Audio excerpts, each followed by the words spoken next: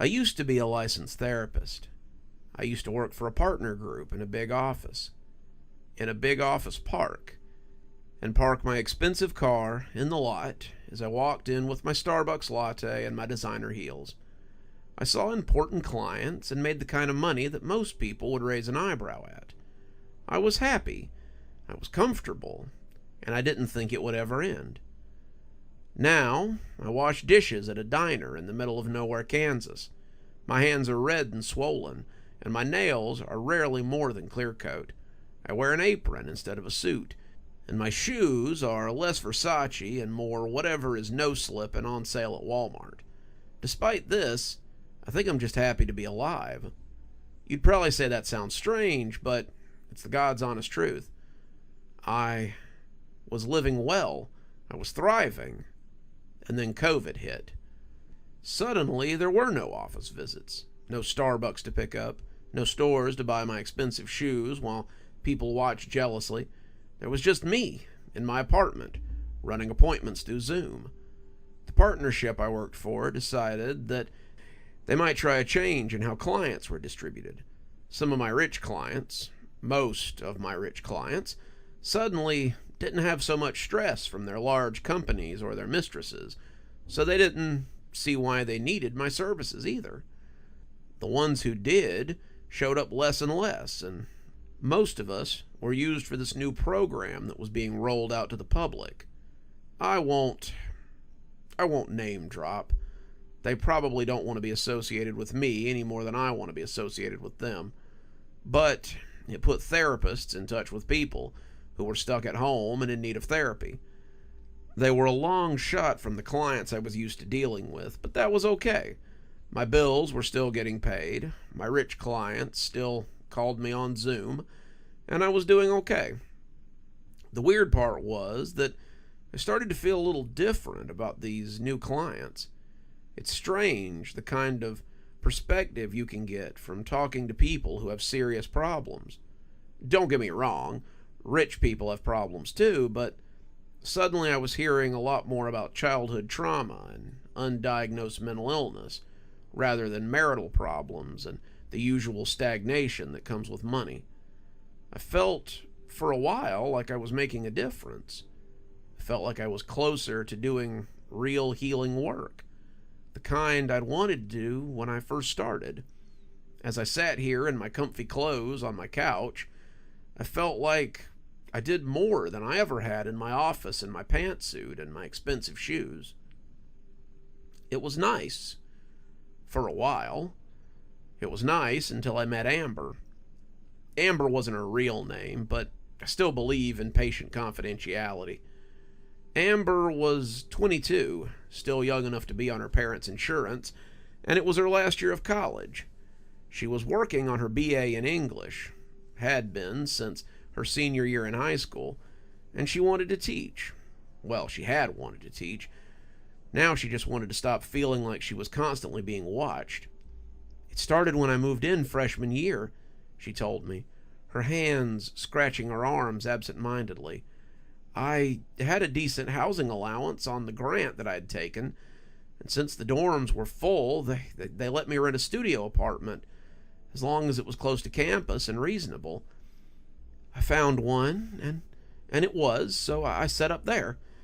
It was nice. I'd never been on my own before, but I started getting the weird feeling that I was being watched. Paranoia can be common enough when you're in a new place, I said, making notes. Tell me about the apartment. What floor is it on? Is it just the one room? She nodded slowly, the hand still scratching. I could see fingernail marks on the skin as it went up and down. That was something we'd have to address eventually. I'm on the 6th floor, and yeah, it was just the one room, other than the bathroom. She shuddered. The bathroom is the worst. I always feel like someone is watching me when I'm in there.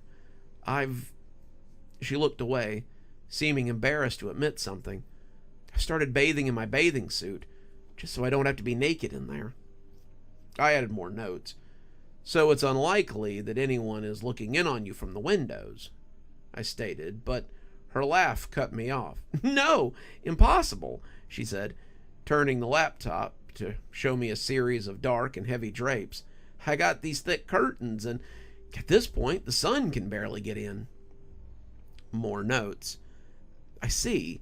Amber, why do you believe someone is trying to spy on you? Is this something that's happened before? Amber shook her head, and I winced as I saw a small trickle of blood run down her arm. You're bleeding, Amber. She looked down, surprised, and wiped it away with an old paper towel. Sorry, the scratching is something that started last year. It's a nervous tick. I can't seem to stop doing it. We talked more, Amber telling me how she felt watched constantly and how she was sure that someone was in her apartment sometimes. It was never anything concrete. Things that looked moved or chairs that seemed out of place, but it was worse now because Amber never left the house. None of us did, of course, but all her classes were online, and the part-time freelance work she did as a copy editor was remote too. She would come back from a shower or wake up in the morning and swear that something was different. I know it sounds crazy, she said, hand still scratching, but I know that things have been moved. Amber became one of my regulars pretty quickly. She went from having a session a week to nearly every other day. Her parents' insurance paid for it. It was good insurance, and I was happy to help her with her problems. I guess we sort of became friends. We talked so often that eventually she called me Carol, and I called her Amber, and we talked sometimes when she wasn't paying me. I was lonely, I suppose, with no parties to go to, no dates to bring home, and no colleagues to chat with. I was feeling the strain. I have sat up till dawn talking to Amber, watching her scratch her arms until they were raw, and just helping her get through what was a bad time for all of us. Part of the problem was that Amber refused to take the meds I prescribed for her. It wasn't that she didn't trust them. She admitted to being on antidepressants since she was in high school, but she wouldn't take them now. She was worried that someone was coming and going from her apartment, and if they found her all doped up, they might do something to her. She couldn't talk about it. Some things she wouldn't even talk to her therapist about, but I suspected there might be a history of physical abuse in her past. Not her parents. She spoke glowingly of them, but maybe a teacher or a caregiver. She had asked them to come and get her. She told me one night, after she'd called around 1 a.m., and they told her that she was just nervous and that she needed to finish this up. They said the lockdown won't last forever, and then things will go back to normal. But I don't know, Carol. This feels like a zombie movie sometimes, where things just never change. I'm scared. I'm scared almost all the time. I'm afraid that if someone does get me, that no one will even know I'm gone. I tried to assure her. I tried to get her to take her medicine, but nothing seemed to help. Amber was suffering from some pretty serious paranoia, and it was all I could do to keep her from doing something hasty. She told me that her building super was threatening to raise her rent after she'd asked him to change the locks for the 7th or 8th time that year. She was worried about getting kicked out, but also thought that getting kicked out might be the best thing to happen to her.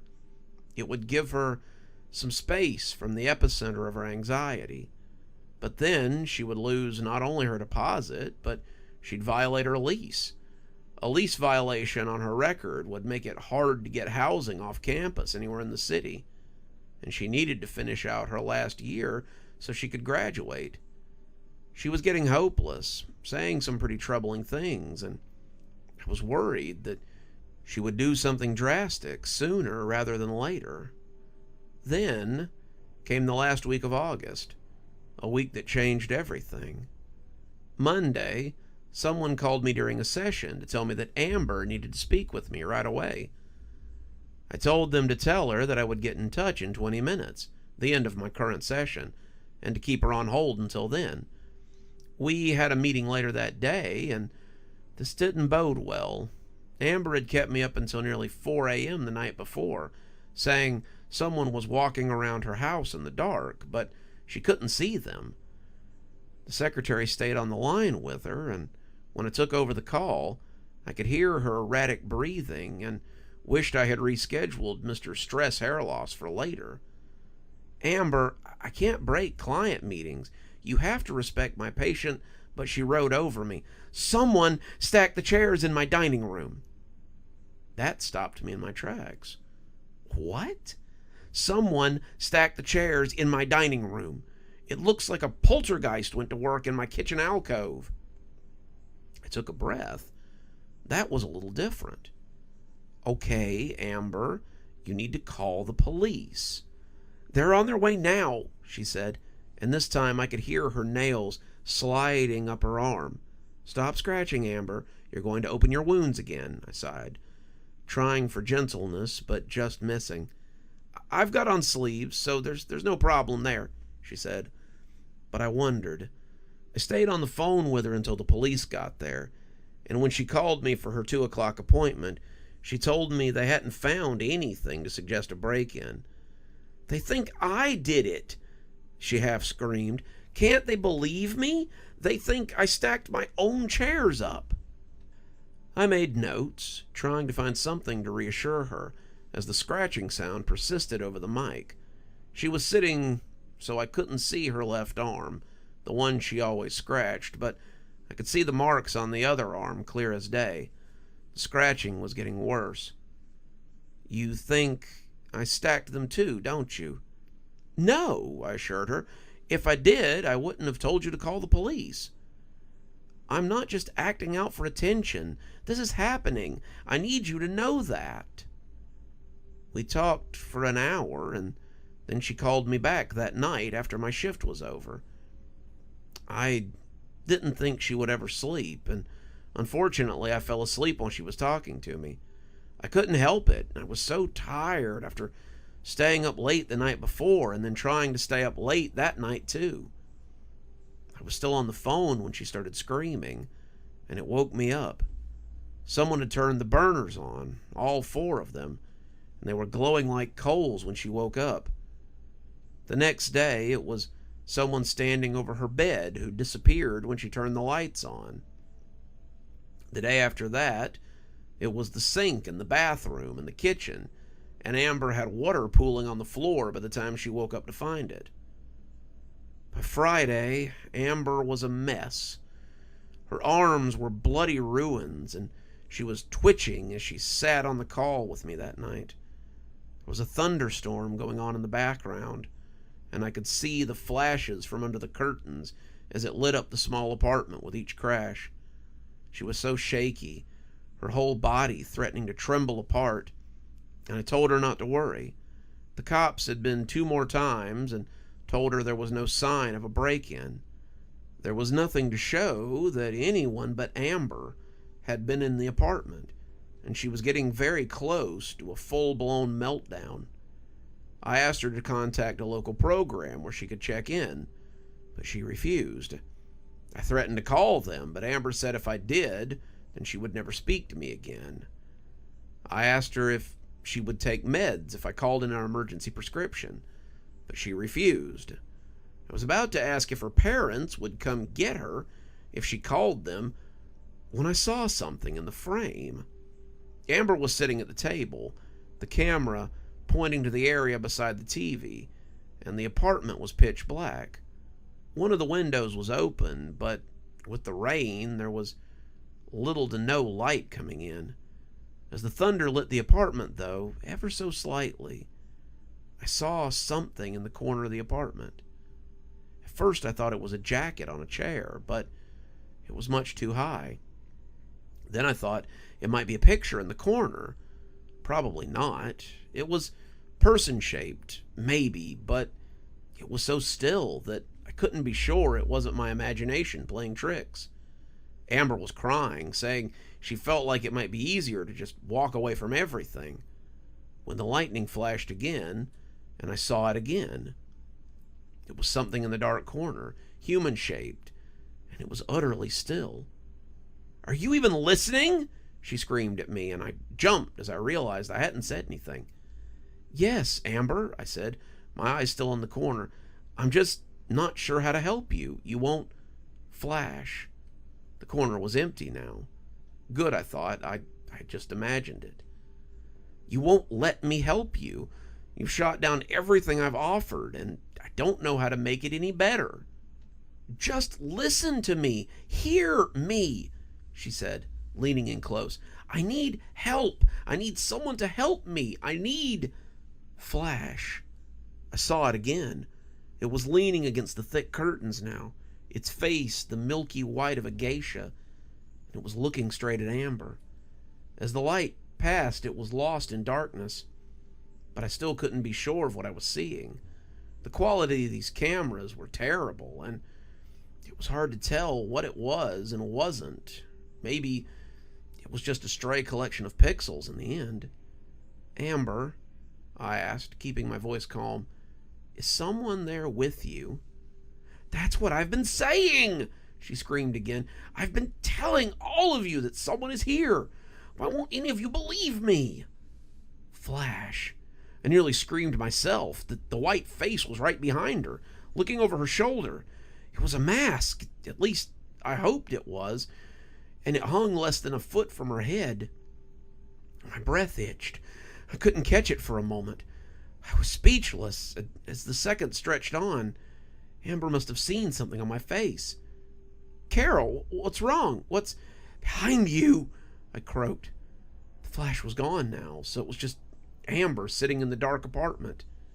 But when she turned, it flashed again, and there was nothing. She looked around behind her, staring into the dark apartment. When she sat back down, she looked absolutely livid. "Now you're making fun of me, huh?" "No, Amber, I swear to God, I saw something. It's been moving when the lightning flashes. It's stalking you. I just saw it over your..." "I'm so tired of people making fun of me. First you want to drug me up, and now you suddenly believe me." Yes, Amber, I believe you. Please, for the love of God, get out of the apartment now. Turn on all the lights, leave, and get somewhere safe. I don't know where it is, but Flash. I stopped talking. It was right behind, this whatever it was. It was like the monster we all imagine when we see a jacket or a blanket left on a chair. Its body was just shadows and moonlight. But its face was the worst. It looked like a plain white mask that was ready for Halloween decorating. And as I watched the stationary mouth pulled up at the corners, it knew I could see it. It knew I knew it was there. And as it fell over Amber like a net in a bad jungle feature, I screamed and called to her. It drug her into the darkness, kicking and screaming, and as her legs vanished into its body, I heard her screams abruptly end. I sat in silence, waiting for the flash, as my hand reached for the phone like a palsied crab. When the face sprang up before the camera, filling the screen, I nearly fell out of my chair. Its voice was creaky, like a drowned man, but I still heard what it said. It spoke my name, my address, and the address of the office that I hadn't been to in nearly a year. It said one more thing, and that was the worst. "See you soon." I didn't wait. I didn't know how long it would take to find me, and I didn't want to know. I took everything important to me, and I ran. I know how that sounds. You'll say I was stupid, but you didn't see it. You didn't hear how it tormented Amber. You weren't there, so don't judge me. Now I live in a small motel room and work at a diner. I make just enough to buy food and pay for my room. The owner, Mandy, gives me a super rate, and I appreciate her for it. I eat most of my meals off a hot plate if I don't cook them at the diner. I don't work after sunset. I don't leave my room before dawn. And I don't ever sleep with the lights off. I don't know if it'll find me, but If the light keeps it away, then I want every chance I can get. I'm happier than I was as a therapist. Happy as a hunted woman can be, I suppose.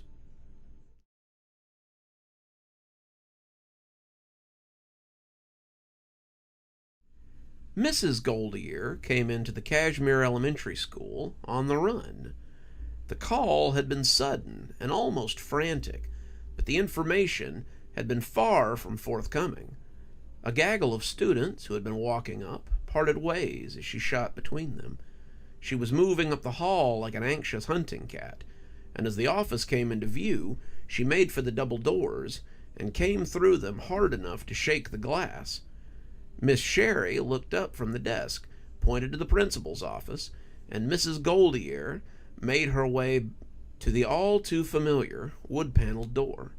Inside was Stephen, her only son, his teacher, Mrs. Macy, and another teacher, who she was unfamiliar with. Her son looked like he'd been crying, but that was no real surprise. Stephen cried when he was in trouble, always had, and he knew that was all it would take to make her want to come to his aid. "What exactly is going on here?" she said, putting her curled fists on her hips. "Ma'am, we can explain," the principal started, but her glower shut him down. "I should hope so. You can start by why my son is being interrogated by 3 teachers in your office." The principal looked a little green as he answered. They weren't interrogating him, ma'am."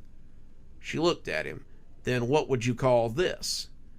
"These 2 are witnesses as much as your son is. Something odd happened today, Mrs. Goldear. Something that none of us quite understand. We're hoping to understand a little better with your son's help." Mrs. Goldear looked at her son. "Did you tell them, Stephen?" Stephen, usually so quick to defend himself, only shook his head and wept. Mr. Masters would like to start. The man, Mrs. Goldear decided, was what her mother would have described as green around the gills. He looked like he had barely escaped something that would have been potentially life-threatening, if not for a hair's breadth and a moment's hesitation. He was rubbing his arms like he was cold, and his hands seemed to be clutching at the skin there like he thought it might crawl off. "Well, I had hallway duty this morning. I have it on even days, Tuesdays and Thursdays, because PE doesn't happen until after 10 those days. I was walking down the kindergarten hallway when, Mr. Masters was just beginning to think that a cigarette might be nice when he heard the screaming. In this age of school shooters and student violence, Mr. Masters feared the worst. He walked into Miss Macy's classroom and saw all the kids pressed against the wall, all except for one. The other kids were terrified, their mouths open in a cacophony of sound. The one outlier, a boy he recognized from gym class, was standing near the... Mr. Masters didn't have a way to describe it. It was beautiful, like a piece of living stained glass. But when it moved, it seemed to move in and out of dimensions rather than actually move. It would be 2-dimensional, then 3, then 4, then back to 2, then on to something that Mr. Masters had no words for. It was floating in the air, hovering inches from the boy's outstretched hands, and as his fingers touched whatever the thing had extended to meet, Miss Maisie grabbed the boy and football tackled him away from the creature. They both slid harmlessly between a pair of desks, and the creature let out a sound, an all-consuming shriek, as it burst into pieces and was simply gone. After that, Miss Maisie and I got the kids back under control and brought Mr. Goldear here up to the office so we could try to figure out what the heck was going on. Mrs. Goldear had gone from angry to extremely fearful. A creature had tried to attack her son. It had also tried to attack him in the one place that she felt safe bringing him. "Stevie," she said, looking down at her son, "what happened?" Stephen didn't say anything. He just shook his head and kept weeping.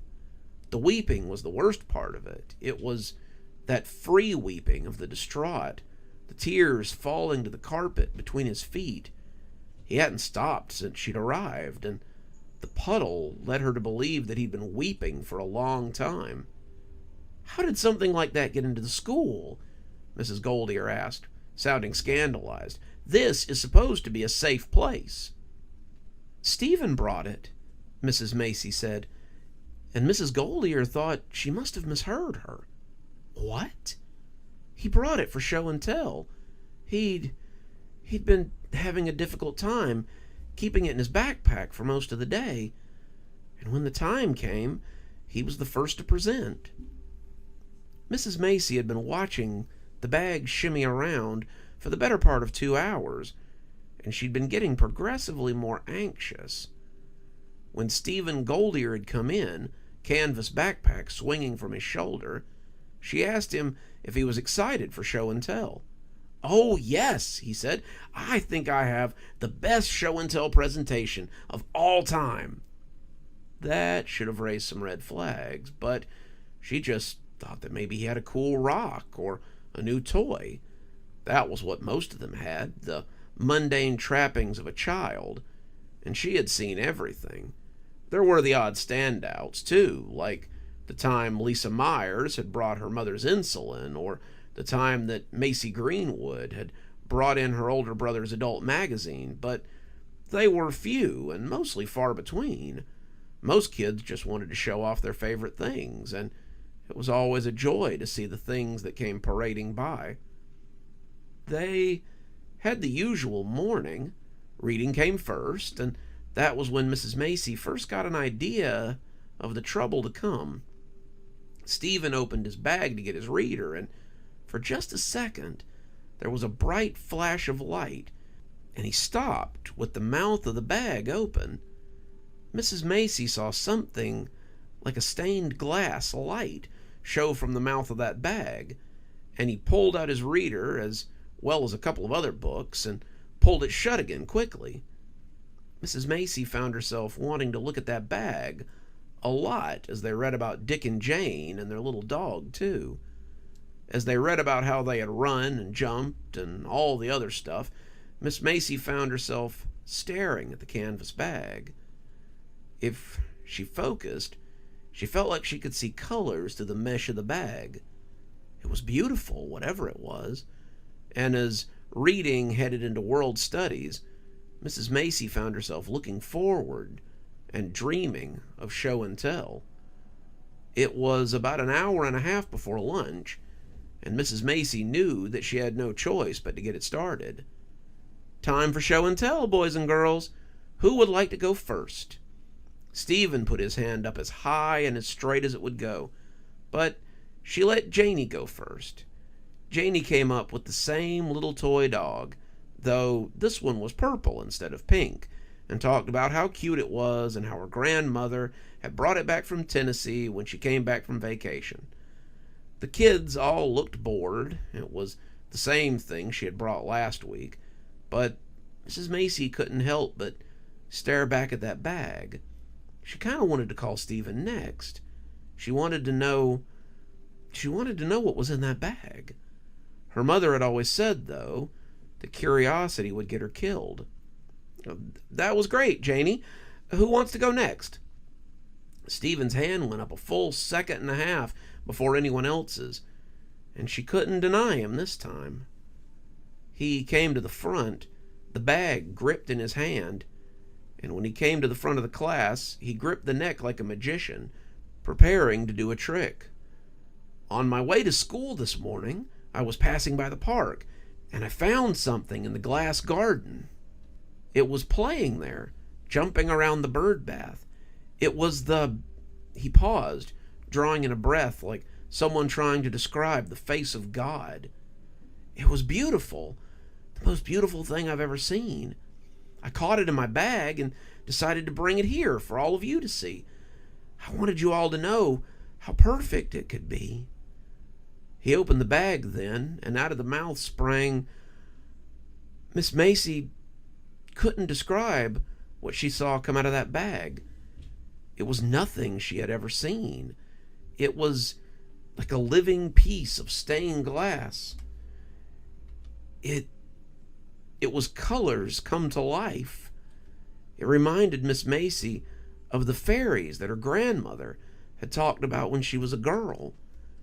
It was wondrous and terrible, and it made her head feel like a hive of angry bees. It hurt her to look at it, but she couldn't look away. The children were screaming, their own heads likely just as rattled by the sounds this thing was making. They had backed up, pressing against the wall, but Stephen was just standing there. He had his hand raised, the thing bringing its own arm down as it made to touch his hand. It was like that picture of God and Adam, the lights around it making it look all the more pristine.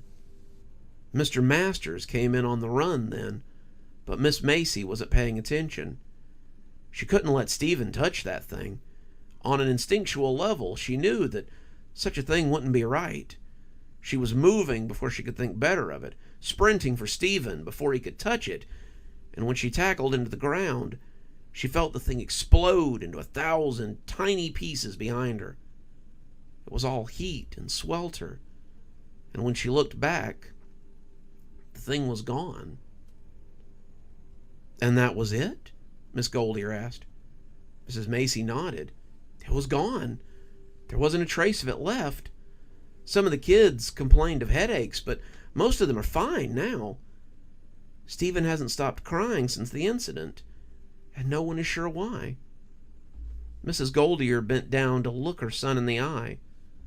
That was the first time she noticed the rainbows dancing there. "Stephen! Stephen! What happened?" His weeping never ceased, his eyes falling in rainbow swirls, but his voice was high and scared. "Mommy, I can't see anything. The color man is like a movie in my eyes. Make him stop, Mommy! Make him stop! My eyes hurt so much!" Mrs. Goldier took her son to many, many doctors, but no one seemed to be able to fix his eyes. Little did she know that the doctor she needed was closer than she thought.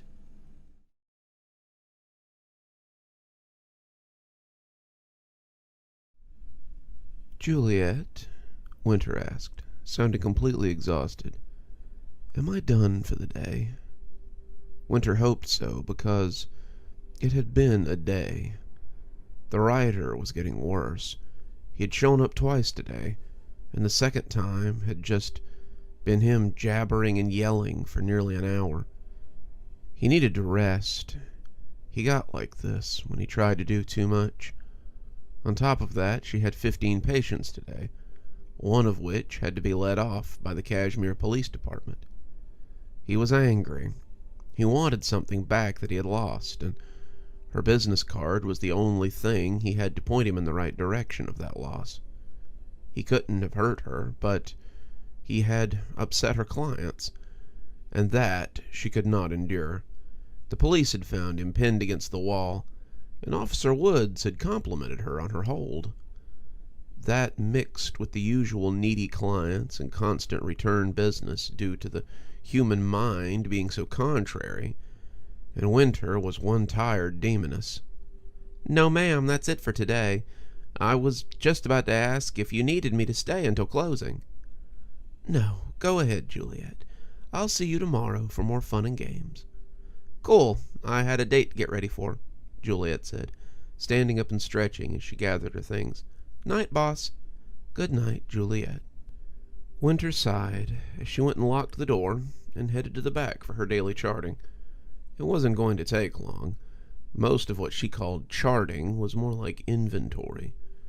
It all mostly read like, Tuesday, June 1st, remove crippling doubt from M. Smith, stored on premise.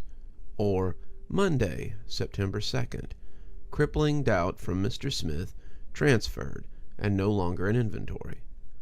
Winter kept meticulous notes and files on her patients and what she took from them. It was all part of the process, after all, but Winter doubted there would be any kind of audit.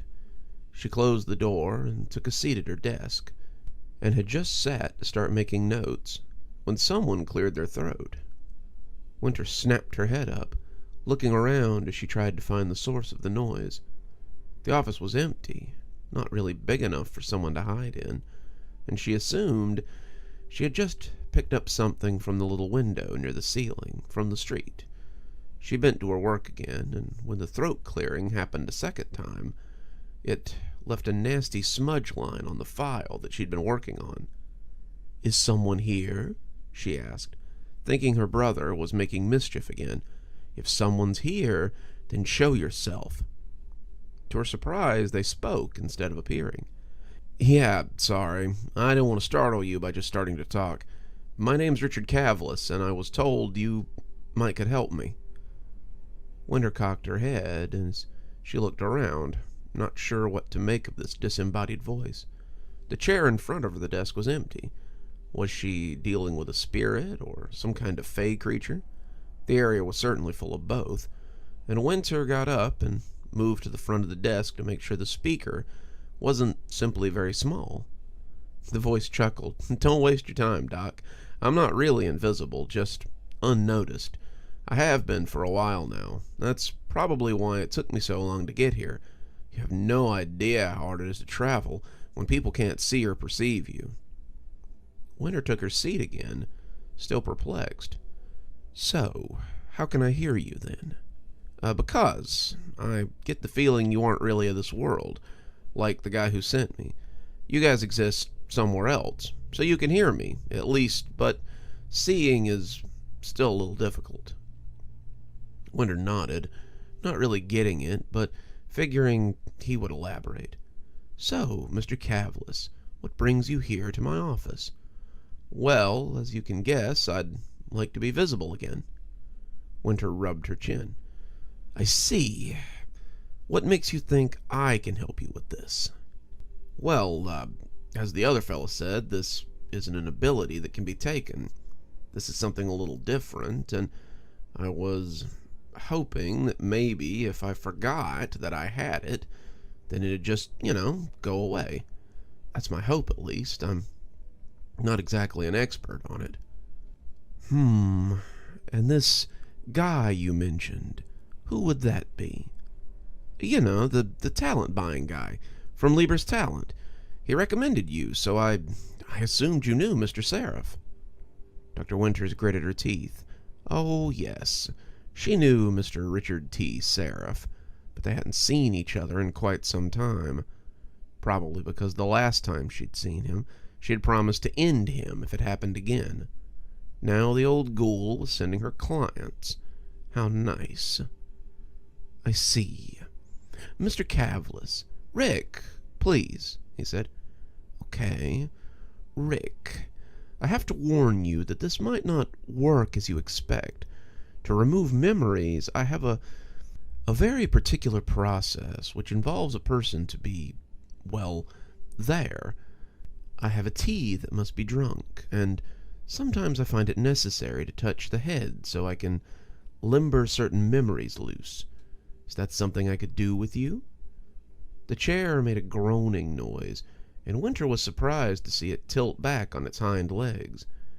As it did, just for a second, she thought she saw him.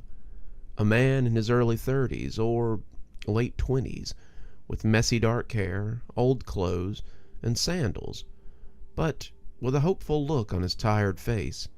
She imagined that look hadn't been much of a problem lately, but maybe he'd clean up nice if she could get him visible again. "If you're asking if I can drink, then of course I can. We wouldn't be having this conversation if I couldn't. I still need to eat and drink, as well as sleep and bathe, so I don't draw attention with my smell. It's weird, they still can't see me, but they can smell me, and it makes them nervous. As far as being touched, they can still do that, too. The guy on the bus I had to throw an elbow into when he got too close could attest to that. Usually I have to actively work to be seen, and it takes a lot to do. Winters made a humming sound as she made some notes. I see. How did this begin? I believe you can thank dear old Mom and Dad for that, he said, and Winters was distracted a little as she watched the chair rock back and forth. I was kind of a hellion when I was little, and they convinced me that no one would want to be my friend if I kept on like that. Turned out I was a little too good at blending in. I never drew attention to myself, and it made other people forget I was there. After a while, I got used to being on my own, and I just stopped trying to make friends. Winter had gone to the little hot plate in her office, making tea as he talked about his childhood. That must have been rough, she said, getting it to boil. Not really, he said, and she could almost imagine the shrug. You'd be surprised what you get used to after a while. Honestly, I didn't even notice I was disappearing until I got out of high school. I knew I tended to blend in, but it was never really a problem. They accepted my work at school, and I was excited enough that I got my diploma and moved on. But it wasn't until my parents changed my room suddenly that I realized something had happened. I tried to talk to them about it, and they seemed confused that they had forgotten about me, but every day it seemed like they had forgotten me all over again. Finally, I just moved out, but that was only the start of my problems. The tea kettle was whistling now, and Winter poured him a cup and brought it to him. Here, she said, and tried not to flinch when the cup floated off. It's winter cherry and ginseng. It helps you forget sometimes, and brings out the things you might want to forget. The steam flickered over the cup, and she realized he was blowing on it before he took a sip and smacked his lips. That's good, he said, taking another sip and hissing. It's hot, though. So, college must have been interesting, Winter said, making notes as he sipped. You said it. I went to enroll and they ignored me. I stood there waving and yelling for nearly an hour before I finally realized what I should have seen with my parents.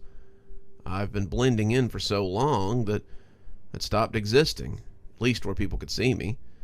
So, I took online courses. I ordered a lot of DoorDash, and I worked remotely. You have no idea how many times I've almost been evicted because they thought I'd abandoned my property. The phone seems to be able to pick me up, though, so I do a lot of things over the phone. Winter nodded, listening for the dreamy quality that she often heard in her voice as the tea started to take effect. That must have been hard. Humans do enjoy company, from what I've come to understand.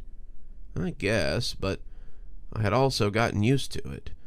I was a creature of habit. I bought what I wanted, I ate what I wanted, and I wasn't bogged down by things like family or friends. I could do anything. I could go anywhere. I haven't exactly been a saint either. Sometimes, when I couldn't afford things, I would just take them. No one could see me, so I wasn't likely to end up in trouble. I'm sure some people had their suspicions if they caught sight of my apartment, but who would they blame? His voice was getting a little dreamy, a little muzzy, and Winter got up as the chair came back down on all fours. He was still holding the cup. She could see it floating, and as she reached out, she could feel the messy head of hair that she had briefly seen. She reached down, guessing where the crown was more than anything, and began to work. What changed? She asked, and he made a questioning huh as she dug a little. What made you want to be seen? Rebecca, he said, sounding asleep. I met Rebecca. You met a girl, she said, trying not to laugh. That's hard enough for visible people, let alone a ghost. A ghost is just what she thought I was, he said, squirming a little under her fingers. She was smoking out on the fire escape, this cute girl with her baggy pants and her crop top, and I just stood there looking at her. I was out there getting air, so I wasn't like stalking her or anything. And after half a cigarette, she said, "It's rude to stare, you know." Could she see you? Winter asked, finding something in there, but not quite sure what to do with it. No, but, he shrugged, you know that feeling when you just know someone's looking at you? It was like that, I guess. I don't think she expected anyone to answer. Probably thought some pervo was looking at her through a window, but when I said sorry, she nearly fell off the fire escape. I imagine she had some questions, Winter said. It was there, under her hands, but it was slippery. No, not really slippery. It just blended in, and that made it hard to grab. She wasn't even sure it was what she was looking for, but she had to try. She'd never had a patient like this, and this was as much of an experience for her as for him. Yeah, she did. She thought I was a ghost, and I let her go right on believing it, too. She wasn't scared, though. I got the feeling it wasn't the only time that she'd spoken with something paranormal. We talked a lot after that. We talked about her, about jobs, about life. And I guess I fell in love with her. Winter strained, but it was no use. Whatever it was too deep. She started looking for alternatives, something she could do instead, and then she found it. She couldn't remove whatever this was, but she could help him control it. Inside Richard was a switch, a big red switch, and as her fingers found it, she clicked it. And suddenly he was there, her hands buried in his hair, and his face a mask of dreamy wonder. She fell in love with me, too, he said. Said she wished I wasn't a ghost. Said she could see herself falling for a guy like me. I tried to tell her I was real, but she said that was what ghosts usually said. Was dead. I would probably move on, but she was glad I was here while He opened his eyes and stared down at his hands. Winter didn't know if he appeared invisible to himself as well, but she thought he might. He was looking down at himself like he hadn't seen himself in a long time, and as she slid her fingers out of his head, he craned his neck back and looked at her. "How?" he asked, sounding on the verge of tears. How did you do that?" "I just found the switch in your head. With some work, you might be able to flip it on and off if you like. But for now—" "No way," he said, half laughing. "Leave it off. I've been invisible for far too long. I don't know what to say," he said, eyes welling up as he looked down at his hands again. "I don't know how to repay you." "Make me a promise," Dr. Winters said, her own grin coming out. "Anything," Rick said breathlessly. "Promise me you'll take a shower and change your clothes before you go meet this Rebecca of yours. And for God's sakes, come up with a good story for why you were invisible." She called the bus station for him and got him a ticket back to where he was from. She was one of the few people who could do that, and Rick thanked her immensely before heading home. Winter waved to him as he headed up the sidewalk, looking like a man with a new lease on life. And as she closed the door and locked it, she wondered why the old jackal was sending business her way. She came back to find a business card for this Libris talent on her desk, and on the other side was the neat handwriting that the old ghoul had always favored. It was her name, her address, and directions on how to get here. She laughed. So he still remembered after all these years. "As if one meddling brother wasn't enough," she said, tossing it into the wastepaper basket and returning to her charting.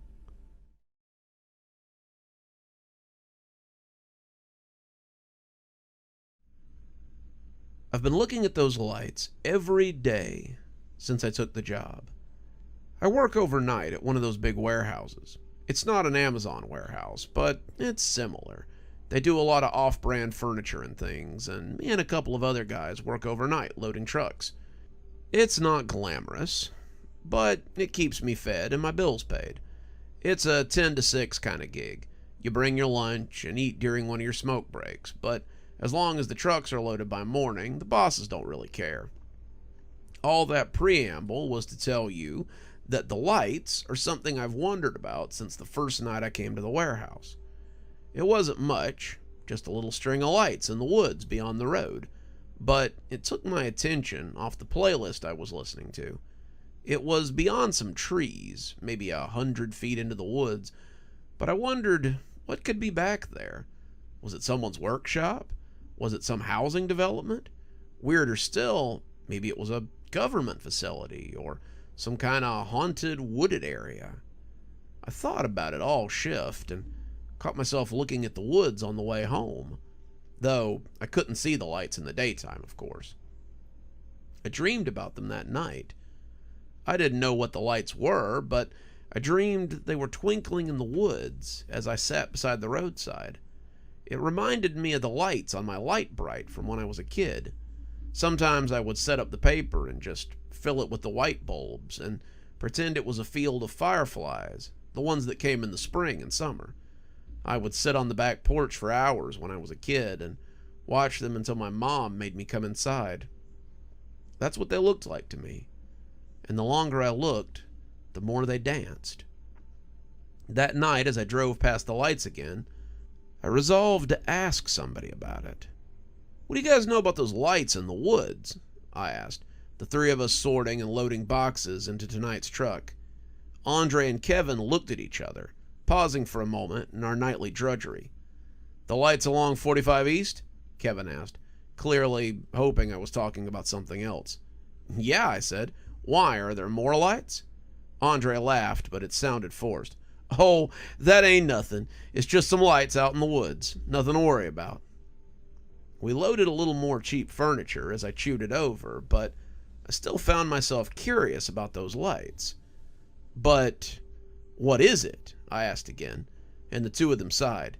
"It's nothing," Kevin said. "Don't worry about it," Andre said, but they clearly knew more than they were saying. "What's the big deal?" I asked. Why don't you just tell me?" "Because it's nothing," Kevin said, wincing as he dropped the box he was carrying. "And you shouldn't be looking for nothing," Andre added, his face looking like maybe he had said too much. I didn't bring it up again after that, but it was never far from my mind. For 3 weeks, I watched those lights, and then I dreamed about them every morning as I slept like the dead. Then, one night, as I drove past the lights, I couldn't hold my curiosity anymore. I'd driven by an access road that I believed would take me to the lights for nearly a month, and that night, the call was just too great. There was no guard post, no fence, no barbed wire, no nothing, and I figured it couldn't be dangerous if they weren't trying to protect it. So instead of driving to work, I turned down the access road and drove into the woods. Stupid, I know, but I had to know. If it really was a forest full of fireflies or just some redneck solar lights, I suddenly had to know. When I drove under a sign that sat high above the road, I had to back up and read it. "Serene Meadows," read the sign. "A charming community." I was standing in the road, trying to read it in the headlights of my car, when my phone rang. It was Andre, and I killed the engine and sat in the car as I picked it up. He wanted to know where I was and why I wasn't here to unload boxes, and without much thought, I put on my best hoarse, sore throat voice that I could manage. I had only planned to have a quick look, but now I needed to know more. "Shit, sorry, Andre. I just woke up. I've got some kind of crud, man. It's laid me out today. I just need a day, man. I want to shake this off so I don't bring it to work." He was quiet for a moment, and I got the feeling he was listening to something. "You sure you're at home?" I blinked at the phone. Andre had never been suspicious of anything and didn't even really want to know why we were loading trucks in a warehouse in the middle of the woods. But he sounded different today. It sounded like he was trying to catch me in a lie. and it almost made me want to come clean with him. Almost, but not quite. "Course I am," I said, cobbling up a cough. "I just want to go back to bed, man. I feel terrible."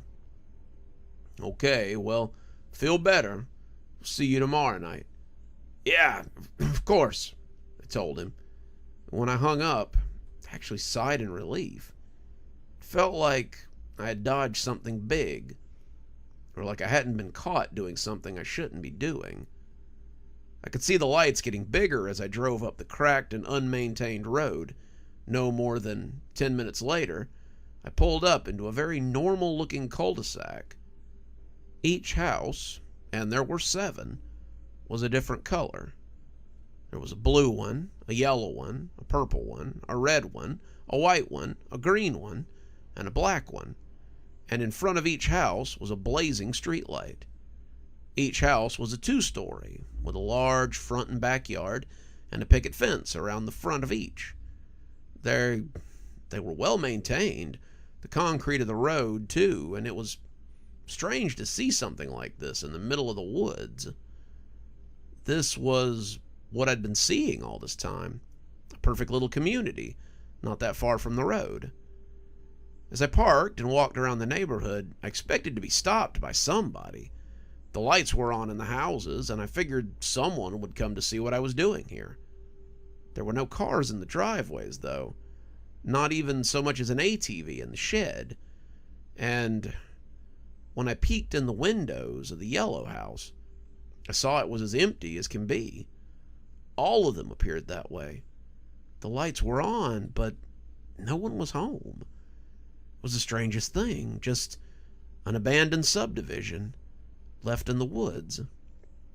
But the longer I stayed, the less alone I started to feel. There was something about the encroaching woods around the houses, the way the trees leaned in, the way the shadows moved in the underbrush. I never felt in danger, but I did feel watched. It was like seeing shadows move for just a fraction of a second, and then slink away before I could get a good look. I finally got up the courage to try the door on one of the houses, after knocking for about 10 minutes straight, but it was locked. All of them were, it seemed, except the black house. I didn't really want to go into the black house. It seemed ominous somehow, but it did, and it was just like the rest of them. TV sitting off as it sat before the couch, kitchen in order, except the fridge was empty, and a dining room set for a meal. The upstairs had 2 small bedrooms and a large master bedroom with a bathroom. The bathrooms, one downstairs and 2 upstairs, were fully furnished, and the beds were made and ready for new owners. The whole place was a little freaky, but I kind of felt like the house had been waiting for me somehow. I know how that sounds, but I felt like I was supposed to be here, you know? And when I came back downstairs, I checked my watch and realized that I'd been exploring for 4 hours. It was pushing 10:30, and I supposed I should bail. There's probably some lazy security guard that would be by around midnight to catch me here. But as I drove out of the cul-de-sac, I couldn't help but feel a pang of loss. It was like leaving home, and I desperately wanted to turn around and go back. I had inadvertently given myself a 3-day weekend with my call-out, and when I got home, I stayed up playing games a little bit before heading to bed. I dreamed about the little community that night, just as I had dreamed about the lights before that. But this time, the dreams were different. I was standing in the master bedroom of the black house, looking down at the street as the streetlights burned brightly. As if on cue, the doors to the other houses banged open, and a parade of shadowy people came spilling out. They exited the houses in long columns, and as they approached the middle of the cul-de-sac, they congregated there, filling the street. The streetlights brightened, their almost eye-watering light becoming even brighter. There was a crackle of electricity, and all the shadow people were suddenly gone.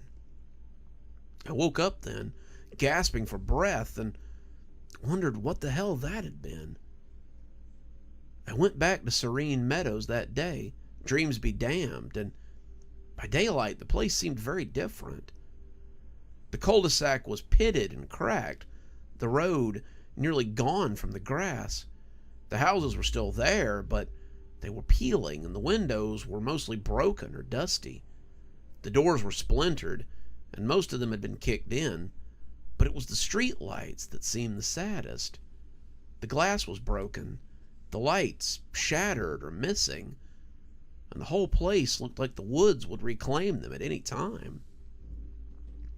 I was perplexed. It was like a tornado had been through here, and a search of the houses found nothing but gutted rooms and graffiti everywhere. It looked like homeless people might have discovered the place way before I did, and I was glad I had worn boots. There were needles and cans scattered around, as well as a few blanket mounds and sleeping bags, but I didn't find anyone there. Whoever had been living there was long gone. I didn't know what had happened to the place. It had been fully intact the night before, and as the sun set, I got in my car and headed home. Looked like the kind of place I definitely didn't want to be after dark. The sun was dropping as I got back on the road, careful not to be seen by Andre or Kevin if they were heading to work. But as night settled over the woods, I saw the lights again and stopped abruptly in the middle of the road. I stared, not caring if anybody came along to beep at me. I'd seen the place. There couldn't be any lights coming from there. The houses looked gutted, the copper wire probably the first thing to go, and the streetlights were broken and shattered. Still, something made me turn around in the road and drive back to see who the lights belonged to.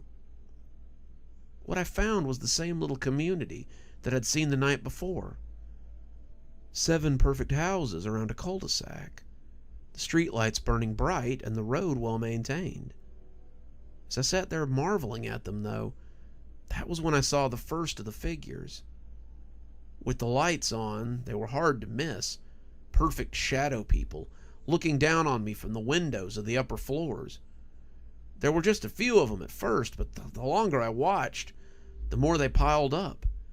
Some houses only had a few, but others had dozens. As they began to fill the bottom windows too, I put my car in reverse and got out of there. I didn't know what was going on, but I didn't want to be seen by those things or find out what they would do to me. I drove like a bat out of hell, and when I got home, I felt like I'd run a marathon. I went to bed in my room, but the dreams seemed to be waiting for me. This time I was standing in the road. The lights were flaring, and the doors opened as they came spilling out. I was suddenly surrounded by a sea of shadow people. They were whispering something, whispering my name, and as they gathered around me, I saw the streetlights flare. I woke up to find I wasn't in my room anymore. I was on the bare wooden floor, the sunlight spilling through the broken windows of the black house. I was in the master bedroom of the black house, and by the daylight, it looked rougher than even I remembered it. I didn't know how I'd gotten there, but I knew an Uber wasn't going to come get me this far out. I'd have to walk the 7 or 8 miles back to town. If I wanted to get there before lunchtime, then I better get going. The way up the access road felt like it took years, and as I made my way to the highway, I sighed and started hoofing it.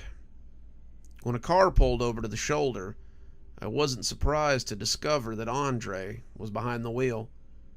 "Looks like you're feeling better," he said, reaching over to pop the passenger side door open. "Climb in, bud. Let's talk." As we drove, Andre asked me if I had been to Serene Meadows. I couldn't lie, not as I was walking up the side of the road, so I told him that I had been. He nodded, said that he'd been afraid of that, and pulled into the parking lot of this little diner off the interstate exit. We got a booth, ordered food, and he told me what he hadn't wanted to tell me back in the truck when we were loading boxes for the day. "I've been there too," Andre said, sipping coffee. "Everyone who sees the lights has to go have a look. I saw it, but I'm guessing you've seen more than I have. I saw this pristine little development in the woods and turned back around as quickly as I could. I didn't want to get shot. This is the South, and a fella of my ethnicity who's skulking around after dark is likely to get a bullet in the head and a how do you do later. B," he paused, sipping more coffee, "I saw the shadow people, and that sealed it for me. It was just a glance, nothing more, but that was enough for me. I've been loading trucks out there for about 5 years. Did you know that? It's decent work, and the pay's pretty good. In that time, I've seen people come and go, and usually it has something to do with those lights. Some of them just stop showing up. Some of them go crazy thinking about it. But it's like a drug when you get right down to it. You stop it for good, you stop giving it your attention, and eventually you kick it. That's how it was for Kevin, and that's how it'll be for you, too." I choked on my coffee. "Kevin's seen this, too?" Andre nodded. "Yep. He and I had a similar talk. Saw him walking up the roadside one morning after calling out from work. Asked him if he'd been to Serene Meadows, and he told me he'd been exploring, just like you." Did he wake up there after the dreams?" I asked. And Andre nodded again. "He didn't know how, but he woke up in one of those houses. Said he had dreamed about the shadow people. The house, as I think you know, only appears at night. By day, they just look like trash houses, but at night, it's the best little community in the woods. They look comfy at night, but I'll warn you flatly not to spend time there. I've known more than a few people who gave in to its call and simply disappeared altogether. One of them, a guy named Russell, told me he was living in the yellow house, the very same one Kevin woke up in." I looked at him shocked. "He was living there? It's a squatter's shack. Why would he do that?" Andre shrugged. He said that if he was going to keep waking up there, then he might as well start staying there. He was tired of the walk of shame afterward, and Andre shook his head, trying to find the best way to tell it. He said that the longer he stayed there, the more it resembled the house he saw by night. He said he saw the midnight procession as the shadow people went to the bright lights, and he said he heard them whisper to him as well. "What were they whispering?" I asked. Not really wanting to know, but needing to know. "They were whispering for him," Andre said, "and then one night, he just never showed up for work. I knew where he was, but I didn't go looking for him. He was gone, just like you'll be gone if you let that place eat you up. Do yourself a favor and leave it alone. Drink yourself to sleep tonight. Take a sleeping pill if you don't like to drink, but try not to think about that place. If you wake up there, just leave as fast as you can and call me. I'll come get you. If not me, Kevin will. If you can't do that, just come stay at my place for a few nights. I'll watch over you, like I did for Kevin, and we'll get you through this. You seem like a nice kid, but if you persist with this, then it will eat you up. Believe it." I agreed to crash at Andre's for a few nights, but I can't stop wondering where I'll wake up tomorrow morning. Even though it scares me, I can't stop thinking about that little community in the woods. What happened there to make it like this? What darkness lurks through there that makes even the homeless and the desperate leave it be? Most of all, I wonder if those shadow people are the people who tried to stay and were never seen again. As curious as I am, I hope I never find out. Knowing might be a great way to join that congregation one fateful night.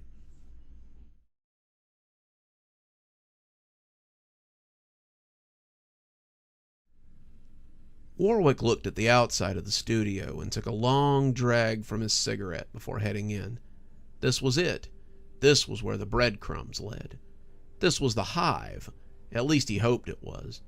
Warwick had thought the hive might be at Stragview, but Apparently, the place was harder to get into than most military prisons. Warwick could have practically strolled naked into Leavenworth before he could get an audience with the warden of Stragview, and when he'd finally gotten in, it hadn't been good news. The place stood in the hills of Appalachia, a small town called Cashmere sitting catty-corner to the facility, and Warwick had never felt closer to death than he had walking through these gates. A sergeant had escorted him, some guy with a thick mustache and arms like tree trunks, and the inmates had kept their distance. They mostly just stared at him, taking in his coat and his suit and sussing out that he was from the feds, and none of them had been in a real hurry to go anywhere near him. He had gone to the tower in the center of the compound and met with the enigmatic warden, but it hadn't gotten him much. Thomas Murphy was dead, put to death by lethal injection about 6 months ago. Apparently, when the taxpayers of the great state of Georgia paid for speedy justice, they got it. There had been no appeals from Mr. Murphy, no attempts to fight his sentence, and he had gone to death row so that he could be executed a few months later. The warden told him all about it as he stroked the ugliest orange cat that Warwick had ever seen. The poor thing looked like lethal injection might be the kindest thing they could do for it, and it eyeballed him with as much hostility as the warden did. The ruler of this little prison was all smiles as he talked, but his eyes were cold chips of flint that seemed to ask why Warwick would dare encroach on his territory. "It was nothing special, Agent Warwick, and I hate that you had to come all the way here just to hear about it. We housed him, we prepared him, he was led to the death house, the needle was inserted, and he died. No muss, no fuss, just a successful execution." "Any witnesses to this execution?" Warwick had asked. "None," the warden stated. "I suppose the parents of those girls were just ready to move on. Are any of the guards who participated in this execution still here?" The warden's smile had grown, making him look a little like the creatures that had told Warwick to leave it alone. But his eyes were full of hate and suspicion. "Agent Warwick, I do hope you are not implying that I would be anything other than truthful with a representative of the Federal Bureau of Investigation. I might be inclined to take offense to that." "None was meant," Warwick said, applying a little charm before his bridge was burnt. "I was merely curious about his state of mind and being. Guards so often talk to inmates more than the warden, and I was hoping to understand Mr. Murphy a little better."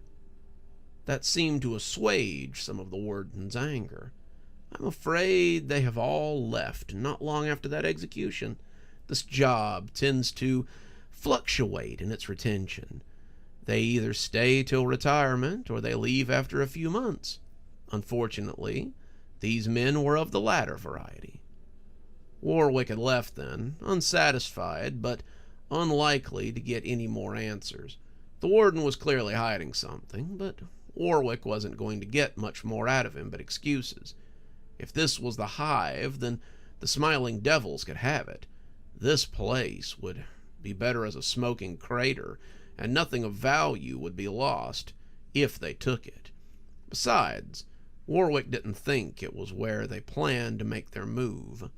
He was pretty sure what they meant to do was make their big break in pictures. Before he left the psychiatric facility, Warwick had checked with the head of the facility about the incident that Doc had described.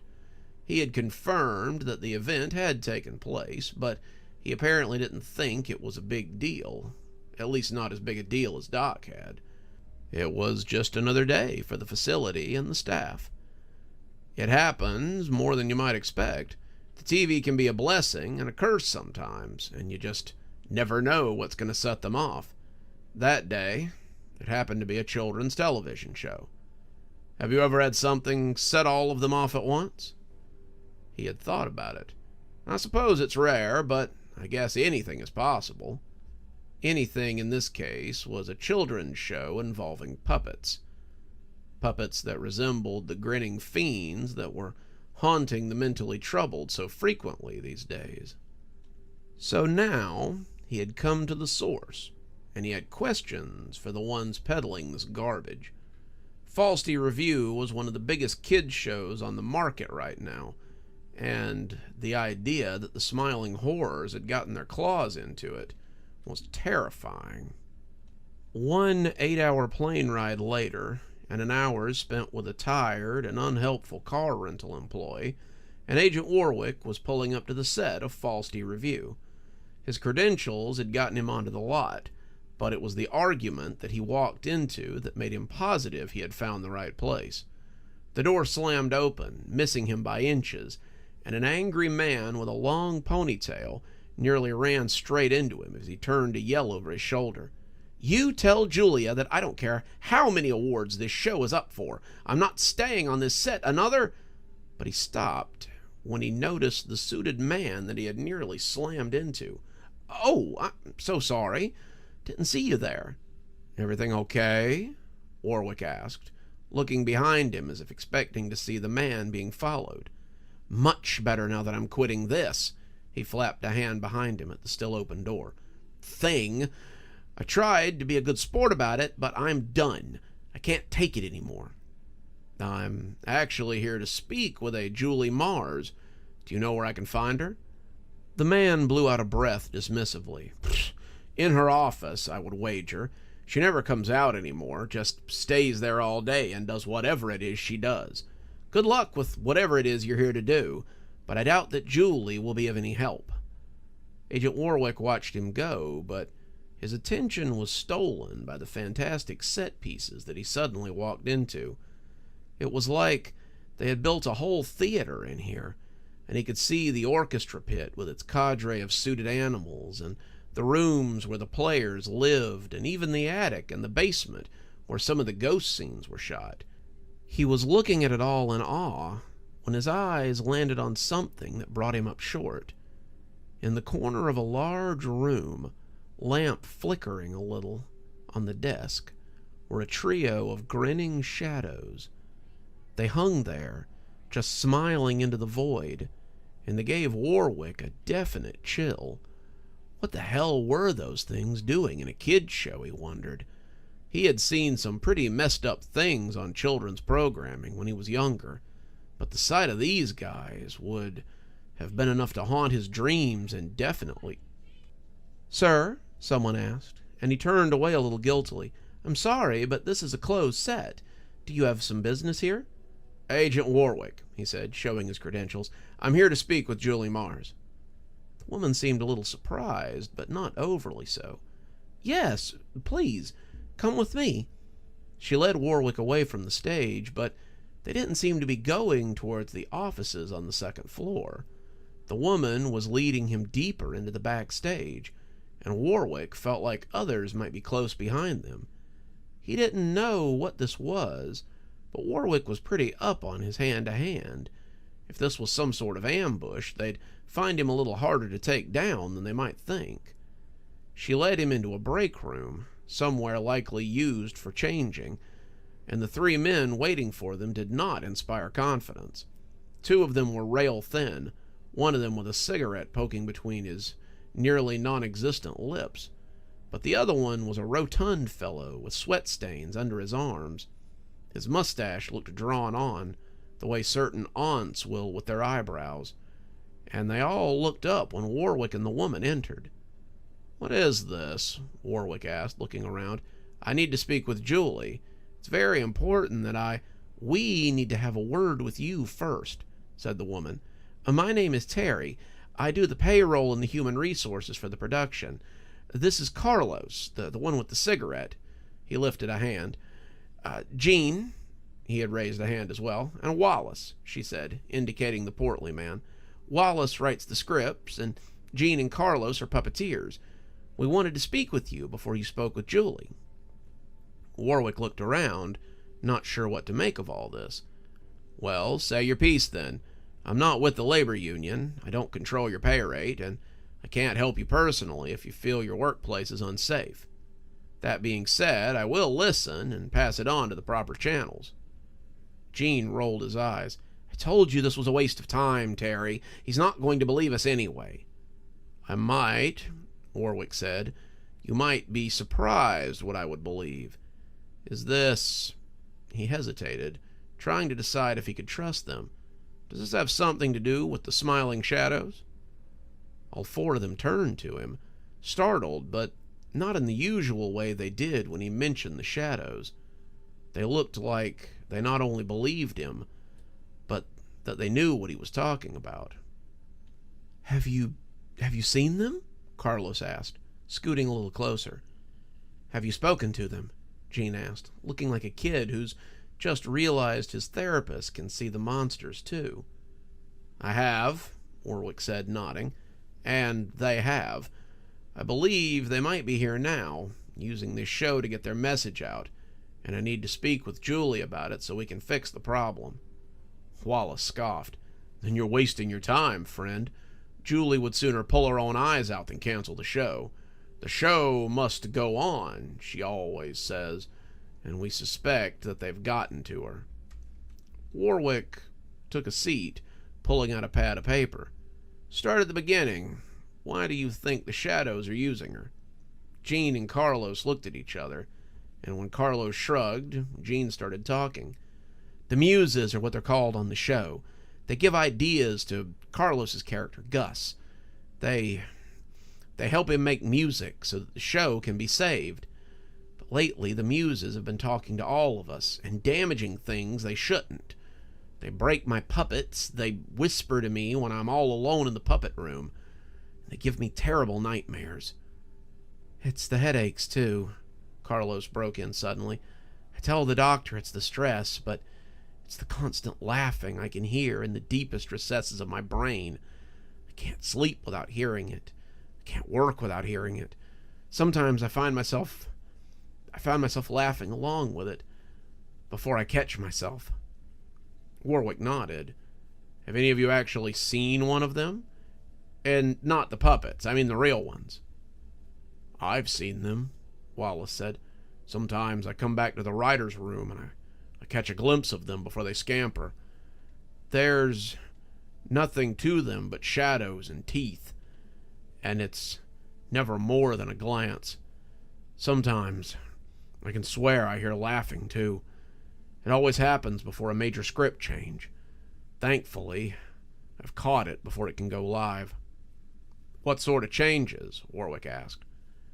"They want to add things that would not make it past the censor board. This leads me to believe that Julie doesn't intend to ask. The season finale is coming up, and she won't share the script with us. They're going to do the show live, and her little sycophants are keeping us from stopping it." "That's the strangest part," Terry said, seeming to have remembered.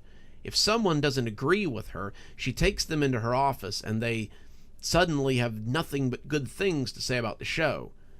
They also have big smiles on their faces that seem painful." Warwick nodded, closing his notebook. "I think I have a pretty good idea of what's going on here. I want to thank you for stopping me before I could speak to her. Sounds like her influence has entrenched itself here." "What will you do?" Terry asked.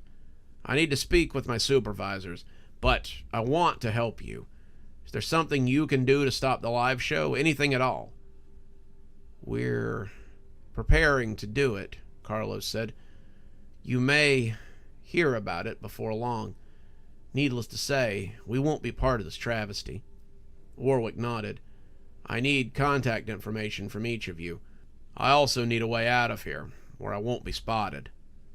They traded information, and Terry took him to a back door. He carefully rounded the set and made his way back to his car. Warwick had work to do, and not a lot of time to do it.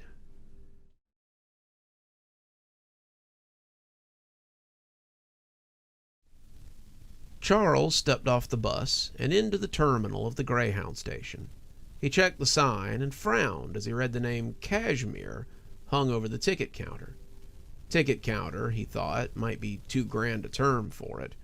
It was little more than a desk with a computer on it, a bored guy sitting behind it as he chewed gum and read a magazine. That struck him as odd, though. When was the last time he had seen someone read a magazine? Smartphones had been the order of the day for the past decade or more, it seemed, and it had been ages since he'd seen someone with a book or a magazine. The guy didn't look up either, just kept flipping, and Charles was left to wonder how he'd gotten here. Kashmir? Where the hell was that? Certainly wasn't in Ohio, so it wasn't where he was trying to go. Charles couldn't remember getting off the bus either, but he must have. He had his bag in his hand and his ticket clenched between his two numb fingers. Except he didn't. The ticket was gone, he noticed, and as he turned to look back at the Greyhound that had brought him here, it was gone too. "What the heck?" Charles said, dropping his bag and trying to walk back into the terminal where the bus had been. But the door slammed shut in his face and the knob refused to turn. "Sir, you can't get out that way." Charles turned and realized the Greyhound clerk hadn't even looked up from his magazine as he spoke. The guy, kid more likely by the pimples showing on his cheeks, just kept turning pages and staring at the article, each page turn preceded by a lick of his finger. Charles walked over to the booth, his suitcase making a harsh noise as the wheels screeched, and stood towering over the kid as he crossed his arms. "My ticket was to Cleveland, not Kashmir. Why did the bus leave me?" The kid never looked up, just licked and turned. "Sir, if your ticket was for Cleveland, then why did you get off the bus?" Charles wanted to be upset, but it was a fair point. Why had he gotten off the bus? "Well, I still need to get to Cleveland," he said, trying to get his temper under control. "And my ticket is for Cleveland, so when is the next bus?" The kid shrugged. "That's the only bus to Cleveland today, sir." Charles scowled at him for a moment, but the kid seemed unperturbed. "Okay, so when is the next one?" Charles finally demanded, pretty much done with these games. "Tomorrow, maybe, I don't know. You're welcome to wait until it comes in," he said, pointing off into the little waiting area. Charles turned and was surprised to see not just a waiting area, but a little bar. Had that been there the whole time? He wasn't sure, but the guy cleaning glasses looked way more friendly than the kid, so he ambled over and took a seat. The only other occupant was a guy with his head against the bar, the puddle of booze near his mouth rippling as he breathed in and out. "What can I get you, Mac?" said the barman. "Whiskey and Coke, and maybe some help." "You got it, Chief," said the guy. His name tag said Lou. Answered, and pretty soon he had a little glass of whiskey and Coke in front of Charles. "What do I owe you?" Charles asked, but Lou waved him off. "First one's on the house. Kind of a welcome-to-town present." "Thanks," Charles said as he took a sip and shivered. "But I'm not staying. I'm catching the next bus to Cleveland." "I wouldn't be so sure of that," Lou said, taking a half-empty drink from the sleeping man and cleaning the glass. "What makes you say that?" Charles asked, getting a little nervous. "Lots of guys come in here after their bus just mysteriously left them. They buy a drink, then another, and as they drink, they wait. Eventually, they get the idea and just wander off into town." Charles suddenly didn't want to drink. "And what idea is that?" Lou shrugged, his face stretching with something like sad acceptance. "That no one leaves Kashmir, not unless the town wants them to." Charles was starting to get goose-pimply. "Look, I don't know what kind of joke this is, but I don't like it." Lou shook his head. "Oh, it's no joke. I got here about..." Lou thought about it, stretching a dreamy look across his face before shaking it off. "Well, I've been here a while, but I stepped off a bus too on my way to somewhere else. Can't even remember where I was going now, but I remember being really thirsty when I did. I remember stumbling around this town looking for a watering hole. You see, in my past life, I was an amazing card player. Blackjack, poker, spades, stud, bridge, you name it. I could win it. Heck, same goes for dominoes, darts, pool, even seemed to know the answers to the trivia night more often than not. I owned a bar before this one. Before it... He looked lost again, but shook it off. But before I came here, I was a whiz at bar games, but it didn't translate to other things. I owed people money for horse races, and that's why I was traveling in the first place. Charles had been sipping his drink, and as the guy's story came to an end, he realized something strange. Normally, Charles would have told the guy to buzz off way before now, but he hadn't. He was engrossed in the story, not minding listening at all, and as the soda gun came up to freshen it up, Lou went right on talking. I don't even remember where I was going, but I remember being thirsty after I got back on my feet. Sometimes, you know it as well as I do, a man wants something to drink after a long travel. Before he sleeps or eats or even takes a crap, he wants to knock the trail dust out of his throat. Am I wrong? No, Charles said, nodding along. No, you're just right. Sure, but they didn't have anything like that here. I looked, and after I'd found a place to buy a bottle, I got to thinking that a watering hole was just the place they needed here. So I got my license. I set up here in the Greyhound station. I don't make a lot, but I make enough. You should see this place after dark. The locals come in, and it's more of a bus station-themed bar. Other people have opened since. There's a place called the Busted Rut that makes a great honky-tonk, but they don't help the people who really need it. People like you, Chairman, he said, holding out a glass that Charles was helpless not to clink. And what exactly is going on with people like me? Charles asked, taking out some money and ordering another whiskey coke. Well, unfortunately, you are stuck in the killing bottle, my friend. Again, the goosebumps rolled up his arm, but the whiskey was helping. What do you mean? Well, fella, this is Kashmir. Kashmir is a great little town. Good schools, good police force, great radio, a prison adjacent if you need steady pay, a wonderful little community. But it's like a roach motel. Most of the people here don't care. They want to be in a place like this. But a lot of people just kind of end up here. No one knows why. They just do. Take this poor sod, he said, pointing at the guy who had been sleeping near the end of the bar. This is a famous writer. Bet you didn't recognize him, though, did you? Charles shook his head. Course not. No one does. But he's been on the New York Times bestseller list 3 times now. I saw him on Good Morning America, in another life.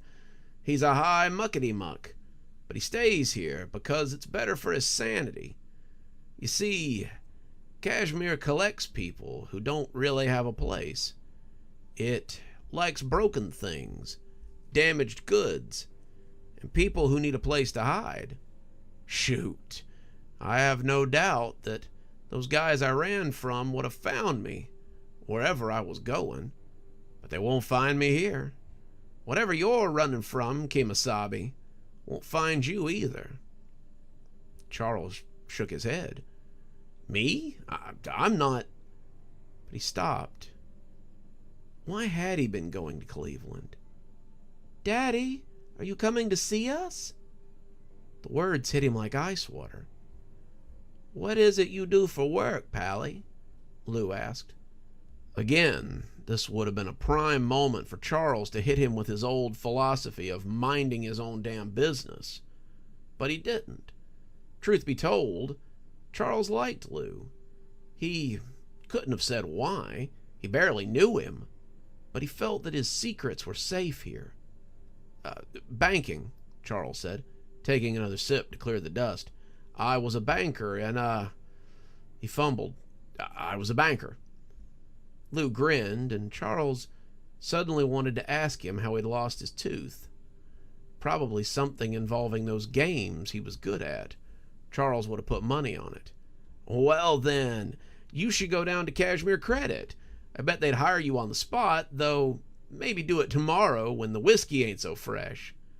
Charles was nodding, but then a little voice asked him why he would do that. Thanks, Lou, but I'm not staying long. I'll be gone tomorrow. Off to, where had he been going? Charles shook his head. Booze couldn't be hitting him that hard. Somewhere with a C. Canton, maybe Cape Town. Charles couldn't remember. Seemed like the longer he stayed here, the less he remembered. Maybe the less he wanted to. Sure, Lou said, though he didn't sound convinced. But, hey, just for giggles, he said, sliding the empty glass away and replacing it with water, why don't you go down to the bank after a couple of these and sound out Mr. Peterson? Think you'll find you're just the man he's looking for. Then, even if you're still intent on leaving, go talk to my friend Ida at the boarding house. Think you'll find that she has a room for rent, and it'll be just fine for however long you're here. Lou produced a piece of paper and wrote the addresses of both places on the front and handed it to him. Charles started to decline, but he found his hand sliding out to take it, and finally just gave up. Thanks, Lou. I'll look into that.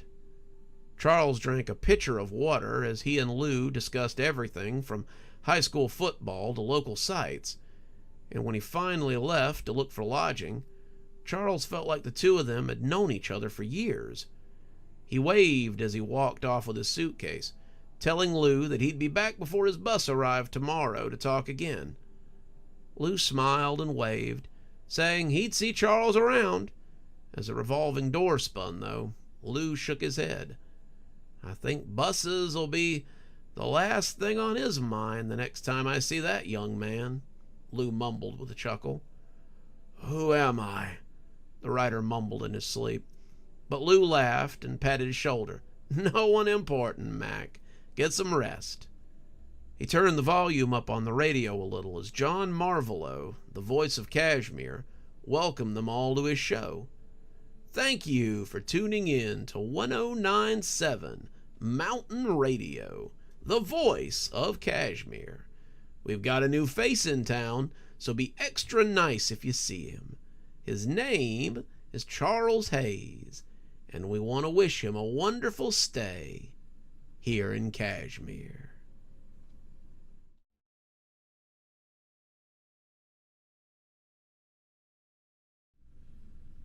A lot of people talk about the weird stuff that happens at Disney. They talk about the tunnels under the park. They talk about the ghosts that supposedly haunt the grounds. They talk about the weird cabal of CEOs who make blood sacrifices or the abandoned parks.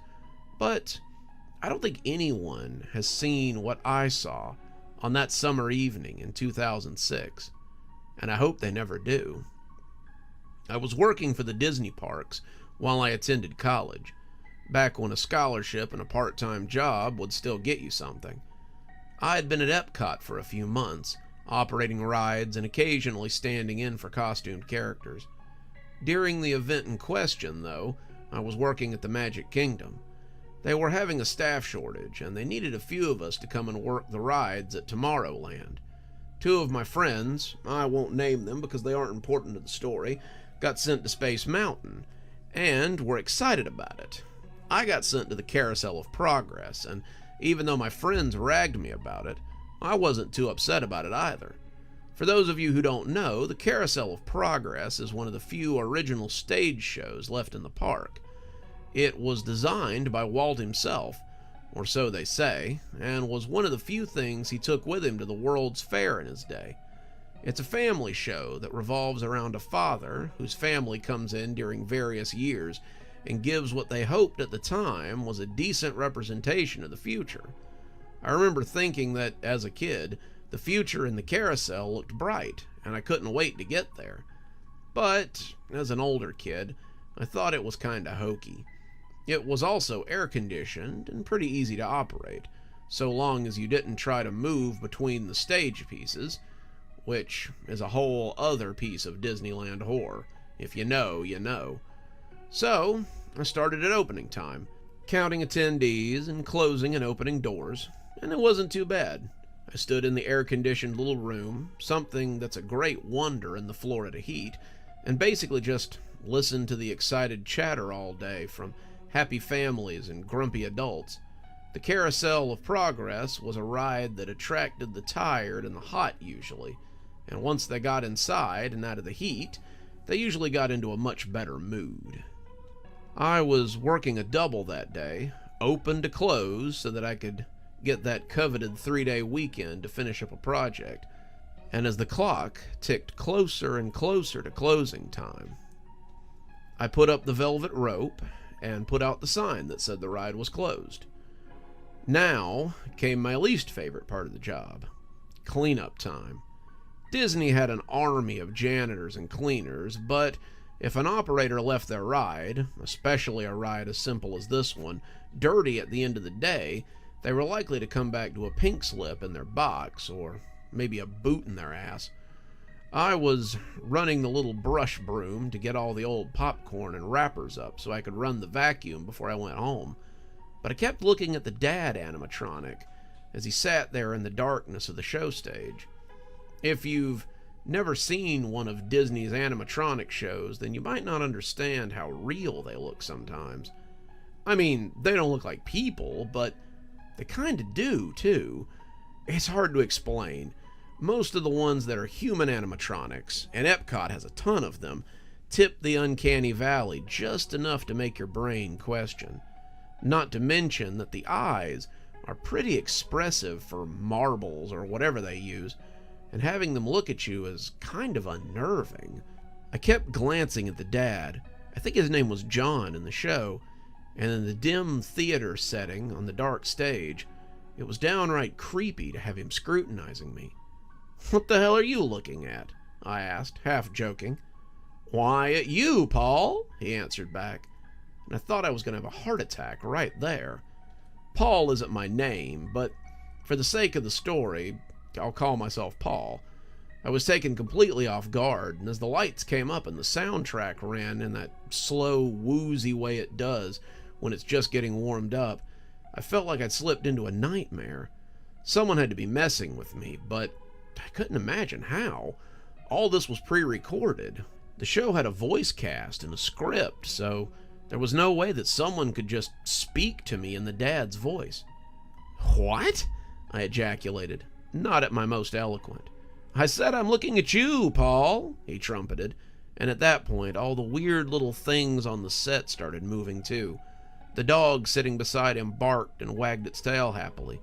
One of the kids peeked around the corner and went away, something I didn't know they could do, and the various little odds and ends on the set wiggled or moved like they sometimes did. I backed up, wanting space between myself and the stage, not really sure what to expect. "Okay, ha, you got me. Who's behind the curtain there?" "Oh, it's no joke, Paul," the animatronic said, his eyes boring into me. "I just thought I'd show you that there's a great big beautiful tomorrow just ahead of you." At that point he started singing the theme song, the one the ride is named for, and I went for the door. This was too weird, and I just wanted to get out of here before I had a panic attack. I don't mind animatronics while they're acting like animatronics, but when they start acting like this, I draw the line. The door, however, wouldn't budge, and when the dad laughed, I turned to find him standing on the edge of the stage. He couldn't be, though. There were no wires or rails that could have taken him there. But he was, just staring at me. "You can't go back, Paul. That's not how life works. No, we have to go forward to the future." He was singing again, the stage slowly pivoting as the words washed over me like a cold rain. "There's a great big beautiful tomorrow shining at the end of every day. There's a great big beautiful tomorrow, and tomorrow is just a dream away. There's usually more to the song than that, but they just kept repeating those two lines as the scene changed, the dad singing it in his many voices as they changed to something that wasn't in the script. It rolled around to show me a green field, something like you might expect to see football players on. And to my surprise, there I stood. It was a perfect representation of me, in the face anyway, and I was dressed in my cap and gown as my mother stood next to me. Both of us had that uncanny valley look that animatronics always have, and as the scene began, I was surprised to hear my own voice coming out of the thing. "I didn't think this day would ever come," I said, holding up a diploma in my hand, the one that wasn't hugging my mother. The two of us looked like Rankin Bass characters as we talked, and it would have been funny if it wasn't so weird. "I'm so proud of you, honey," Mom said. It sounded just like her. "I just wish Dad could have been here." That sent a cold chill running through me. What the hell was this? There was no way this was happening. Also, my dad was alive, so I didn't understand what exactly I was watching here. "I know, dear. I hate that you had to take a year off so you could get us through the tough time, but I appreciate your sacrifice." The two of them embraced as the stage rotated again. The dad was back in his usual spot, those far too expressive eyes boring into me as he came back into view. The dog he had beside his chair had its head down and was making a low noise in its throat. It sounded like he was worried about something, and his own eyes were looking everywhere, except at me. "Oh my, looks like a mixed bag in your future, but I suppose that's life. We take the good, we take the bad, but don't get discouraged, youngster. Life moves quickly. Things change just as fast. Let's see what's in store for you 10 years down the line, instead of just in the coming year." The stage began to rotate again, and as the dad sang his song, I could see the dark space beyond it swing around. It looked like the living room of an apartment that still hung in shadow. I didn't know what to expect, but as the stage rotated, my brain felt blasted as the song rolled over it. There's a great big beautiful tomorrow, shining at the end of every day. There's a great big beautiful tomorrow, and tomorrow is just a dream away. The lights came up, and I was standing beside a table with a cup in my hand.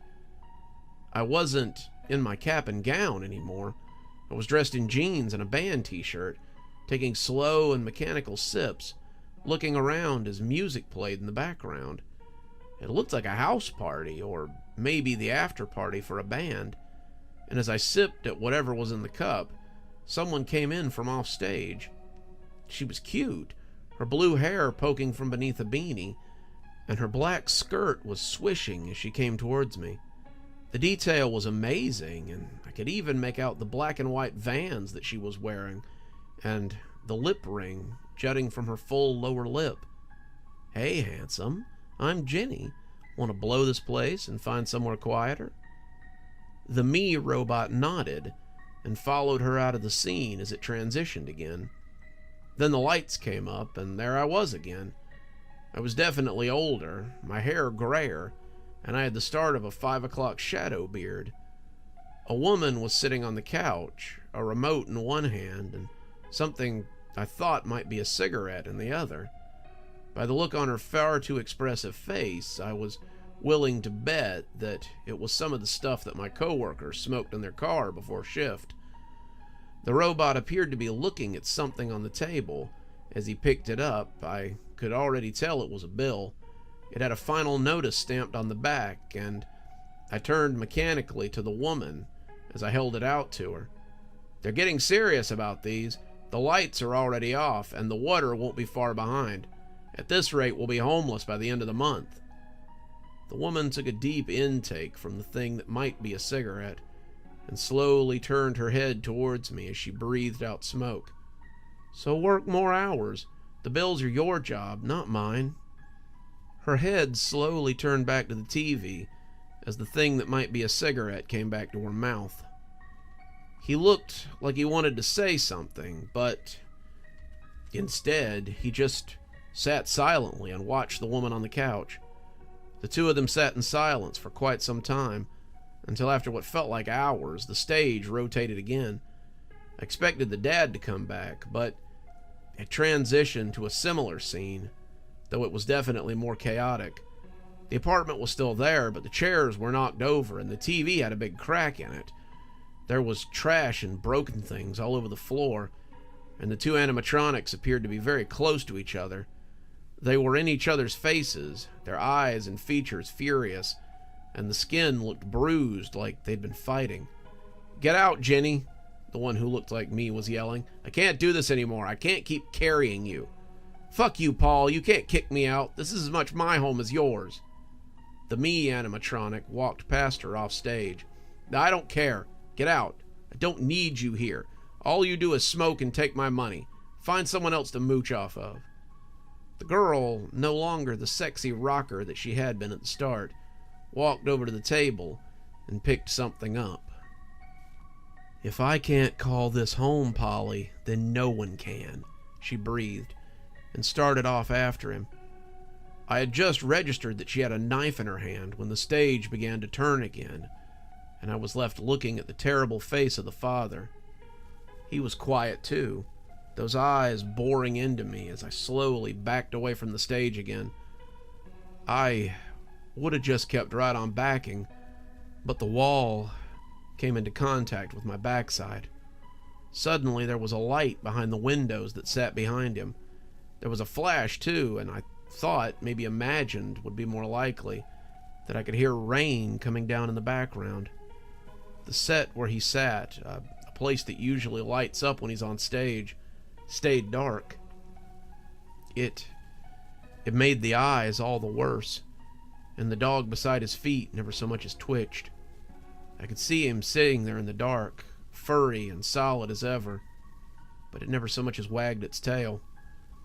I could easily believe that he was dead, but he was a robot, so that seemed a silly thought anyway. Still, it was a thought that wouldn't leave. "Oh dear, looks like your tomorrow might not be as bright as you thought. I suppose not everyone can have such a fate, but maybe yours gets better. Let's have a look a little further. You know what they say. It's always darkest just before the light. After all," he trumpeted, and as the stage turned, I could hear the song once again, but it sounded different. The tone was pitched down, the stage hitched a little as it rotated, and the song went on and on, the music slowing to a nearly carnival sound as the overhead lights flickered and the thunder crackled over the speakers. "There's a great big beautiful tomorrow shining at the end of every day. There's a great big beautiful tomorrow, and tomorrow is just..." It cut off as the dark stage stopped turning. It didn't light up this time. It just stayed dark. There were no animatronics, no sets, just pitch black darkness. All I could do was watch the stage, hoping for something, but nothing came. I don't know how long I sat there. I just kept waiting for the song to play again or the stage to move, but it didn't. When the lights suddenly came back on, I heard someone grumbling as they pushed the door open and came in. "Damn kids, least they could do is clean up before skipping out. I swear to God, I'm gonna talk..." It was the night janitor, and he stopped grousing when he saw me shaking with my knees against my chest. "Jesus, you scared the hell out of me, kid. You okay? You look like you've seen a ghost." I didn't answer. I just cut and run. I ran to the employee entrance. I ran through the tunnels. I ran until I got to my car, and once I was on the road, I didn't stop driving until I was back home again. The door closed firmly behind me. I called out the next day, and luckily, the custodian hadn't said anything. He hadn't mentioned finding me on the ride to anyone either. That or he just didn't know who I was, I guess. When I came back, they put me back in Epcot, and I never went to the Magic Kingdom, at least not to work again. That should be where it ends, but it's what came after that makes me think there might be something to the experience. A year later, you see, my dad died. He had a massive heart attack and just died right next to the car he was restoring. He was 42. It hit my mom pretty hard. Suddenly, I was the breadwinner, the one to keep things moving. Held me back a year, and I graduated from college late. As I sat at my dad's funeral, as I heard the will being read, as I studied for finals, and even as I shook the hand of my teacher at the award ceremony, all I could remember was that damn song, and how it was all coming true. There's a great big beautiful tomorrow, shining at the end of every day. There's a great big beautiful tomorrow, and tomorrow's just a dream away. 3 years after I graduated, I was at a party. I'd been invited last minute. One of my coworkers had asked if I wanted to come to his house party, and I'd said yes. I was working as a teacher's aide, my Disney days behind me now, and I needed a break. Between helping the teachers plan and grade papers, the guy I was with was kind of lazy and terrible at his job, a job I figured I would have in a year or two. My mother was slowly spiraling into depression as well, and I just needed a few hours where I didn't have to think. I was drinking at the snack table when I heard a voice that made me hear that song again for the first time in years. I almost expected to turn and see that robot girl, but instead it was the spitting image just inches behind me. "Hey, handsome, I'm Jenny. Want to blow this place and find somewhere quieter?" She was smiling at me when I turned around, but her face registered nothing but confusion as I turned and ran through the crowd to escape the party. I left without her, never so much as gave her my name, and I thought I had avoided my fate. I couldn't save my dad, but maybe I could change things for the better in other ways. I could still save myself. I could still help her not to do whatever it is that ended my life, and maybe that was enough to alter fate. Maybe. But maybe not. Lately, you see, we've been bumping into each other more and more. She appears to be doing well, probably better than me, but she always stares at me when we come face to face on occasions. We never say anything, and I always leave quickly, but I can see the confusion in her eyes. She knows something is supposed to happen, that we were meant to do something important, but unlike me, she has no clue about how our self-destruction ends. I've begun to notice, though, that my hair is getting grayer. My appearance is starting to look a lot more like the animatronic I saw walk off stage, before probably getting stabbed. Sometimes when I look at my face in the mirror, I hear that song as it bounces around my head like a super ball full of poison. There's a great big beautiful tomorrow, shining at the end of every day. There's a great big beautiful tomorrow. Tomorrow is just a dream away. Makes me wonder if I've changed anything at all.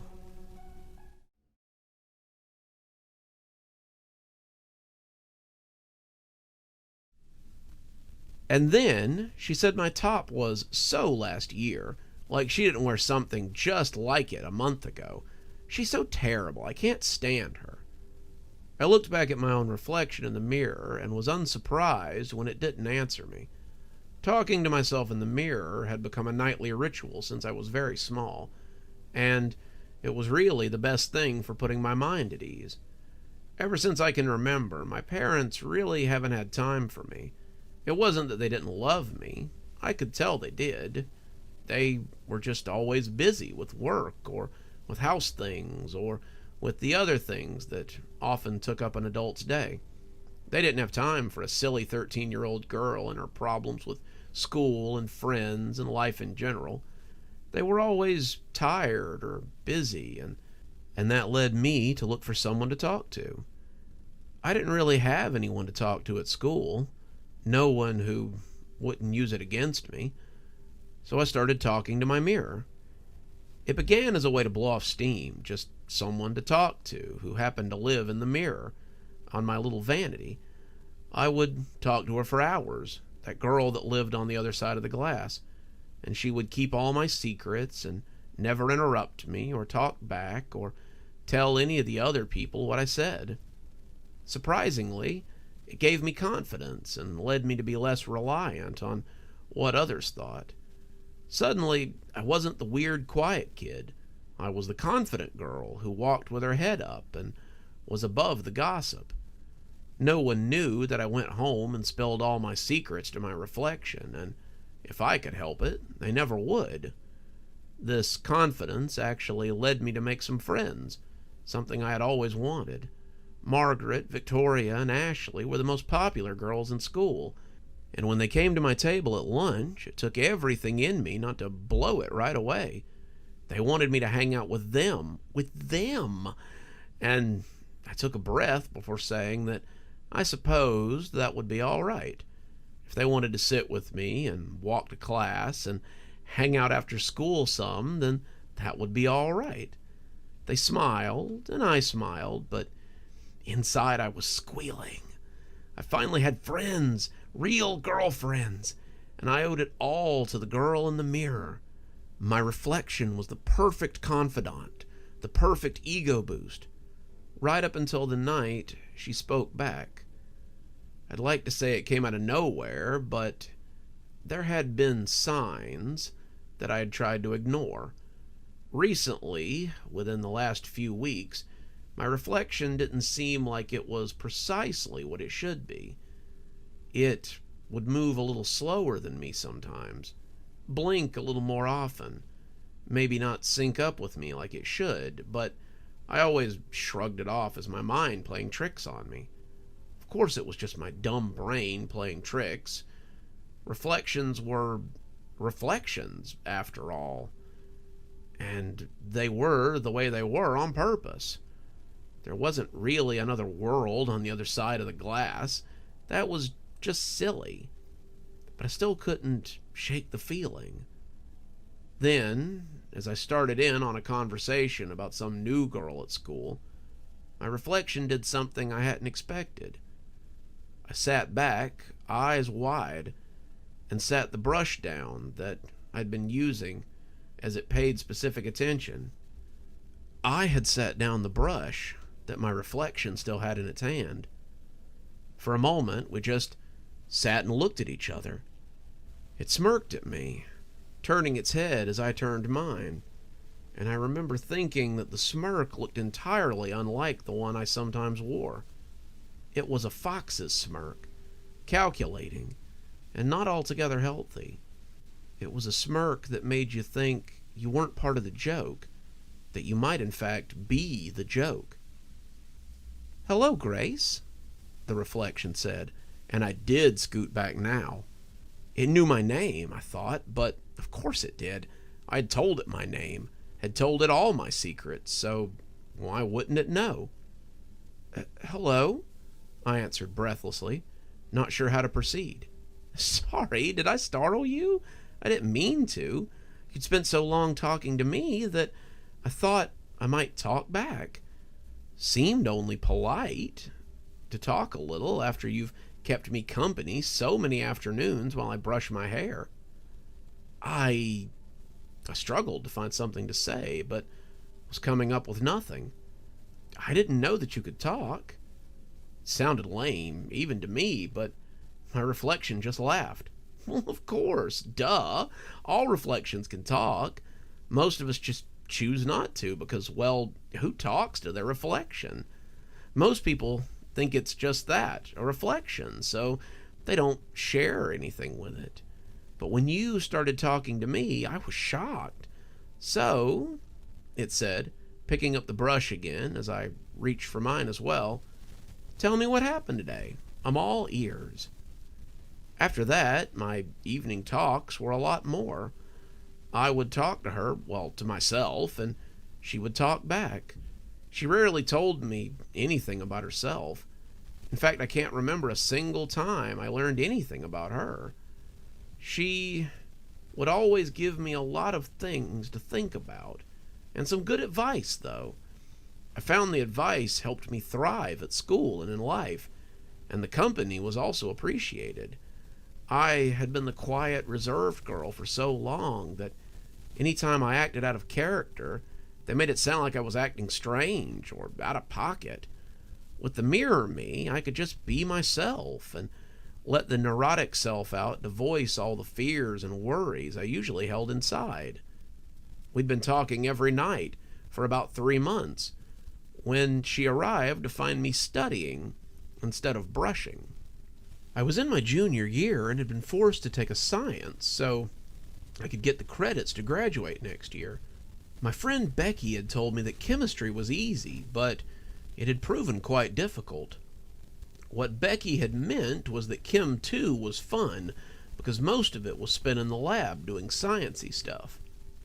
Chem 1 was a lot of memorizing stuff from the periodic table and the reactions they had and their uses and on and on and on. I had a pretty good memory, but science was never my strong suit. I was struggling, and if I wanted to pass the 11th grade, I needed this class credit. My reflection tried a few conversational gambits, but when I was less than forthcoming, they started getting annoyed. "What is so interesting that you can't talk to your bestie?" she asked, slamming the brush down on the desk and folding her arms. "Sorry," I mumbled, making notes, "but there's a chem final tomorrow, and if I don't pass, I might have to redo the 11th grade. My reflection nodded. "Oh, is that all? Well, I can tutor you if you want. I'm not too bad at chemistry. I mean..." I remember the return of that smirk, and it should have made me cautious. "I could take it for you." I looked up from my chem book. "What?" "Your chem final. I could take it for you." I was skeptical, but not nearly as wary as I should have been. "And how would you manage that?" My reflection shrugged. "We look exactly the same, right? Well, there's a way to swap places with me. I come out, take your test, and then we swap back. Call it a thank you for keeping me company all this time." I was excited. This was like real magic, like something from a Disney movie, but I think even then, I was still a little worried. What if she decided not to come back? What if she left me trapped in there? I didn't know, but I was young and eager for something like real magic. At the time, I thought it would be an adventure. "How do we do it?" I asked. "Lift your hand to the mirror, place it against mine, and say, 'Reflection in, reflection out,' 3 times. We have to say it together, and then we swap places. I take your test, come back, and we swap back. Easy peasy." Easy peasy, I thought, and stuck my hand to the mirror.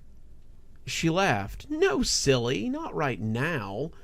Wait until school in the morning. Then I'll swap places with you, and you can sit in my room while I take your test for you." I nodded, putting away my book and picking up my brush as I told her about my day. It was like a weight had been lifted off my shoulders, and as my reflection smiled and nodded, I remembered thinking that I had misjudged her. Maybe my fears were unjustified. But I kept remembering the scary movies about things in the mirror, or the things my grandma had said about demons and vanity when I was young. I slept well that night, and when my mom called me to wake me up for school, there I was in the mirror waiting. I put my hand on the mirror, recited the words, and in a flash of light I was on the other side, looking at her. She smiled, turned to grab my bag, as she told my mom that she'd be right down. "Oh, by the way," she said before leaving, "I wouldn't leave my room. Things on this side are a little different, and It might be safer if you stayed put. Then she was gone, and I was left with nothing but my own room to look at and her room to explore. There wasn't much there. The room was about the same size as mine, and set up about the same too. But every time I went for the door, I would remember what she had said and move away. I tried to look out the window, curious about the outside world, but she didn't have a window. It was the only difference between my room and her room, and I realized I would never have noticed from the angle I was sitting at and brushing my hair.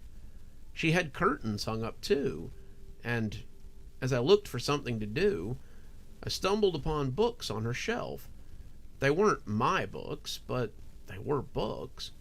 Most of them were books of poetry or children's books, and I set to reading until she came back. If she came back. That was a thought that kept coming back again and again. What if she never came back? What if I was stuck here forever? What would I do? I didn't know anything about this world. How would I eat? What would happen to me? Most of what she had on her shelf were European fairy tales, and the thought of her never coming back made it hard to concentrate on them. Red caps, kelpies, gnomes, guardian trees, elves.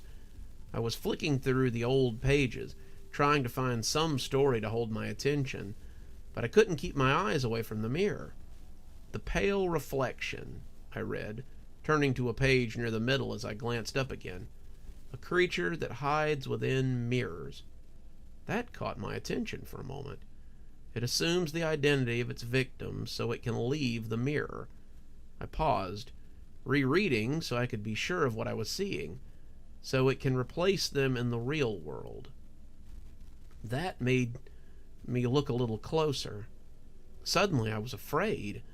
I'd been worried that it wouldn't come back, but now here was something that seemed to prove it. I'd been watching as the sun set outside my window in the other world, but now I was having trouble looking away.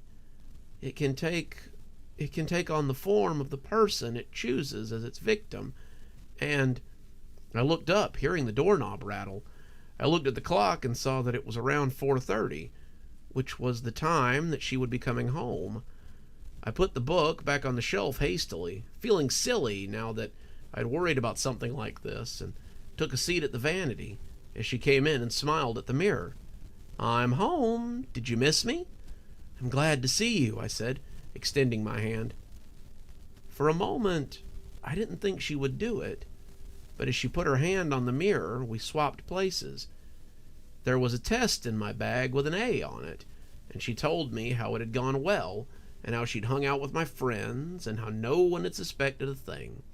Aside from the chem test, she had also aced an English exam that I had completely forgotten about in my panic to pass chem. So that was a plus too. After that, it became a regular thing for her to come out and do things I didn't want to do. Driving test, she aced it. Debate team finals, flying colors. Date with a boy I was having second thoughts about, she went and let him down gently. What I got out of the exchange was time to rest and read up on things that I was actually interested in. I filled out college applications, read up on French and German for classes, and studied materials for the engineering program I was looking forward to once I got to college. She got to come out and experience the world, and I got to rest and study. It was a win-win. No matter what I brought to do, however, I always seemed to go back to those books on the shelf. My double, as I said, had a lot of old storybooks about myths and legends, and some of them were pretty interesting. I found myself drawn to the stories about changelings especially, but once I discovered the Pale Reflection, I got even more interested. The Pale Reflection was a creature that lived inside mirrors. It would lure girls, vain ones usually, into their world and devour them, but sometimes it would also trick them into giving up their secrets. The Pale Reflection grew more powerful the more secrets it had, and the more I read, the more parallels I found between myself and the girl in these stories. Sometimes the Pale Reflection would lure them into the mirror so it could leave, and then they would be trapped forever. Sometimes it would do things while it was pretending to be the person, so that they would get in trouble, or it could use them to blackmail the girl. The pale reflection seemed to be the personification of my earlier fears. I was still afraid that she wouldn't come back, but only sometimes. There were also strange little things that I would notice when I came back. Comments that she would make to my friends, alterations to my clothes, sometimes troubling things that she had written in my notebook.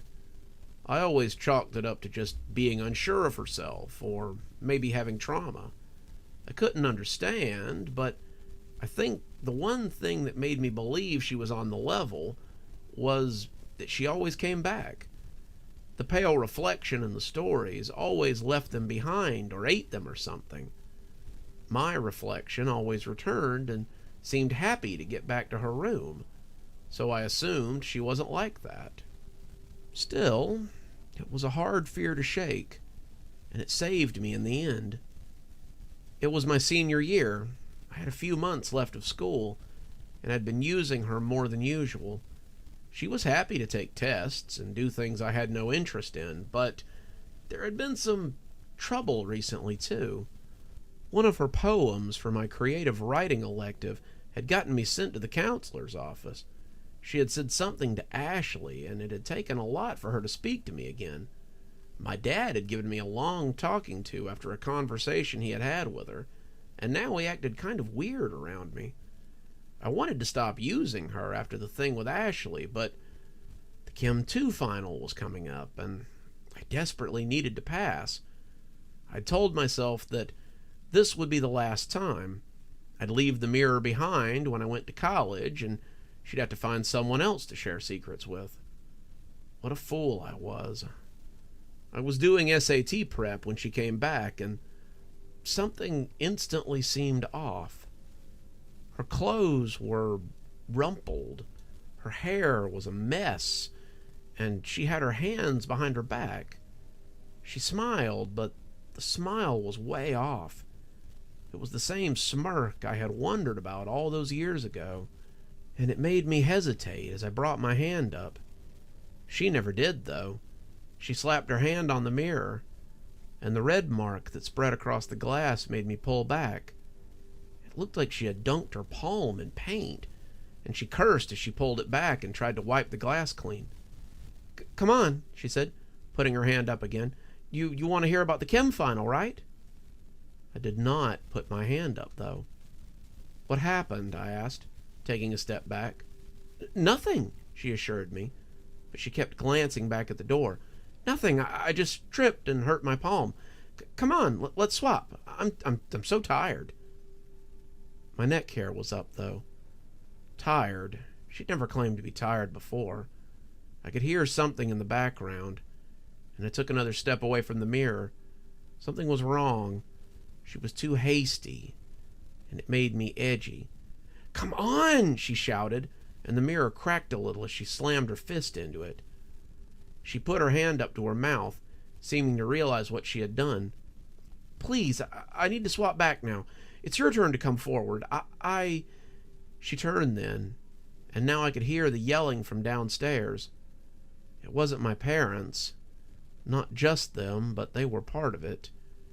There were other people yelling too, calling for me to come downstairs with my hands up, and I didn't feel that now would be the best time to come forward. When I turned back, her face was full of fury. She looked less like me and more like someone wearing a mask of me. Her hands made the desk groan, and when she leaned in, I felt sure that she was about to come through the glass anyway. You ungrateful little bitch, you will come through now, or I swear I will hunt you down and make your life a living. But someone kicked in the door then, and suddenly police officers were dragging her away. She fought them. She bit and kicked at them, but they managed to drag her off. There was a terrible ruckus in the hallway, but I never saw her again after that. It would seem that now I was trapped in the mirror, forever a prisoner of my own actions, and always would be. Mary looked stricken. That's awful. Is there really nothing that anyone can do? Mary looked at the woman in the mirror, trying to ignore the long crack through the glass, and Grace looked sorrowfully back at her. When Mary had found the old desk in the attic, she had thought it would be the perfect addition to her room, except for the mirror, but the mirror, it seemed, had become the most interesting part of it. Now she had a friend to talk to, a friend with a very tragic story. I suppose not, Grace said, but I suppose I could always keep you company while I wait. Maybe help you do better than even I did. As the girl began to babble, Grace tried to swallow down her feelings of wretchedness. She'd been in here a long time, probably a decade at least, and it was surprising what you could learn in that time. Grace had been waiting for someone to come and see the old desk that her father had put in the attic after his daughter had been dragged away for God only knew what. Grace had been left with nothing but the dark for so long. In that time, however, she had discovered an interesting fact about the creature that had tried to trick her into paying for its mischief. Pale reflections were made, not born. Pale reflections could be anyone, if they understood the process. She didn't like the idea of tricking this girl, but what other choice did she have? A decade was a long time to be trapped inside a mirror, but she supposed Mary would pick up the trick too once she was out. Grace supposed that even if she didn't trick the girl, she could find someone. After all, she had time.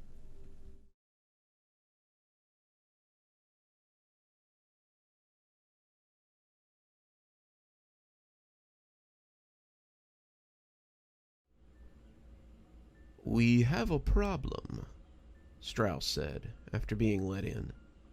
The warden sighed and shrugged. "Don't we always? It's a prison, after all."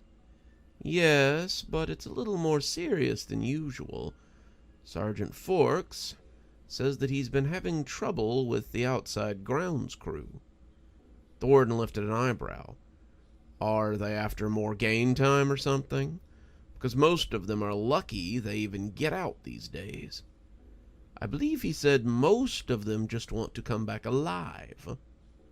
The warden sat up a little straighter. "Strauss, what the hell are you talking about?" "Squads 2 and 3 had to come back early yesterday. There was talk about a cougar attack, and most of them do have injuries.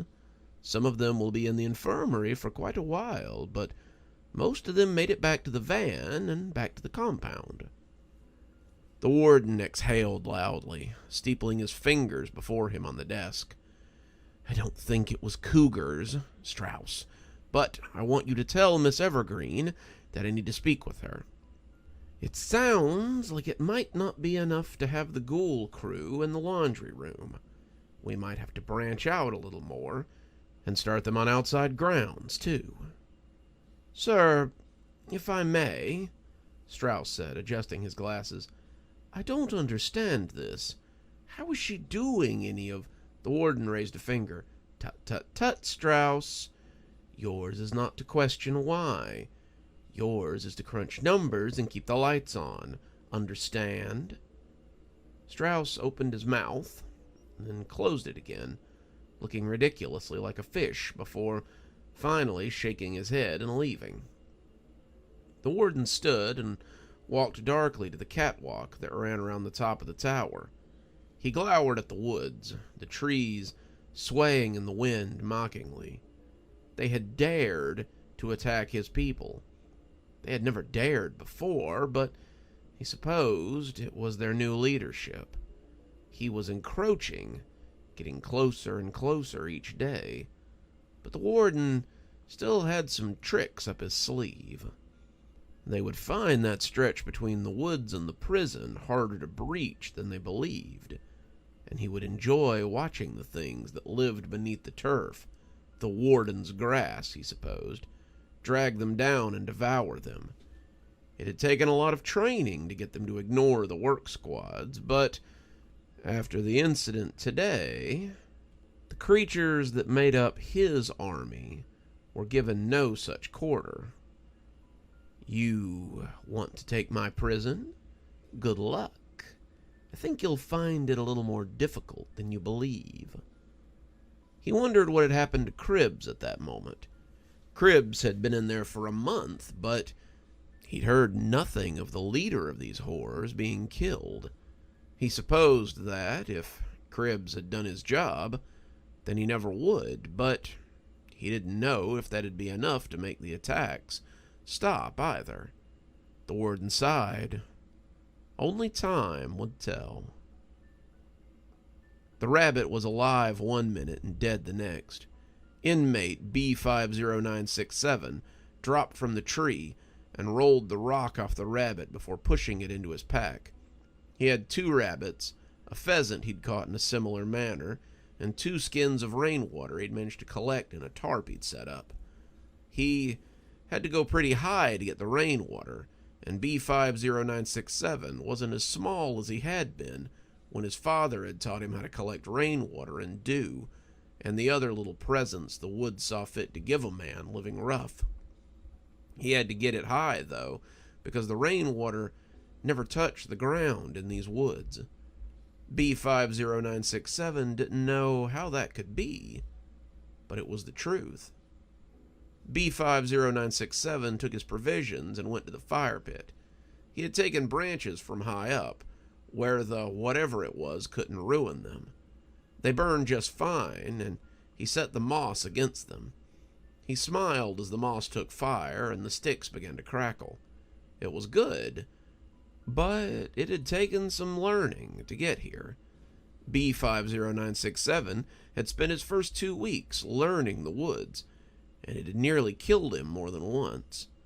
He shuddered as he remembered those days of white-knuckle survival. The warden had warned him that it would be bad out here. The warden had warned him that there were monsters out there. The warden had warned him that if he wasn't very, very careful, he would be dead. The warden hadn't told him that everything in the woods was spoiled. Not rotten, not poisonous. Spoiled. Anything below the upper canopy, B50967 had discovered, was possessed of a rot that made it unusable and potentially dangerous. The animals were okay during the daytime, but the plant life was always suspect. They burned poorly and gave off a lot of smoke, like wet wood. It gave off no heat, and sometimes B50967 believed that it brought attention to him. You never saw the creatures during the day, but there were other creatures in the woods too, creatures that didn't mind the sun. The animals might be normal enough during the day, but after dark, they were as strange as the monsters. The deer would grow extra eyes and strange coats. The rabbits had rows of sharp teeth and odd growths on the back of their heads. And the birds, well, birds here were not the usual night singers. They were vicious. Their cries sounded like dying children, and if they caught you near their nests, then you'd better be prepared to protect your eyes. Then, of course, there was Marcus Reese, the ghost of Stagview Woods, to contend with. He had seen him a few times, usually at dusk or in the early evening. Marcus Reese, age 38, male, once housed in E451, DC number A56609, was one of the few escapees to ever make it out of Stagview and survive the woods. The picture the warden had of him was of a slightly gregarious man with a ratty, pinched face, but Reese was nothing like the picture now. He was a wraith, a ghost that haunted the woods, and he strode around like some kind of phantom as he contemplated whatever it was that kept his mind busy these days. He was never alone. and it seemed like he always had 2 or 3 of the dog things with him. He was worried about being caught unaware, even on his home turf, and B50967 could appreciate that.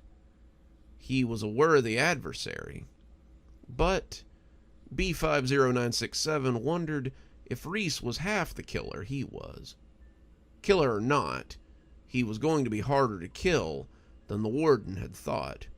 The first hurdle had been the forest, but the second had been water.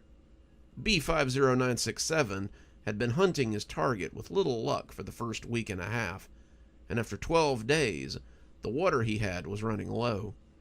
He supposed the dog things didn't have to worry about water, because he had found no running water in the woods.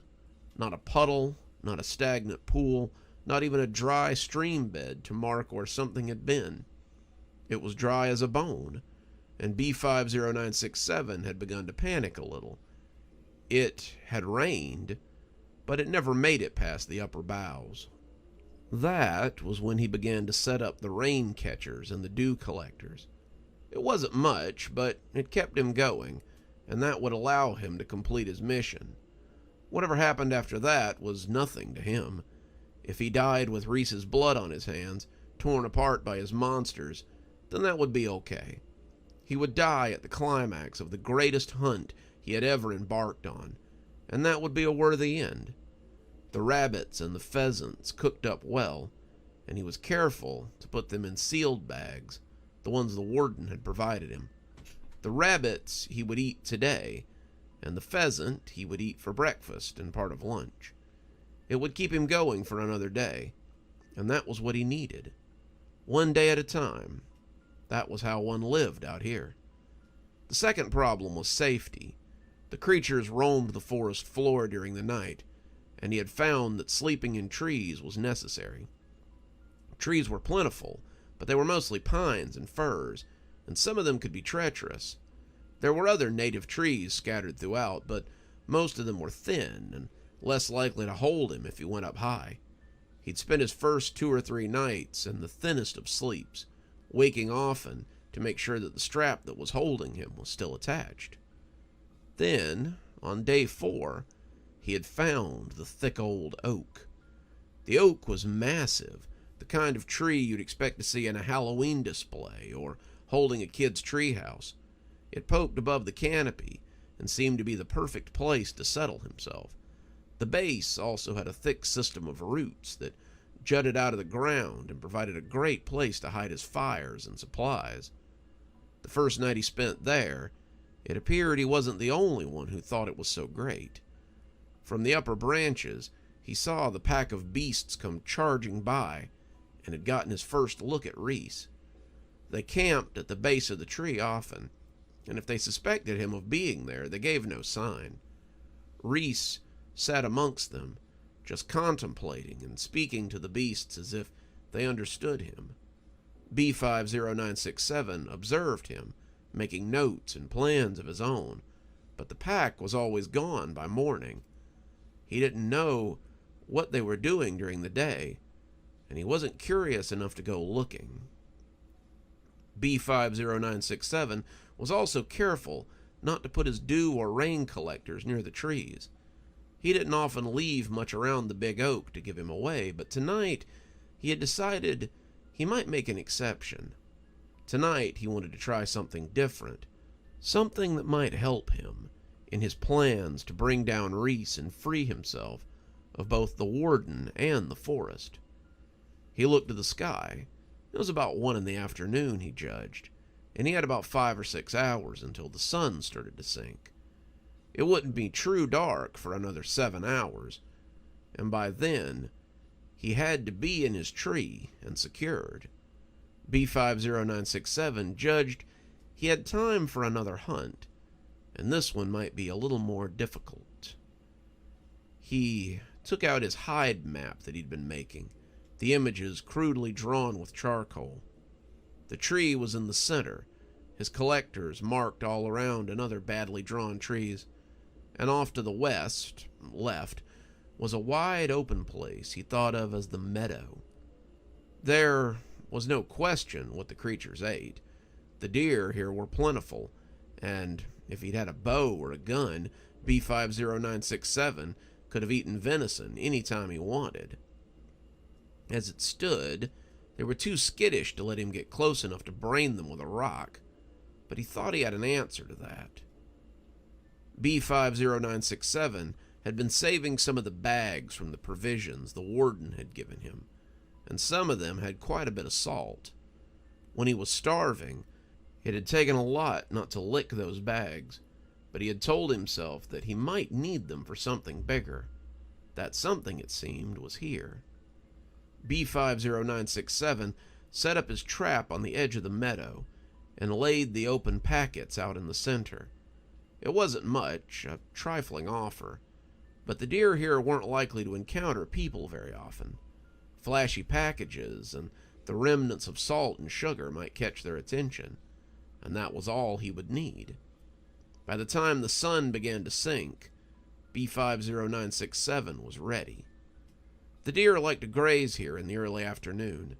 B50967 had been observing them, and as the sun set and they began to gather for a feed, he saw a young doe take another look at his bait.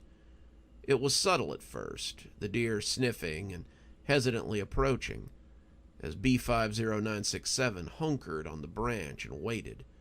She sniffed, she checked, she sniffed again, and then she began to lick at the bag that lay on the rock amidst his snare.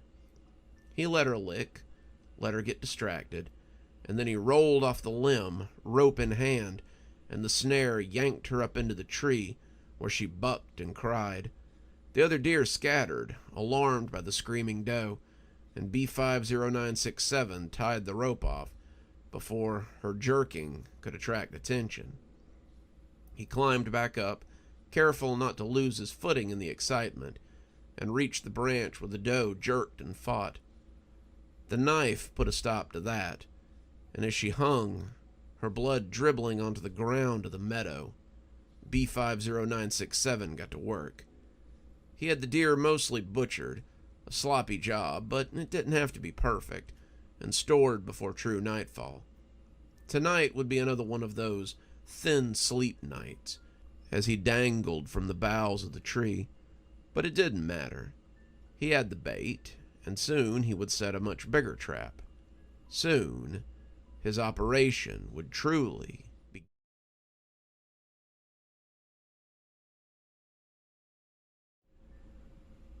The house at 27 Magnolia Lane was perfect. I grew up in this little southern town with 5 stoplights and a main street. Looked right out of Mayberry. It was very rural, not a Walmart or a Dollar General to be seen, but it did have a 3-block stretch that I called Plantation Row. They weren't real plantations, just plantation houses. That was what everyone called them, and they were those 2 or 3 story semi-mansions with the sweeping porches and the Corinthian columns that some towns have in the South. They were money pits, at least that's what my mom always said, but I could remember standing outside the gates of those houses and looking up at them with real awe. I wanted to live in a house like that, living like a princess or like Starrlight from Gone with the Wind. I had left for college at 18, but my major in science had never really come together. Instead, after I changed from science to English, and then English to teaching, and then finally to small business management, I landed on something I had never considered. 6 months later, I had my realtor's license, and I found I was pretty good at staging and selling houses. I worked around for a while, always checking on houses in the town I grew up in. I got married, had a little girl, made huge commissions from houses I sold, and did pretty well for myself. I never quite forgot about those houses, though, and one day, as I perused listings in the area I'd grown up in, I saw something very interesting. Jameson Realty, the only realtor in that little dirt-splat town, was going out of business. Jameson Realty was where my uncle had worked when I was a kid. The town wasn't huge, but the land around it was great for farming.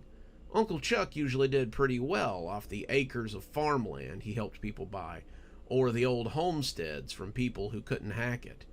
I couldn't believe they were closing up, but it also gave me an idea. I called Uncle Chuck, now retired, and asked him to reach out to Mr. Jameson and see if he'd be willing to sell the business to me instead. "Sure, Jackie, I bet he would. It's just been him and Sara working there since I retired, and I think that's most of the reason he's closing up. He's getting pretty old, and realty is a young person's game these days. I'll ask around, but I think he'd be more than happy to." And so, 3 weeks later, I signed papers and was officially the owner of Jameson Realty. More importantly, I used the sale as an excuse to sell our 3-bedroom condo and buy Magnolia Crescent, the second largest plantation house on that particular block.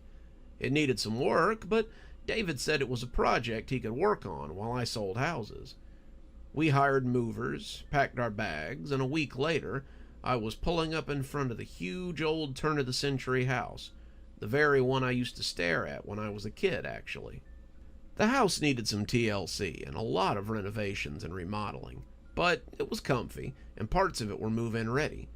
David had gone through and hung up Visqueen in the places that he was working in, or that were dangerous for our daughter to wander into, and he set to work as I set to decorating.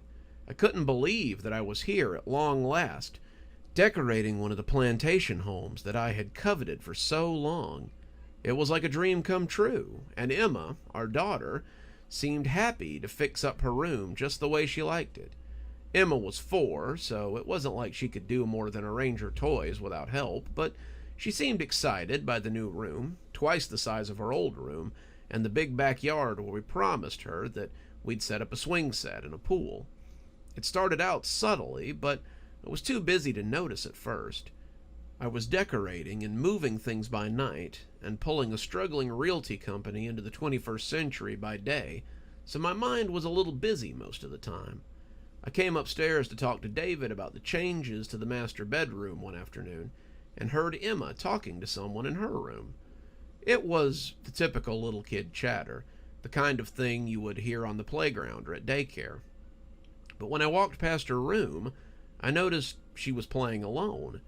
It didn't freak me out or anything. Kids sometimes hold whole conversations with just themselves, but when I asked if she'd made an imaginary friend, Emma laughed at me like it was the silliest thing she'd ever heard. "No, Mommy, I'm talking to Faith." I thought that was an odd name for an imaginary friend, but I shook it off and went to find David. That night, however, I heard something in the hall that made me sit up. It was faint, barely above a mouse step, but I could hear someone walking around on the upstairs landing. I rolled over to see if it was David creeping into the bathroom, but he was exhausted from his day of remodeling and snoring beside me. That left only one person that could be up, so I peeked out the doorway to see what Emma was doing out of bed at this hour. I opened the door, expecting to see her searching for the bathroom, but was greeted instead by a light bobbing at the end of the hallway. It was made all the more ghostly because the end of the hallway was separated by a thick sheet of plastic, which made the light look even stranger.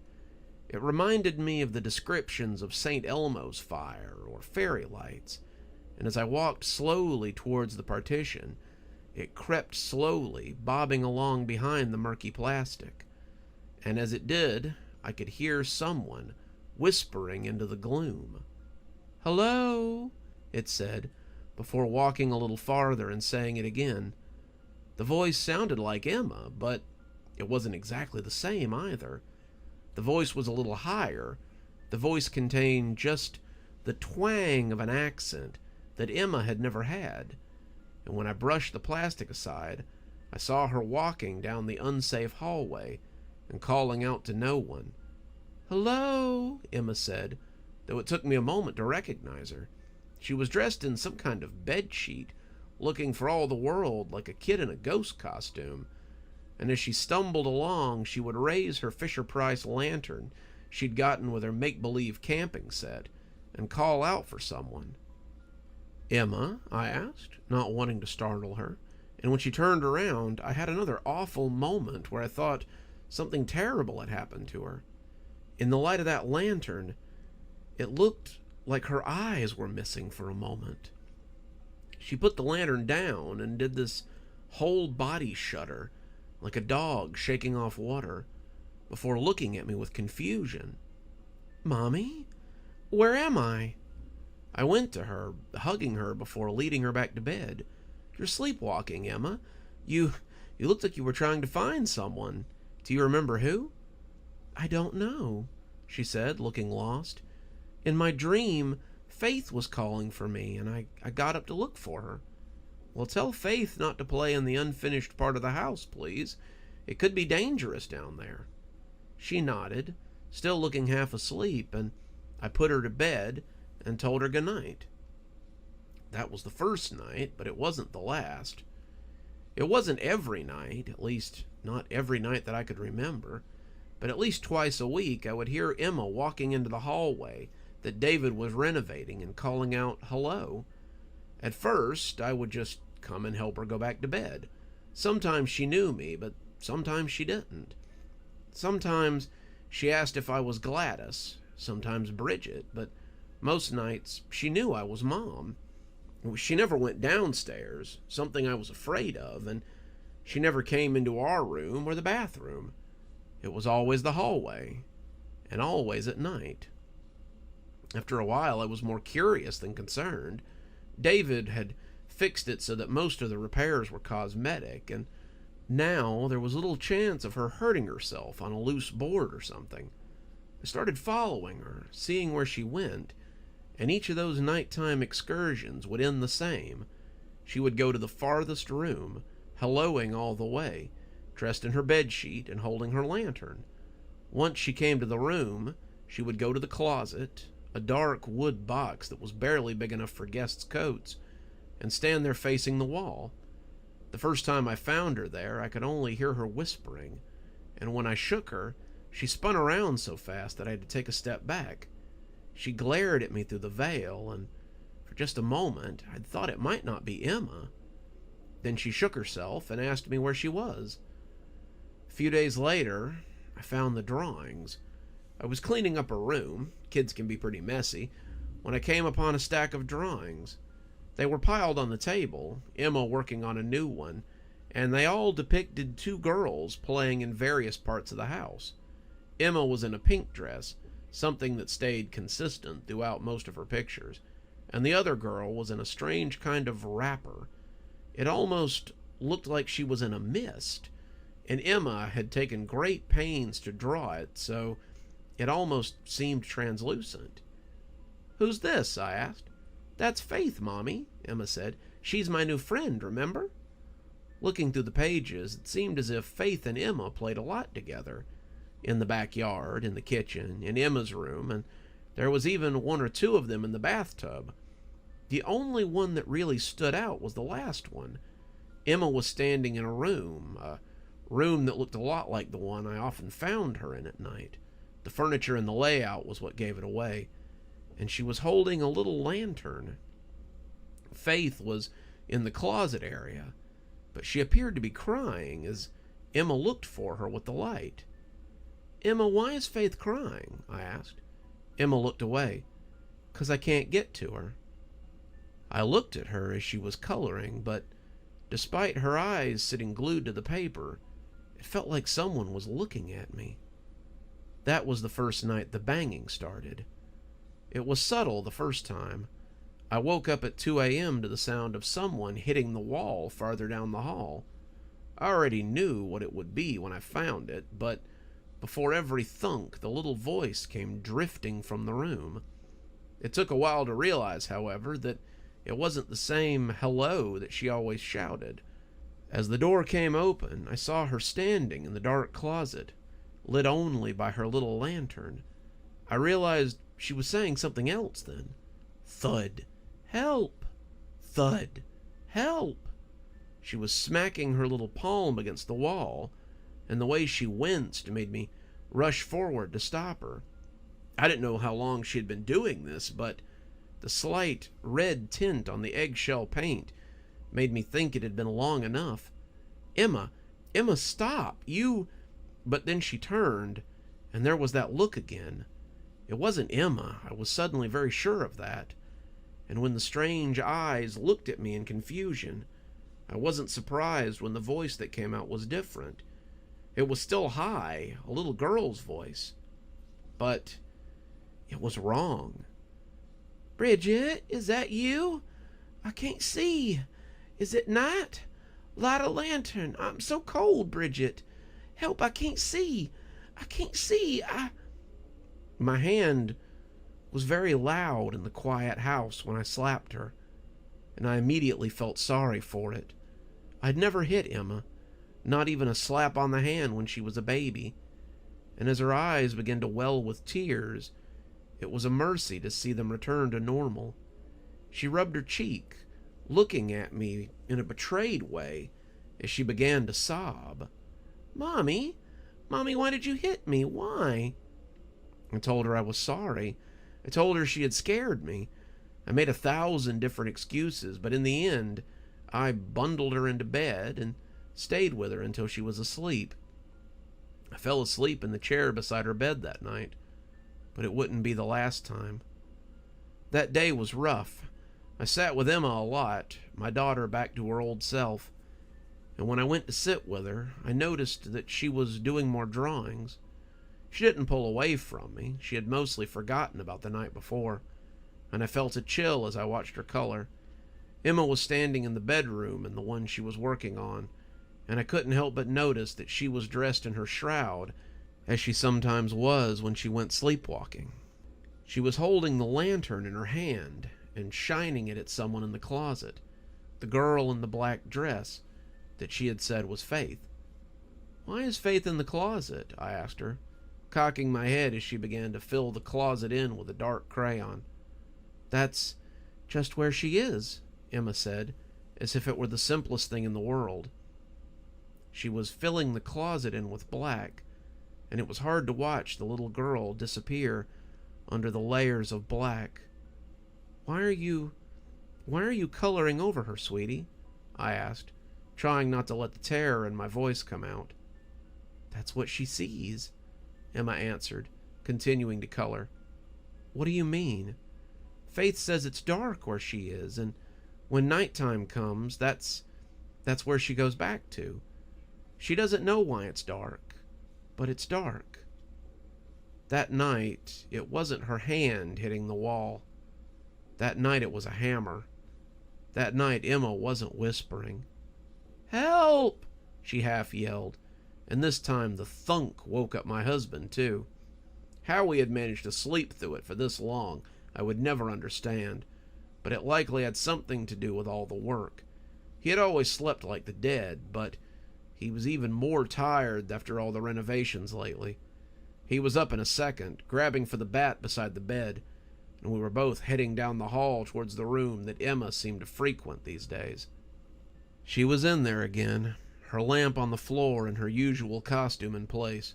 But the hammer was new. She was banging on the wall, yelling for help as she attempted to make a hole in the drywall.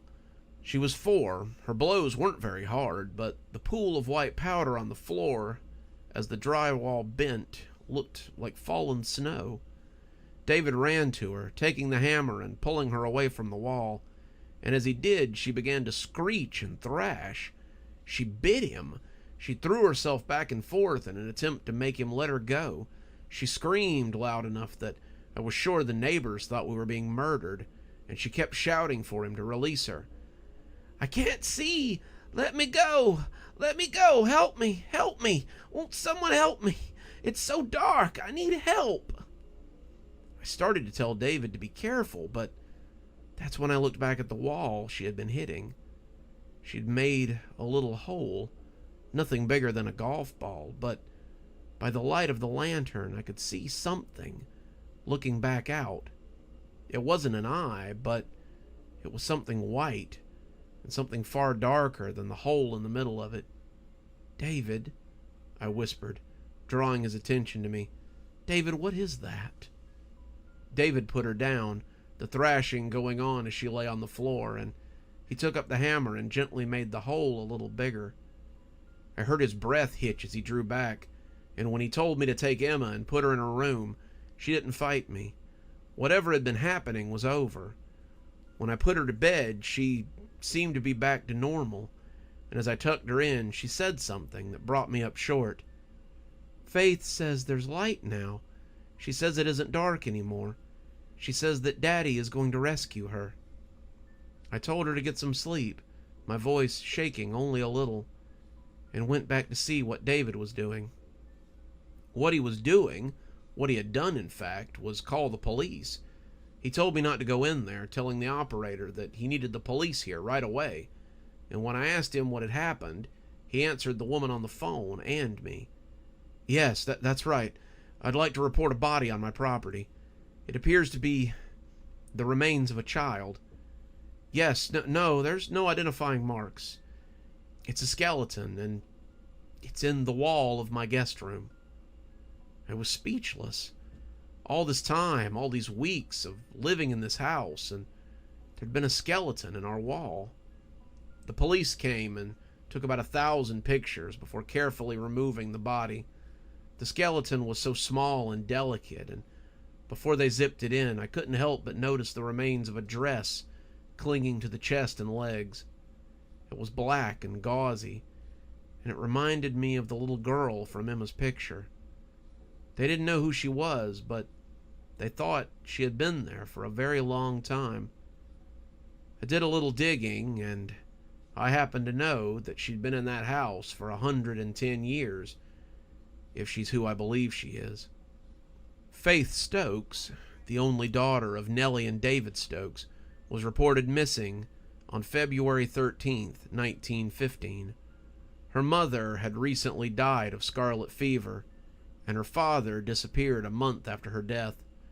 It was believed that he had taken his daughter with him when he returned to his family home in Kentucky, but there was no record of Faith after that. Whether she too died of some illness or he killed her himself, it's pretty clear that he sealed her in that wall and left town. These were in the public record, and when I brought them to the police, they thanked me and said they'd look into it. I suppose that David Stokes is a little beyond justice. He died in 1930 of heart failure, but it is nice that we could help Faith find some peace. Emma no longer sleepwalks, and she says that Faith doesn't come to play anymore. She's made new friends at preschool, and our backyard is often the site of tea parties and other imaginary adventures. To this day, no one will sleep in that room, and I finally turned it into an office. I haven't seen or heard anything weird in there, but I don't like being in there after dark if I can help it. The hole in the wall was patched, but sometimes I still imagine I can see that little hole that gave Faith the light she'd been searching for.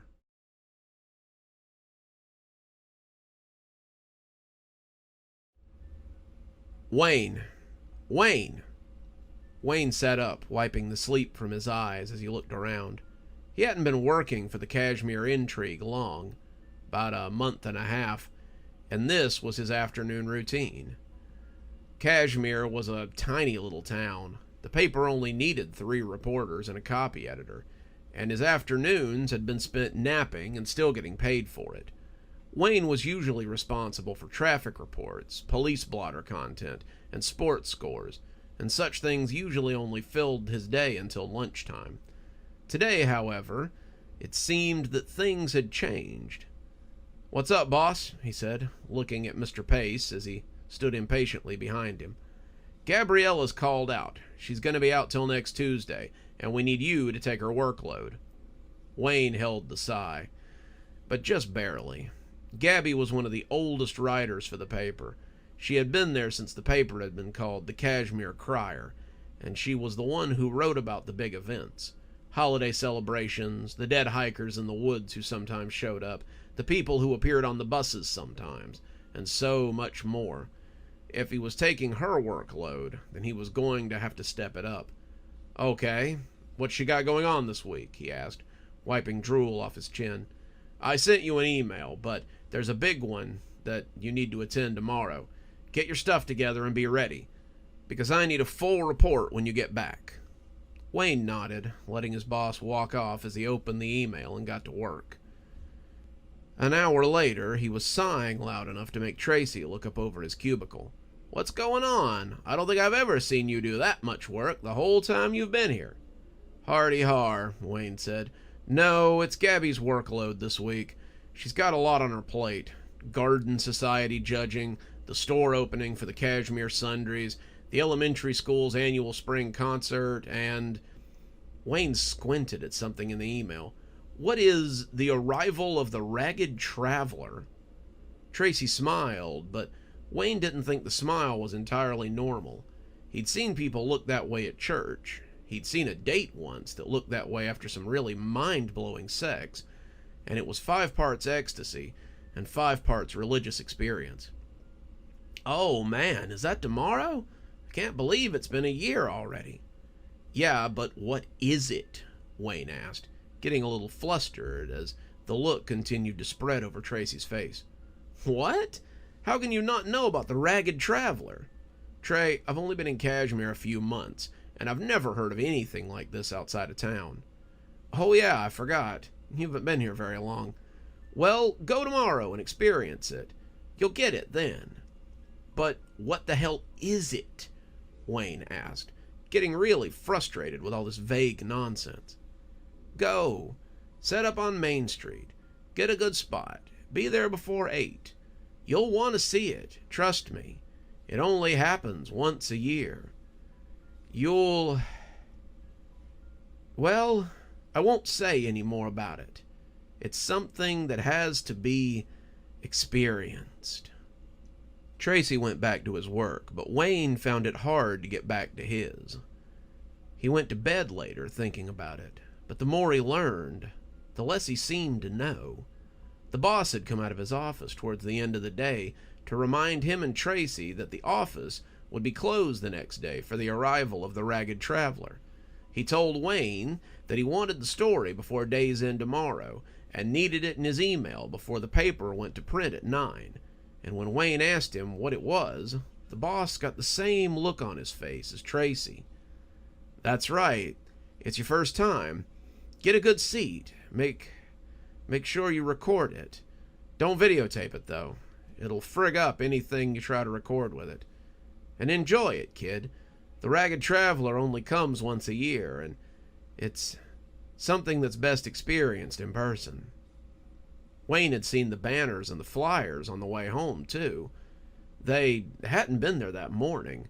He would swear to it, but now there was a banner proclaiming the Traveler welcome to Cashmere. All businesses had signs of welcome, and a few of them had murals painted that depicted a hooded man with a long chain around his neck. The eyes on those paintings seemed to follow Wayne as he drove by, and it gave him the willies. He wasn't sure what the hell was going on, but as he lay in bed and tried to quiet his tired mind, he found himself wondering about what tomorrow would bring. Whatever it was, Wayne supposed he'd have to get there early. Wayne arrived at Main Street at 8 o'clock the next morning. He'd expected the street to be deserted, perhaps a scattering of old people who were heading to the diner for coffee, but he was far from the first to arrive for the festivities. He had to jockey for a place to park and clipped his press badge on his lapel in the hopes that it might get him a better spot. He had parked in the parking lot outside the paper, and as he grabbed his chair and began to walk around to Main Street proper, he was jostled by grinning, exciting townspeople. He had seen people at carnivals less excited than this. You would have thought the Pope was coming to town. There were lines of lawn chairs and cheap Walmart bag chairs everywhere, and there were even kids with pennants sitting on the curb like they were expecting candy. Not in attendance were the cloth shopping bags and plastic Walmart sacks that you usually saw kids holding when they were expecting to get treats. There were no coolers, no grills, and not a single dog in attendance. It all seemed odd to Wayne, like one of those magic eye pictures where once you saw what you were supposed to see, you couldn't unsee it. It was like a puzzle with missing pieces, and when a police officer stopped him, he wasn't sure what to expect. The man's smile was absolutely ear to ear. "Whoa, buddy, where are you heading to?" "Just trying to get a place for the event, officer." He thought it might be Officer Woods, but it was hard to tell with the rictus of a smile stretched across his face. It had to be Wood, had to be, but the man's face looked so different than usual that it was astonishing. Woods was no sourpuss, far from it, but this guy looked like he was having an absolute fit. The officer flicked his press badge, casually fixing those manic eyes on him in a way that made Wayne want to scream. "Your seat has already been assigned, witness. Come, and see him." The officer took Wayne by the arm, just like someone might do with a small child, and led him through the crowd. People parted for them, wishing them a happy day and saying how excited they were to see the traveler. Wayne had been to parades and public events before, but this one was strange, even by Kashmir standards. The crowd parted for them, leading them to a large raised platform where the mayor and many of the town officials were sitting.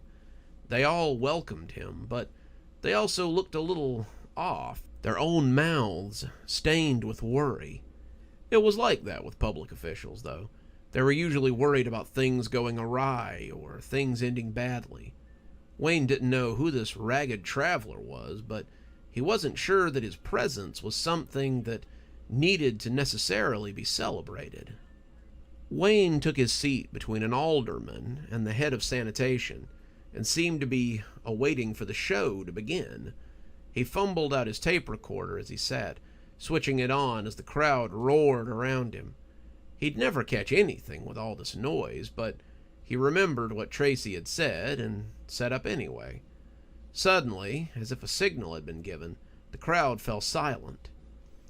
Not quiet, not the murmuring silence of those who wait for a performance to begin, or who stand around a crime scene, not the hushed whispers of church or the muffled speech you hear at a funeral. This was silence, pure and simple, and it permeated everything that it touched. The noise began subtly, a low, angry sound that seemed to waft up from the end of the street. At first, Wayne thought it was just an air conditioner about to die, or maybe someone's engine in need of a tune-up. Then it began to grow in volume, and Wayne thought it might be a baby who would have just woken up from a nap. It began to grow, and Wayne worried that someone up the street might be in trouble. It sounded like that loud, lonesome scream, like someone who had been injured and now was looking for help. If anyone else heard it, they did not comment. They all stood looking up the road, looking at the source of the noise, and Wayne was a little afraid that that sound might be what he was waiting for. Then, all of a sudden, he saw him. Wayne's mind said him, making the traveler masculine, but he really couldn't be sure. The creature was draped in a series of ragged black cloaks, and his feet, while covered by those cloaks, slapped the pavement with each step. His appearance was off-putting, but it was the wailing that was truly terrible. The ragged traveler wailed out with each breath as if the mere exercise of existing was something that pained him greatly. The front of his robe was wet, the material clinging to him, and Wayne realized he must be crying beneath the folds of his many cloaks. The people were silent as he passed, but it was their faces that made Wayne shudder. Their faces were filled with such joy that it seemed rapturous. How could anyone look at this creature and feel anything but sadness? This thing was in pain. It was in agony. And when someone put a hand across his chest, Wayne realized he had been about to leap from the podium. "Don't," said a whisper beside him, and Wayne turned to see it was the councilman. "Don't interfere, son. You must not stop his suffering." Wayne wanted to ask how he could stand this, but then the ragged traveler came even with the podium. Wayne couldn't say how. He couldn't begin to explain why. But when the creature turned to look at him, at Wayne specifically, it was as if all the pain and suffering of his whole life left him. All the unfounded desires, all the unrequited needs, all the unsolved movements he had been forced to live, and all the sadness of every stage of his life had slipped from him like noxious poison. Wayne sagged back in his chair, the feeling of intense ease flowing through him, and suddenly he got it. He understood the smiles, he understood the joy, and as the wailing, screaming creature went up the street, Wayne looked around and saw that others felt the same. They were sitting on the sidewalk. Some lay on the ground as if napping, but all of them looked as if they were the happiest they had ever been. "He has taken it all upon himself yet again," the councilman said, and Wayne looked and saw the man lying on the podium as though he had oozed from his chair. "Taken what?" Wayne whispered, his voice incapable of volume at that moment. "He comes once a year and takes our pain, as he has since time immemorial. He takes it upon himself, all of it, and that is why he travels. He carries it with him, far from us, and then he returns to take it again and again. He is selfless. Ah, but now it seems it's time to pick another." The ragged traveler began to stumble as it came to the end of Main Street, coughing and weaving as the crowd stood in silent anticipation. Finally, he went to his knees and then seemed to collapse in on himself. The cloak riffled in the wind, looking for all the world like a pile of laundry. And then Wayne saw a man who broke from the crowd and approached. Wayne didn't recognize him, but he thought he might be a barista from the local coffee shop. Without a word, the man picked up the cloak, put it on, and loosed a wail of such tremendous sadness that a shudder ran through the crowd. Then, as if he had been born to it, he began to walk. "Ah, another traveler has been chosen," the councilman said, sighing in ecstasy as he rose to go. It took everything Wayne had in him to rise and head for his car as the crowd began to disperse. He had to write it up while it was still fresh. He had to make it perfect so that it would honor the traveler. After all, this creature burdened itself with their pain and suffering, so the least he could do was honor him properly. It wasn't until he got to his car that he remembered the tape recorder and the message that might be there. He flipped it on and heard the traveler's message waft over him. "Welcome to Kashmir."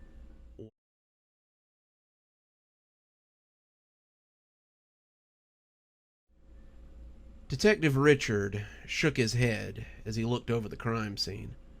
These were the hardest, the ones that made him glad his wife couldn't read his mind. The culprit, Kyle Mann, had come home from work like he always did. He had ridden the number 3 bus home, gotten off at the stop outside his house at around 6:15, walked inside at 6:25. They knew these things thanks to the Ring camera the family had installed. And at 7:10, the neighbors had reported shots fired within the home. It appeared that he had shot his wife, Sylvia Mann, with his 9mm as she cooked dinner. They had found her in the kitchen beside the stove, with a pan of burnt something still smoking slightly. The sound must have spooked his 2 young daughters, Lydia and Chelsea Mann, 6 and 8, and they had attempted to flee. Well, Richard thought as he read on, Lydia had. He looked at the little outline by the base of the stairs, the one that had been done in the white tape the department used, and thought of his own daughter. Lydia was just about Margaret's age, and he supposed she would be forever now. The thought made him sick. So, Kyle had plugged his wife, shot his daughter as she came downstairs, and then he had gone looking for Chelsea. Chelsea, the youngest, had opted to hide. This had prompted a game of hide-and-seek that had lasted for nearly 5 minutes, before Kyle found her in the linen closet and killed her right there on the dusty floor. Richard hoped she hadn't looked up. He really didn't like to think of her asking why her daddy was doing these things before he shuffled her into oblivion. After that, as the blue and whites pulled up and probably shouted for him to come out with his hands up, he'd sat down in his office and used the same gun to end himself as well. Richard stepped over the tape on the stairs and headed up to the office and final resting place of Kyle Mann. The officers in the hall parted for him, many of them dipping their heads in respect. Richard, never Dick or Rick like some of the wits he worked with tried to hang on him, had been a detective for 15 years. He was slated to be head of special investigations in a year, would have already if not for the internal politics that seemed to rule the roost of any precinct. He was good, he had an eye for details, and he rarely missed the things that others sometimes struggled with. As he stepped into Kyle's office, however, he froze as his eyes found the painting hanging above the big bay window there. Kyle had been a man of taste, it would seem. These were no Walmart slab shelves, and no cheap furniture from IKEA either. The desk was mahogany, the bookshelves were the thick kind that made you believe they were homemade, and the chair he had decided to end his career in was an Adirondack, the big, luxurious kind with the high back that made you think you were getting fired if you came in and saw the back of it. The way that chair was positioned, Kyle would have had a great view of the picture that hung over the huge window that overlooked the well-maintained backyard. Grisly-looking thing, isn't it? Richard turned to find Detective Salvatore standing behind him, grinning like he'd already solved the case. Salvatore had been a detective for less than a year, but he showed a lot of promise. He'd been Richard's understudy for most of that year, and a few months ago the chief had said that it was time to let him fly. Richard respected the kid, but something about what he had said rankled him. For half a second, Richard had wanted to turn and belt the little shit across the face, but he had caught himself just before the impulse could overtake him. Actually, I find it quite beautiful. Talk to me, Salvatore. What have you found here? The two of them came into the study, Richard coming in first, with Salvatore following a step behind. Well, like I put in the initial report, man comes home, plugs his wife, plugs his kids, and then snuffs it in his study.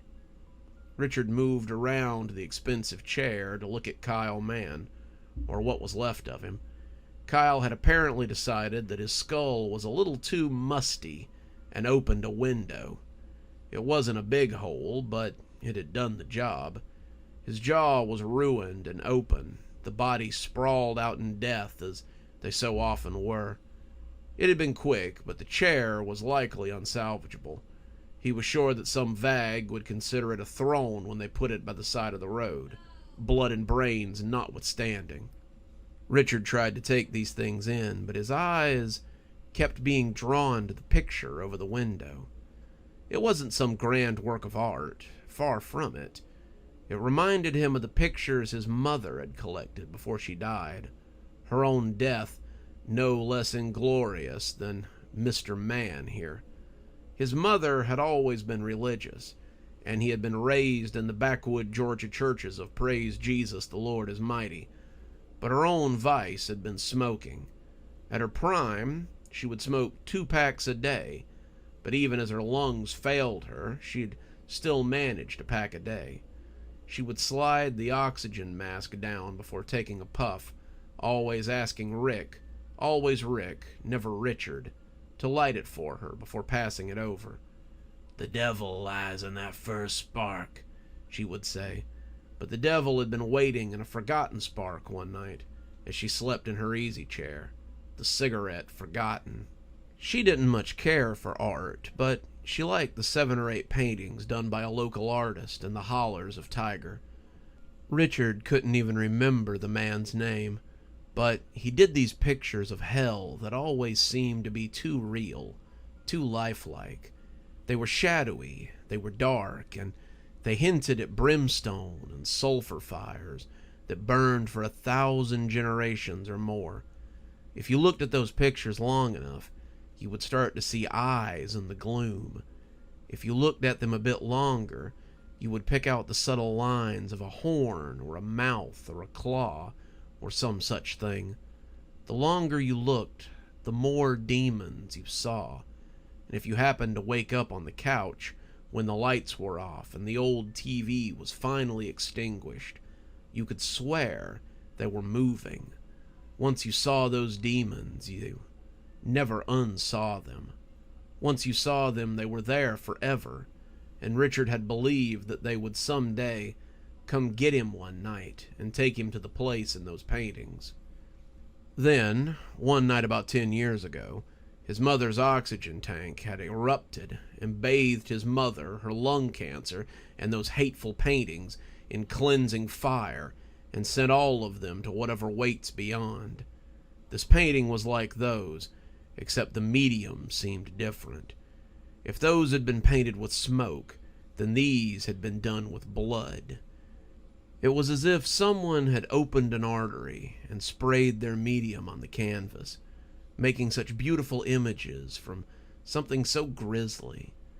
It was almost as if he could see a woman in that painting, a woman who, as he stared, beckoned to him to free her, a woman who promised earthly delights if he could only... Detective Moore? Richard! Earth to Richard, come in! Earth people need you, Rick. It was the name that shook him out. Only one person had ever been allowed to call him Rick, and she was long gone. Don't call me that. What's with that painting? Salvatore only shrugged. Dunno. Can't exactly ask him either, can we? Richard shook his head, as much to negate the statement as to clear it. Any idea why he did this? Richard asked, looking around for anything they might have missed. Salvatore shook his head. That's why I called you in. Can't figure out what this is, but I was hoping for more insight than your critique on the artwork. Richard sighed, looking around the office. Then let's get started. Detective Richard sat at his desk, staring at the wall as he tried to make sense of it. Kyle Mann had no particular reason to kill his family and then himself. None that anyone could find. He was a partner at his law firm. He was getting ready to win the biggest case of his career, and he and his family had just bought tickets on a 2-week cruise after the case wrapped up. He took the bus because it let him talk to the people and hand out business cards. He had nothing outstanding, debt-wise, besides his mortgage, which was taken care of every month like clockwork. He wasn't under any undue stress, so it seemed, and his life appeared to be going pretty well.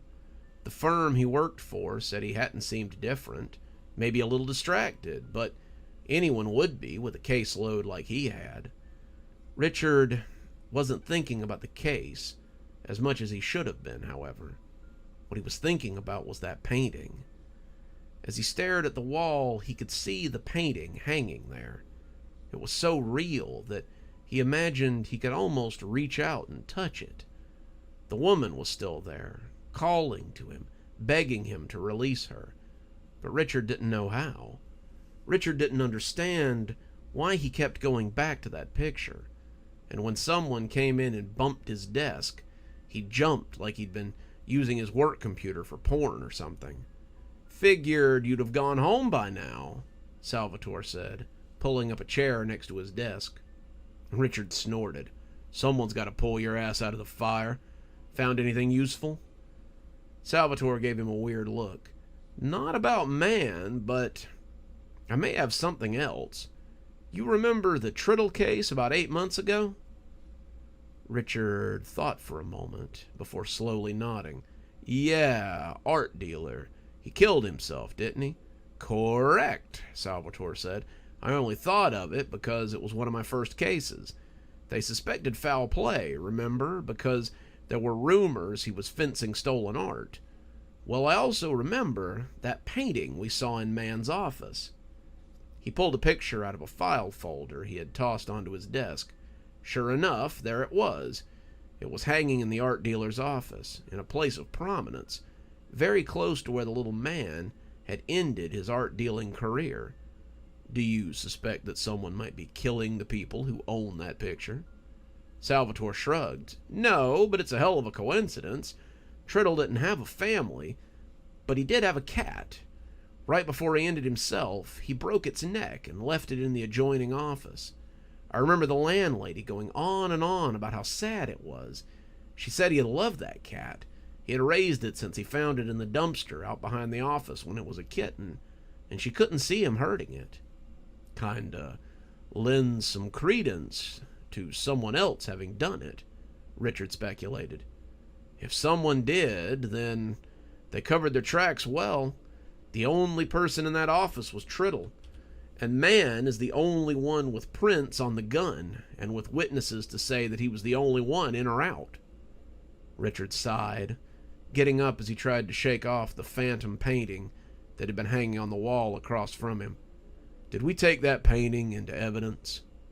Salvatore looked at some notes and shook his head. "No, didn't seem pertinent at the time. Let's bring it in and bag it as evidence, just to be safe. You said there might be a link, so let's cover our bases. I'm going to head home for the night. It's been a hell of a day." "Sleep well, boss. I'll go get it personally and put it into evidence, though I'm not sure what it's evidence of." Richard didn't either, but he knew he would feel better if it were here at the station. He would feel better if he was able to touch it and look at it and study it a little better too. Richard slumped in his desk the next day. The coffee wasn't doing it for him today, and he had slept badly. He had dreamed about that painting, the woman inside begging him to help her. She had cried out to him again and again, begging for his help. But he couldn't say how he was supposed to help. He would wake up and see that painting across from his bed, sitting on the open piece of wall and staring at him. "Morning, boss," Salvatore said, coming to take up the seat from the night before and looking well rested for someone who had likely gotten to bed around midnight. "Anything new?" Richard barked, not even looking up. "Nothing on Man. The chief has decided that's an open and shut case, but I have found something new about that painting if you're interested." Richard shrugged. "I got time, I guess." What he really wanted was a nap, but he didn't see that happening. Subconsciously, what he also wanted was to go down to evidence and look at that painting. Even from here, he could hear it calling to him. That painting, called The Mind of an Artist, was the last known work of Roland Priest. It was supposed to be in police custody, but it disappeared about 4 years ago from lockup. Triddle and Man are not the only two odd murders it's been at the scene of, either. In 4 years, it's been circulating. It's been photographed in the background of at least 3 other murders that have taken place under strange circumstances. In 2022, Frank Joffus killed his daughter, her babysitter, and then himself. Joffus's ex-wife said that he'd been acting strangely, but the statement never went anywhere. In February of 2023, Glenda Moffat killed herself and her elderly mother one evening. Witnesses said they had always been close, and they couldn't imagine why she would do such a thing like that. Like in the Triddle case, she poisoned her mother's 4 cats too, so there's that. And in December of 2023, Hadrian Moe killed his boyfriend and their dog before killing himself as well. Their neighbors said that Marcus Smith, the boyfriend in question, had confided to some of them that Hadrian had been very quiet lately, and that he'd taken to staying in the second bedroom, his art studio, for days on end, with some painting that he had recently purchased. Richard was trying to put it all together, but his mind kept slipping back to that painting. The painting, the painting, the goddamn painting. "What's your point?" Richard asked, and Salvatore looked at him like he was losing it. "My point is that you were right. The painting does need to be in police custody. It's been at the scene of at least 5 deaths. That can't be a coincidence. We need to..." But Richard was standing up. "The only thing I need to do is get a nap. I'm not thinking straight today. If the chief says that the man case is closed, then it's closed. I'm sure you have other cases to go get to." Salvatore watched him leave, but Richard wasn't going home. He went down to evidence lockup, flashed his badge, and went to check on the evidence for the man case. "I thought that case was closed," the evidence sergeant said, but Richard just shrugged. "I just need a look at something. Some evidence wasn't adding up." He sat in the evidence room and held the picture in the bag, looking at it. It was so beautiful, so very alive, and it took every ounce of control not to rip it from the bag. It called to him. It begged him to free it, but he didn't dare. The woman inside was so small, so fragile, and when she laid her hand against the outside of the picture, Richard felt himself grow weak. "You know what must be done, Rick." He nearly dropped it. No one had called him Rick. No one had been allowed to since his mother died.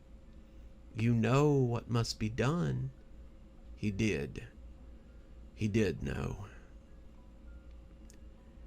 His phone buzzed, and he nearly didn't pick it up. Something in him, though, reminded him that he still had responsibilities, that he needed to remain as normal as possible until the time came. Detective Moore. "Richard!" It was Salvatore, not a surprise. "Richard, the painting is gone." "Is it?" Richard asked, putting the phone against his ear as he got the angle just right. "Do they know how?" There was silence on the other end for a moment, and Richard was worried he had lost the connection before Salvatore came back. No, they don't. Listen, Richard, this painting may not just be evidence." Richard stopped, the nail poised to accept his offering. "What do you mean?" "I mean this painting may somehow be causing the incidents." Richard set the painting on the nail, smiling as it hung lovingly from the spot right across from his bed. "That's a bold claim, Salvatore. Do you have any proof?" Richard could hear street sounds in the background, the sound of a car being driven. "It took some doing, but it seems it's been linked to 14 murders since its disappearance. Well, not linked, but present at them. I think it's got something spooky going on, and now it's missing again." Richard took a seat, admiring his handiwork. "And you called to tell me all that?" "No," Salvatore said. "I called to ask you why you did it." Richard smiled. "The woman in the painting needs to be freed, Detective Salvatore. She needs to be free, and the only way to do it is with blood. If it didn't work for the last 14, what makes you think it'll work now? Come on, Richard, don't do anything stupid." "I can assume that you'll come into my house," Richard said, taking the gun out of the holster in the side of his chair and working the slide. "Richard, Jan and Margaret didn't do anything to deserve this. Just let them go." "Drive fast, Salvatore. If you do, you might be in time to save one of them." "Rick!" But Richard hung up the phone. He had more important things to do. Salvatore was the first one on the scene. Janice and Margaret were already dead. He found them downstairs. They'd been done in the kitchen, dinner slowly burning in the stove. He had gotten at least one of them unaware, but Margaret looked like she had died screaming. He heard the shot and looked to the ceiling. He already knew what he'd find. Richard was dead, single shot to the head. Salvatore called it in, but He took that painting and burned it before anyone got there. He could hear it calling to him the whole time, but Salvatore knew the trick and wouldn't be drawn in. Roland DePriest wasn't going to kill anyone else, not in death, and Detective Salvatore intended to make sure of it. Detective Richard Moore and his family would be the last of his little art pieces.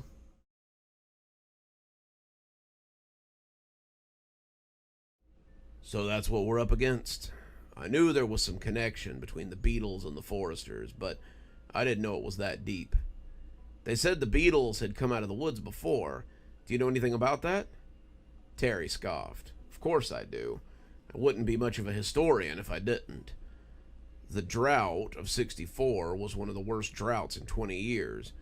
They say the crops burst into flames in the field because they were so dry, but that's probably an exaggeration.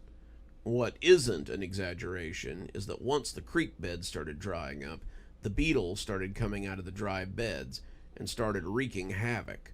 They were eating everything. Crops on the fields, bark off the trees, livestock, people, whatever they could get. It was bad. I wasn't even a twinkle in my dad's eye yet, not for 5 more years, but it was still big news when I came along. So these bugs spend about 2 years eating the farmers alive during the summer.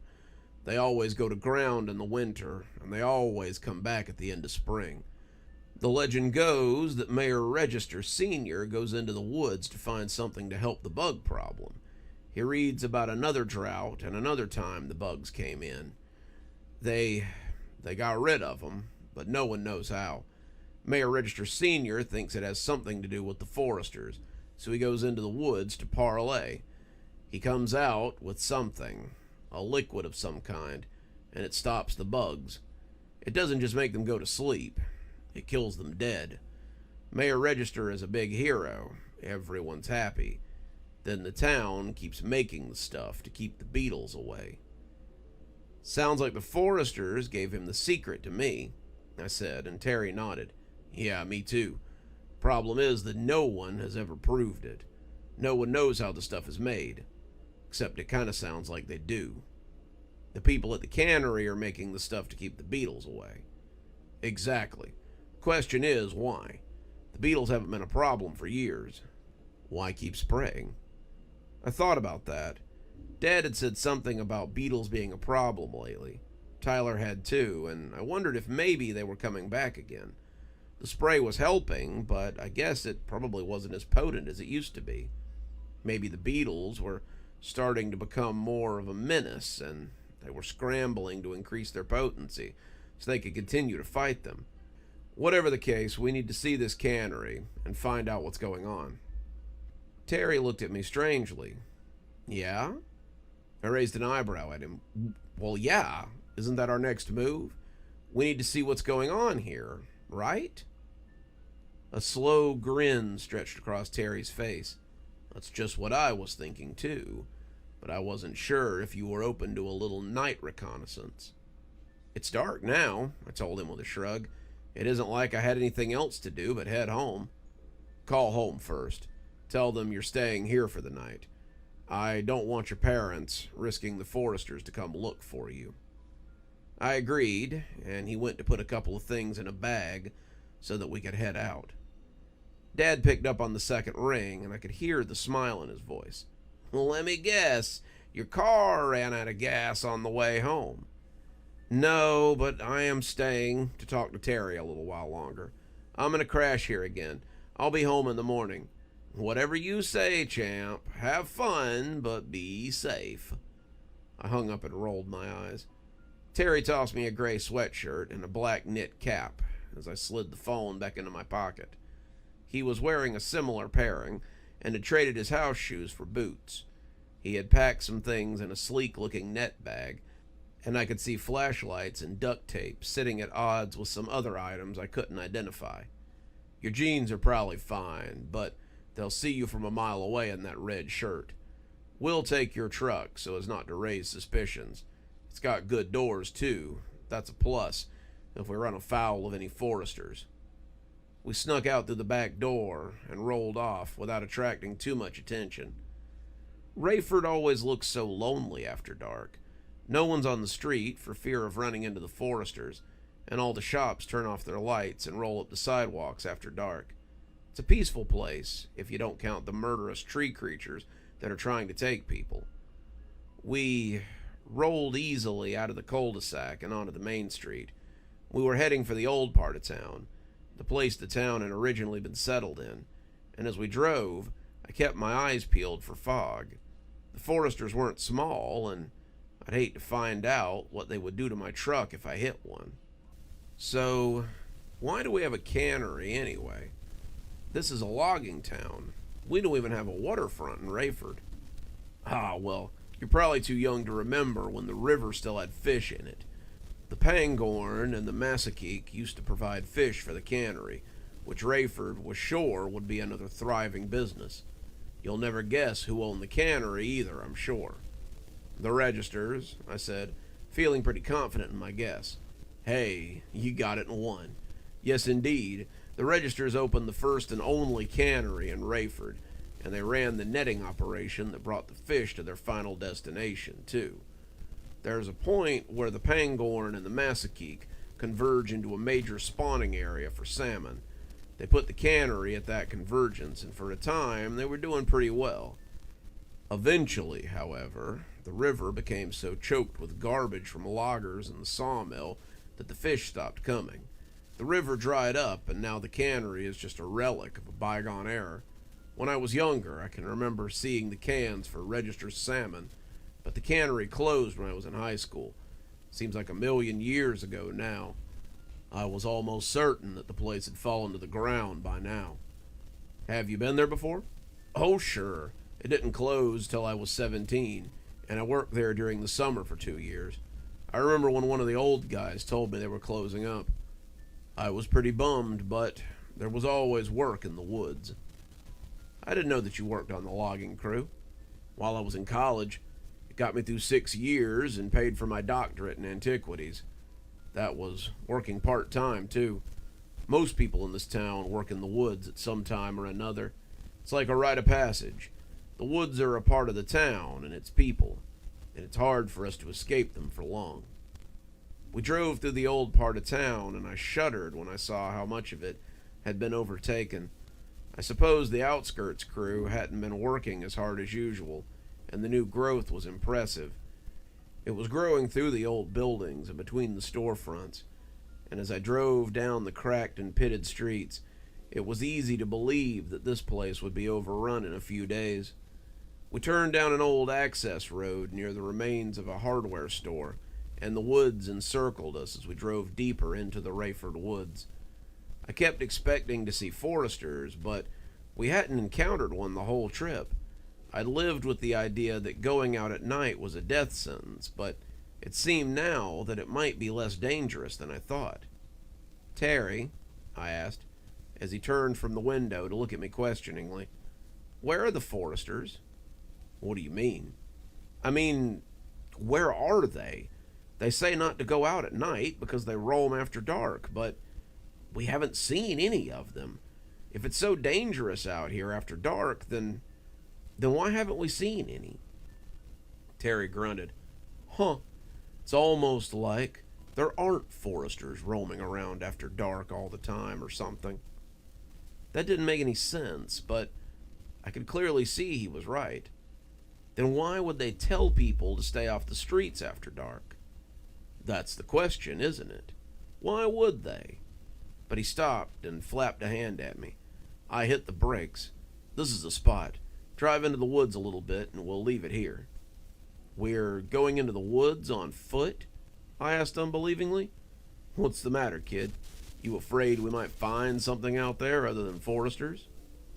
He climbed out, backpack swinging over his shoulder, and I killed the engine and came up behind him after a moment's hesitation. Some habits and rules were hard to get past.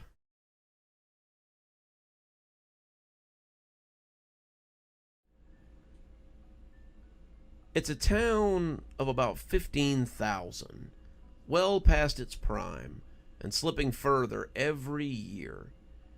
It has two good places to eat, Marietta's Diner and an Olive Garden with that barely holding on look that chain restaurants always get in small towns. There was a drive-in, but it's really only open from May till Halloween. Gavin has no mall, but it has 3 different strip malls, each one containing a Dollar General. The local high school has its rivalry with Porter and Wiles. The Ladies' Auxiliary puts on charity dances for the local youth twice a year, or hosts a baking contest for this holiday or that celebration. And the town rolls out its colors for the 4th of July and Memorial Day, and tries to attract the usual out-of-towners to their slowly dying town. I know these things because I've covered all of them for the Gavin Chronicler for the last 10 years. I'm Charlie Wade, one of 4 reporters who work for the paper, and I discovered the biggest scoop of my career in the sewers below town. I discovered it, researched it, nearly lost my life for this story, and now I can't say a damn word to anybody. It all comes back to the water in the end. The water and the ground around Gavin. Gavin has a lot of problems, but clean water has always been a big one. The ground beneath the town has a large amount of something in it that makes the water taste brackish and brimstony, and always has. The springs around the town are considered too toxic to drink from, and even bathing in the natural springs has been known to cause health problems, even death. The locals say it's naturally occurring lime deposits, but the contact I've had test the water says it's almost unnatural. The water is the whole reason I'm in Gavin in the first place. I didn't grow up here. This wasn't exactly my dream spot either. I grew up in the Midwest, and bad water is something we have a little experience with.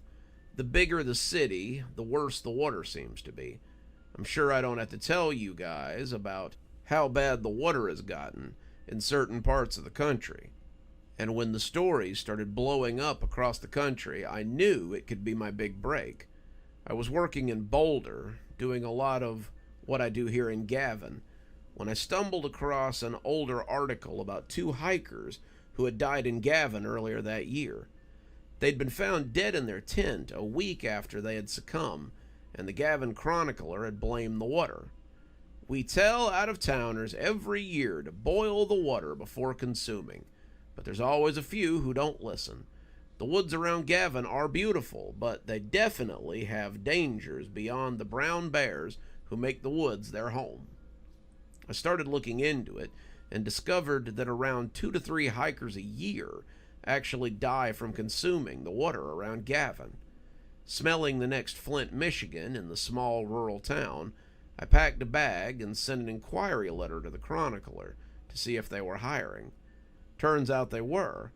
I've been working there as their junior field journalist ever since. It began slowly for me, like I suppose it does with a lot of people. The town isn't large, like I've said, but the people are unique. The younger residents rarely have to deal with acne or facial blemishes. Some of them with scars from accidents find them gone after bathing or drinking from the purified water in town. Most of them report no side effects from the water that are worse than sulfur burps or the odd rash on the inside of the elbows or the backs of the knees. They grow up fine, most of them, and the ones who leave report that the rashes and the burps stop once they stop consuming the water. The residents who stay, however, undergo a startling change in their early 20s. It starts with the hardening of the skin.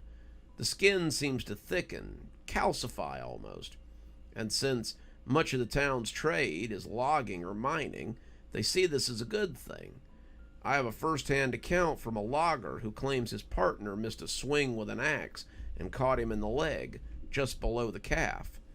He claims, and his logging partner backs him up, that instead of cutting him open, it bounced off and actually chipped the head of the axe. We thought the boss would be mad, but He says it happens sometimes and just told us to get back to work. As they get older, their arms shorten and their legs compact themselves. They start losing the use of their elbows and knees, though it doesn't really slow them down much. They adapt, or they pick up a power chair from Edward Foster, who does just fine for himself in a town like Gavin. He's very aware that he's taking advantage of people, but when I pointed this out to him, he just shrugged. People need 'em, I got 'em. Buy one or get the hell out. He said this from the seat of one of his nicest models, his knees now so swollen that he looks like someone in the late stages of gout. Sometimes, I guess, it's good to be on top. Speaking of being on top, let's not forget about the only family in town that seems to be immune to these debilitating changes, the Gavins. The Gavins have been Gavin's first family for 10 generations. The founder, Chadwick Gavin, settled the land in 1820 and started the first sawmill in the area. The family expanded into mining and now owns 3 of the largest in the area. They mine gold, iron, and even a few precious stones, but the wealth flowing out of Gavin has been slow lately. It's a shame, but in many ways, the wealth we have used to make the town flourish was also its downfall. The mines went deep, the gold and precious gems flowed for a time, but something in the operation tainted the groundwater, unlocking the lime deposits that now slowly kill Gavin. That's the through line, at least, but I've had that water tested independently, and that's not what my guy discovered. The water test's positive for lime, yes, but also something like iron, but way too pure to be in the water. There are also half a dozen other things that shouldn't occur in nature. The sample you sent me, Chuck, is borderline radioactive. I'd wager that a lot of Gavin's citizens suffer from premature hair loss and probably growths on their skin if they live past adolescence. That was Dr. Klein, a professor at a large college in Colorado that will remain nameless. He's analyzed water samples before for me, helping me determine who's been fudging the water treatment budget so they can line their pockets, but he'd never given me a report like that. He had wanted to meet in person, had been pretty insistent that he didn't want to share what he'd found over the phone. So I flew out to Boulder one weekend to have dinner and collect the reports. This is unlike anything I've ever seen before, he told me over some authentic pasta, more authentic than what I've been eating lately at least. No one should be living in Gavin. No one. If these Gavins aren't using the mines for dumping, then I'll eat my degree. There is something very wrong under the surface of Gavin, and I'm not sure you should pursue it. He told me this about a month before he went missing. The circumstances of that disappearance are very mysterious, and a little frightening, since he had disappeared about a week after talking to me. I can't help but feel like it's my fault somehow. It's like the information he gave me is the reason for this sudden abduction, but it also makes me all the more determined to investigate. There are no strange trucks coming and going from Gavin. There are no chemical plants or major factories in the area. We don't seem to have any industrialists or mob types hanging around looking to offload chemicals to a limping along mining town. To me, there was only one thing to do, and that was to investigate the mines. Now, I'm no geologist, and I'm certainly no Indiana Jones type, but I do have a map of the local mines from the Parks Department and a new pair of hiking boots. The maps are given out to hikers so they can avoid the old shafts and not die horrifically, a cost taken on by the town of Gavin. So, I set out with my recorder, my cell phone, and a couple of fresh external batteries, and an indomitable will to chase this story to its conclusion. I only came back with one of those, and I wouldn't keep it for long. I decided to head to Groot's Grat, one of the oldest mines in the area. It had been opened by the original Gavin in Gavin, a throwback to his Dutch roots. and it was supposed to be one of the deepest mines in the region. It had been closed in 1904 after some kind of cave-in, but I had a theory that it connected to the other cave systems in the area. They had opened it in 1835, and it was supposed to be deeper than any mine had a right to be. Old accounts said it was the one that had seen most of the wealth from the operation. Something that deep likely had some access to the groundwater in the region. It was a strenuous hike through some pretty bad terrain, but I finally came to the opening. The shaft is mostly just a hole in the ground, so my first order of business was to secure a line so I didn't fall in and break both my legs. The ground up here is pretty solid, so it wasn't hard to the 20 or so feet of rope to the base of the shaft. When my feet touched down, I felt an overwhelming sense of vertigo. It felt like I'd descended farther than 20 feet, and as I switched on the light I'd brought, I could swear I had been transported to the center of the earth. It was noticeably warmer here, 5 to 6 degrees at least, and the walls didn't seem like your average mine to me. They were pitted, the ground around them seeming to have calcified into something like concrete. They were sturdy enough that I didn't feel too bad about going in, but I still turned and rammed a pin in so that I could run a rope back to the entrance. Okay, maybe I had a few more things than a tape recorder in my will. I'd also brought like a week's worth of rations, those little MRE meals, and enough water for 5 days if I wasn't greedy about it. I'd also brought climbing gear, ropes, pinions, and a sturdy hammer. I had enough rope for a decent descent, or a decent climb, and I figured I'd run it to the entrance so I could find my way back out. I did not want to get trapped in here and starve to death, so I figured that when the rope ran out, I'd just turn around. I also had some seal bags so I could put samples in, and I chipped off a little of the solid mass here to do just that. It didn't take me long to start finding abnormalities down here. I had barely gone 20 feet in when I noticed drag marks on the wall. Well, drag marks might not be the right word. These were more like gouge marks. It looked like something had sliced lines into the walls with its bare hands, and the jagged lines on the ground seemed to add credence to it. I proceeded with caution. Anything that could do that would probably mess me up pretty bad, but I suspected something less supernatural. I suspected that if I went to the end of the tunnel, I would find some sort of storage ground for something they would rather I not see. My guess was drugs or some kind of toxic waste. The drug waste might explain some of the abnormalities I saw in town, but then there was the usual lack of trucks or other methods of transportation. The waste being there would kind of hint that the townspeople had something to do with it, especially the Gavins, and as I came to the end of the tunnel, I found the last thing I expected. It was a mining operation, but a very strange one. The shaft began to corkscrew, looking for all the world like the patterns of a giant drill in the rotating path. I saw little honeycombs of something, an amber substance that shimmered in the pale light cast by it. There were these green strips of something that glowed running along the walls. They ran all the way down, the green glow making me a little woozy as I watched it descend.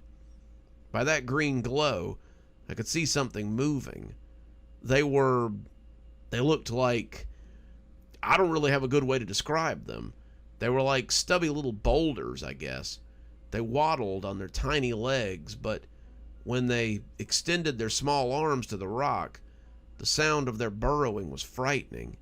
It sounded like a power drill, though I'm not sure how they made the rock squeal like that. They would work their way into it, pushing their whole body into the task so they could make a hole large enough to get at the strange liquid within. I wasn't really sure what they were doing, and I realized that I would need to get closer. I snuck as quietly as I could, the smooth surface of the bore providing no rocks or debris for me to kick and give myself away. It was as if the stones had been smoothed out with tools, leaving the path completely clear, and easy to navigate. I walked past one of the undulating reservoirs with the amber-colored liquid in it, and it took everything I had to walk away from it without touching it. When I came to the creature that was working and saw what it was pulling out of the wall, it all made sense. He was dragging that amber-colored stuff from the space, and it looked like taffy as he began to roll it around his stubby arm. He wound it until he had a strange, malformed bicep of the liquid, and then he turned and took it to the reservoir. I hadn't thought this far ahead, and pressed myself against the wall as tightly as I could.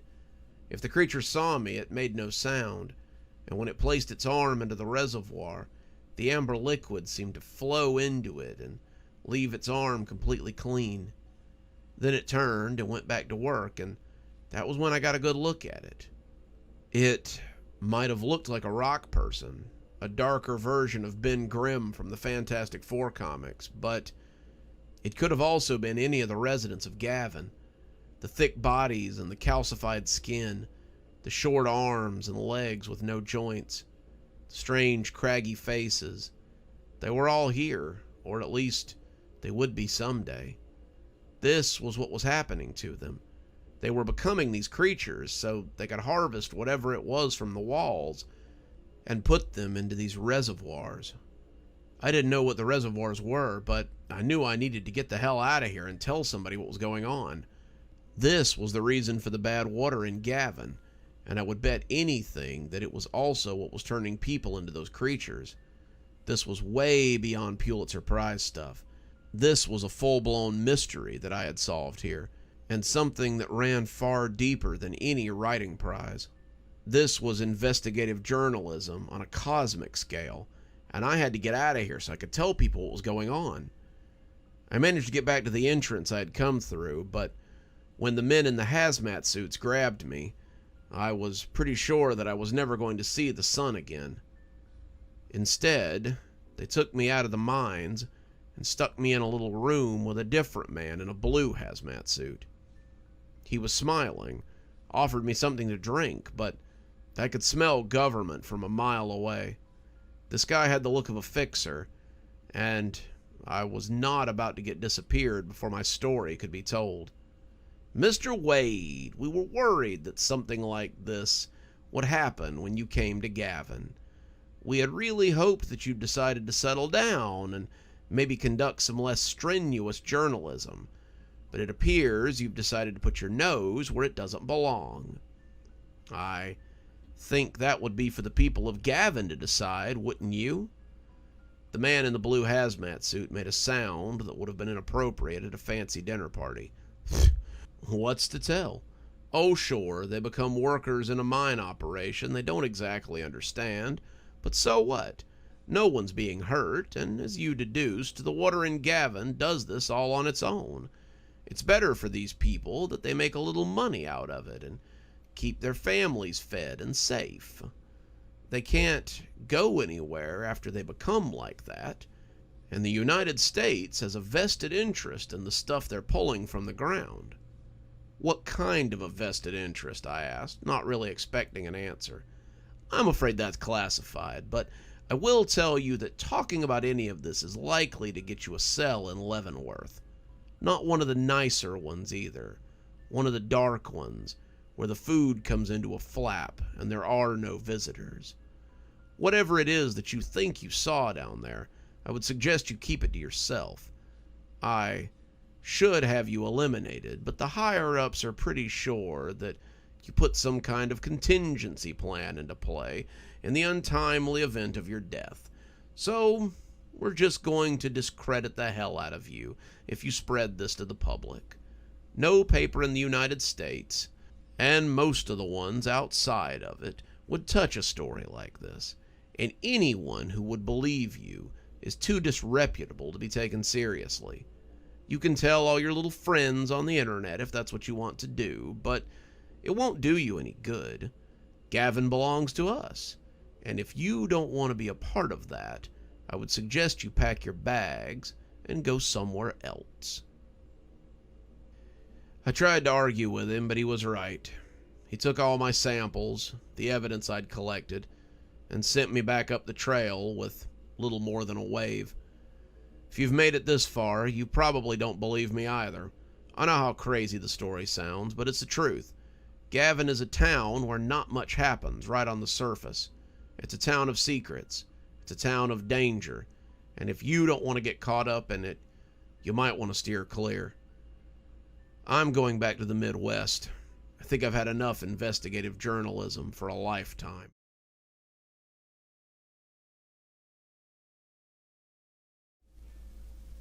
Lou, you know we aren't supposed to go into the woods. Yeah, but how else are we going to get our nature spotting badge, Kev? It was the first week of July, and the jamboree was less than a week away. By Friday, they would need to have their bags packed and be ready to go Saturday morning for the annual campout and scout meet. They had only the next 3 days to get the badge requirements, and they had already spent a day and a half waiting on Davy Forrester to give them his map that he said he had. And if he doesn't come through, we're royally boned, Lewis said. Let's just wait till next year, Lou, Kevin tried to tell him, the two of them heading past the cemetery and into town. We don't have to be first-class scouts this year. I'm tired of being a second-class scout, Kev. We have been second-class scouts for 2 years. Do you really want to see Gabriel lord it over us when he gets to be a first-class scout at the jamboree and we don't? Kevin thought about that for a minute and decided he really didn't like the taste of it.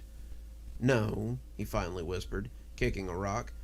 He'll act all superior, too, when we don't get it, and he does. Exactly, Lewis said. Look, we both only need one more badge to advance. This local wildlife identification badge will put us over the requirements, and then we can all three get pinned at the jamboree. Think about it, Kev. We can be first-class scouts together and rub it in Gabriel's face when he doesn't get to boss us around. Kev liked the sound of that, and as they came to the diner, they could see Davy's red Huffy out front. The boy in question was sitting at the bar of the diner, drinking a milkshake and checking his watch, and when the two of them walked in, they weren't surprised when Mrs. Blair put down a couple of chocolate milkshakes in front of them. Thanks, Mrs. Blair, they both intoned, and laid a couple of bucks on the counter for the shakes. No problem, boys. Looking forward to the jamboree? She asked as she wiped the counter. Yes, ma'am, Kevin said, sliding the straw in as he took a sip. We're going to be first-class scouts this year, Lewis said with confidence. They're going to pin us at the ceremony. That sounds lovely, boys, said Mrs. Blair. Well, you two enjoy your milkshakes, and I hope this year's campout is a good one. She moved off to help some other customers, and the two of them heard Davy Forrester scoff loudly.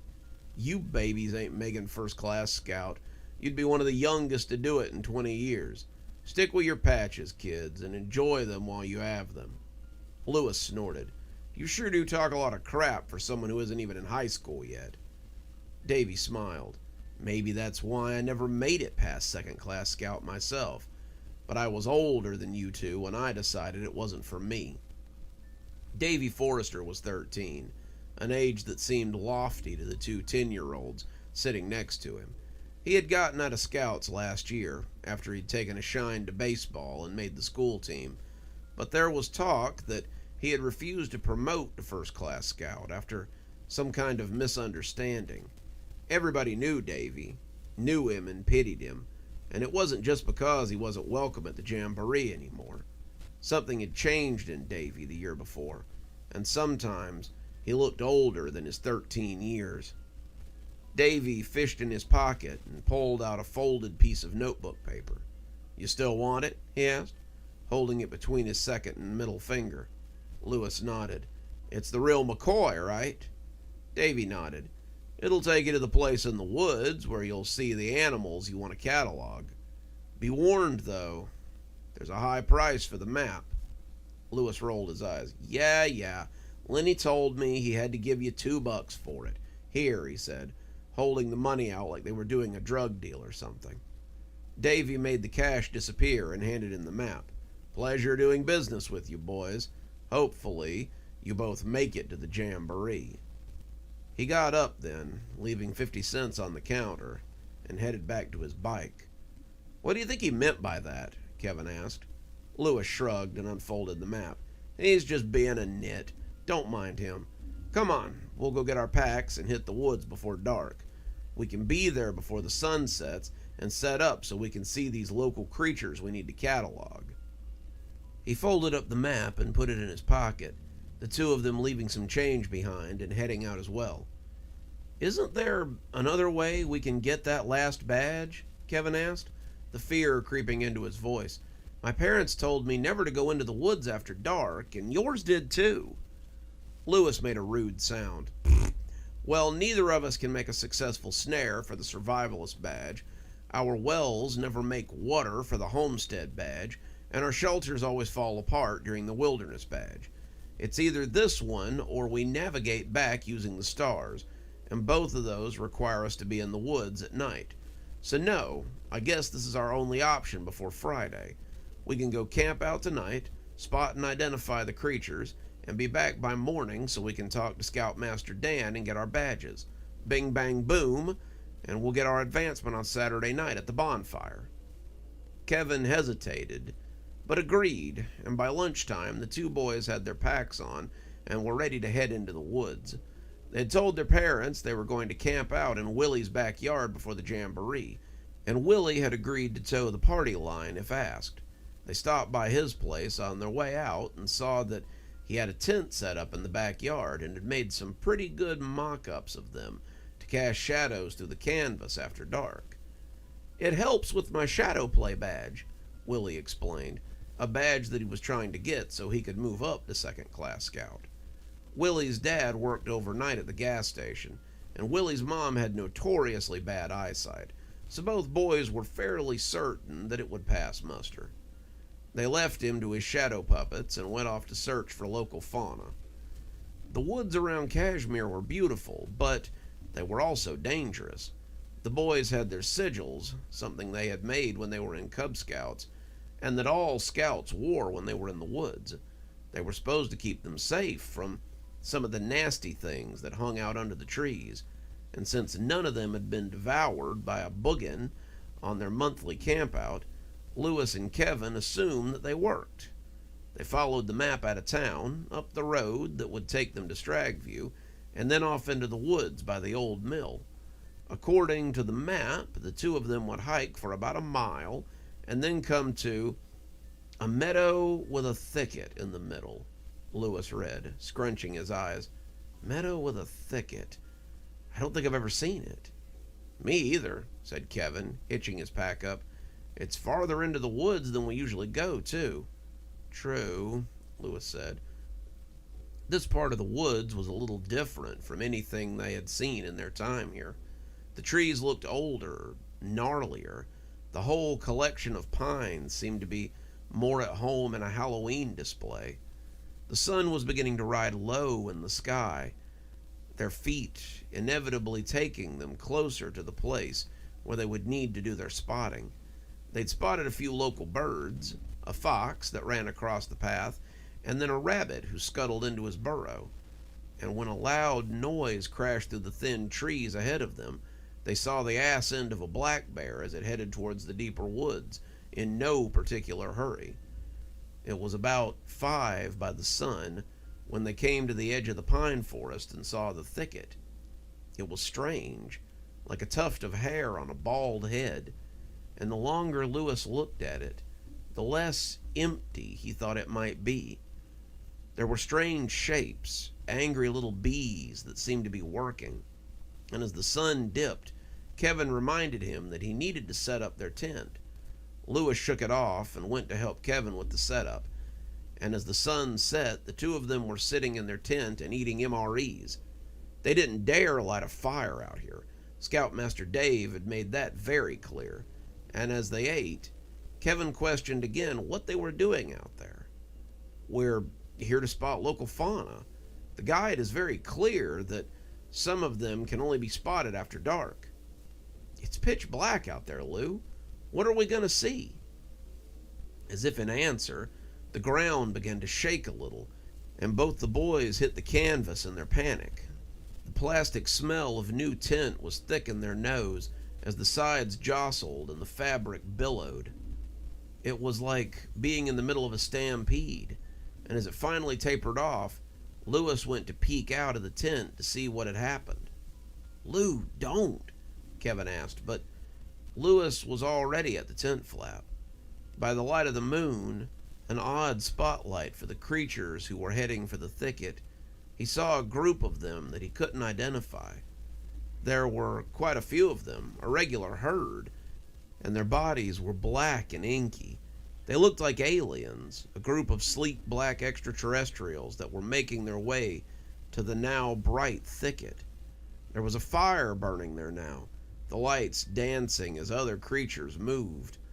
They were hairy, their heads oddly misshapen, and as the wind brought their sound to the boys, it was chanting, the kind he was certain he would hear around an Indian's powwow. The creatures were nowhere to be seen. They had not magically joined the dance.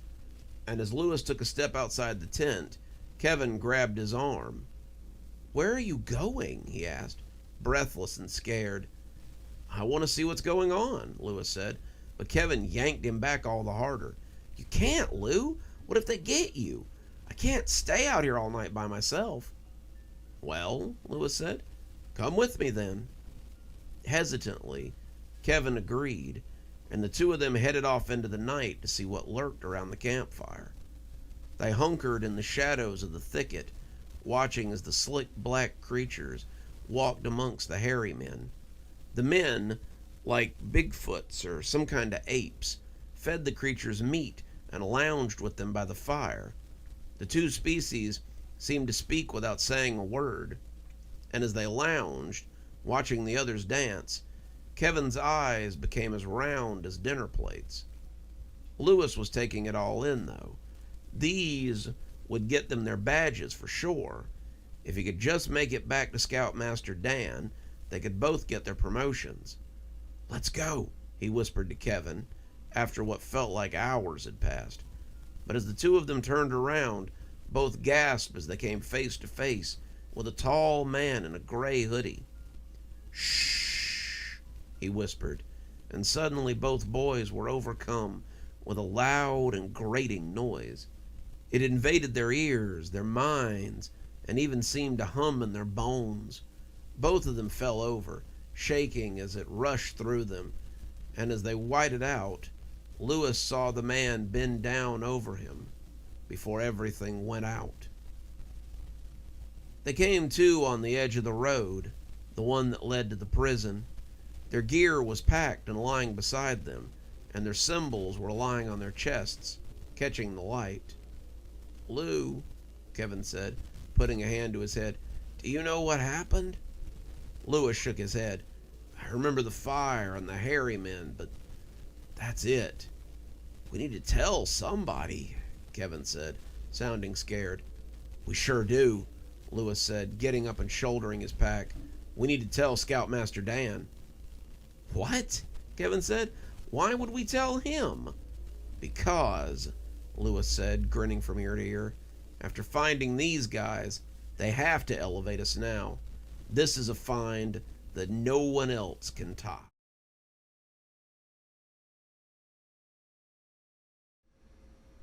Spring was in full bloom now, and Grandpa and I were making our way through the woods as we headed to a very special gathering. Grandpa had an extra spring in his step today, and his cough was all but gone as we made our way to the camp of the Moon Elves. Grandpa was moving like a spry and energetic Yoda, hopping along like a wrinkled frog as he outpaced me. I could barely keep up with Gramps today, and the idea of getting to see the Moon Elves in their caves, a place I had only described to him until now, was something that he had really looked forward to. "Come on, kid," he called. "By the time you get there, the festival will be over." "I'm coming," I said, huffing a little as we went. "They aren't going anywhere, Grandpa." We had been hiking since early morning, and I was worried I wouldn't have any energy for a feast once we got there. It was a long way to the Moon Elves' camp, but we had decided to take it slow, since Grandpa was not really up to a strenuous hike. Well, that's what we had thought at least. I don't think Grandpa had gone slower than 10 miles an hour all day, and now, as the afternoon began to look like an actuality, I thought we might be getting close to the entrance to the cave.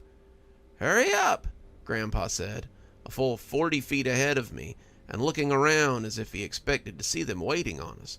"I want to get there before dark." "They probably won't even be up before dark, Gramps.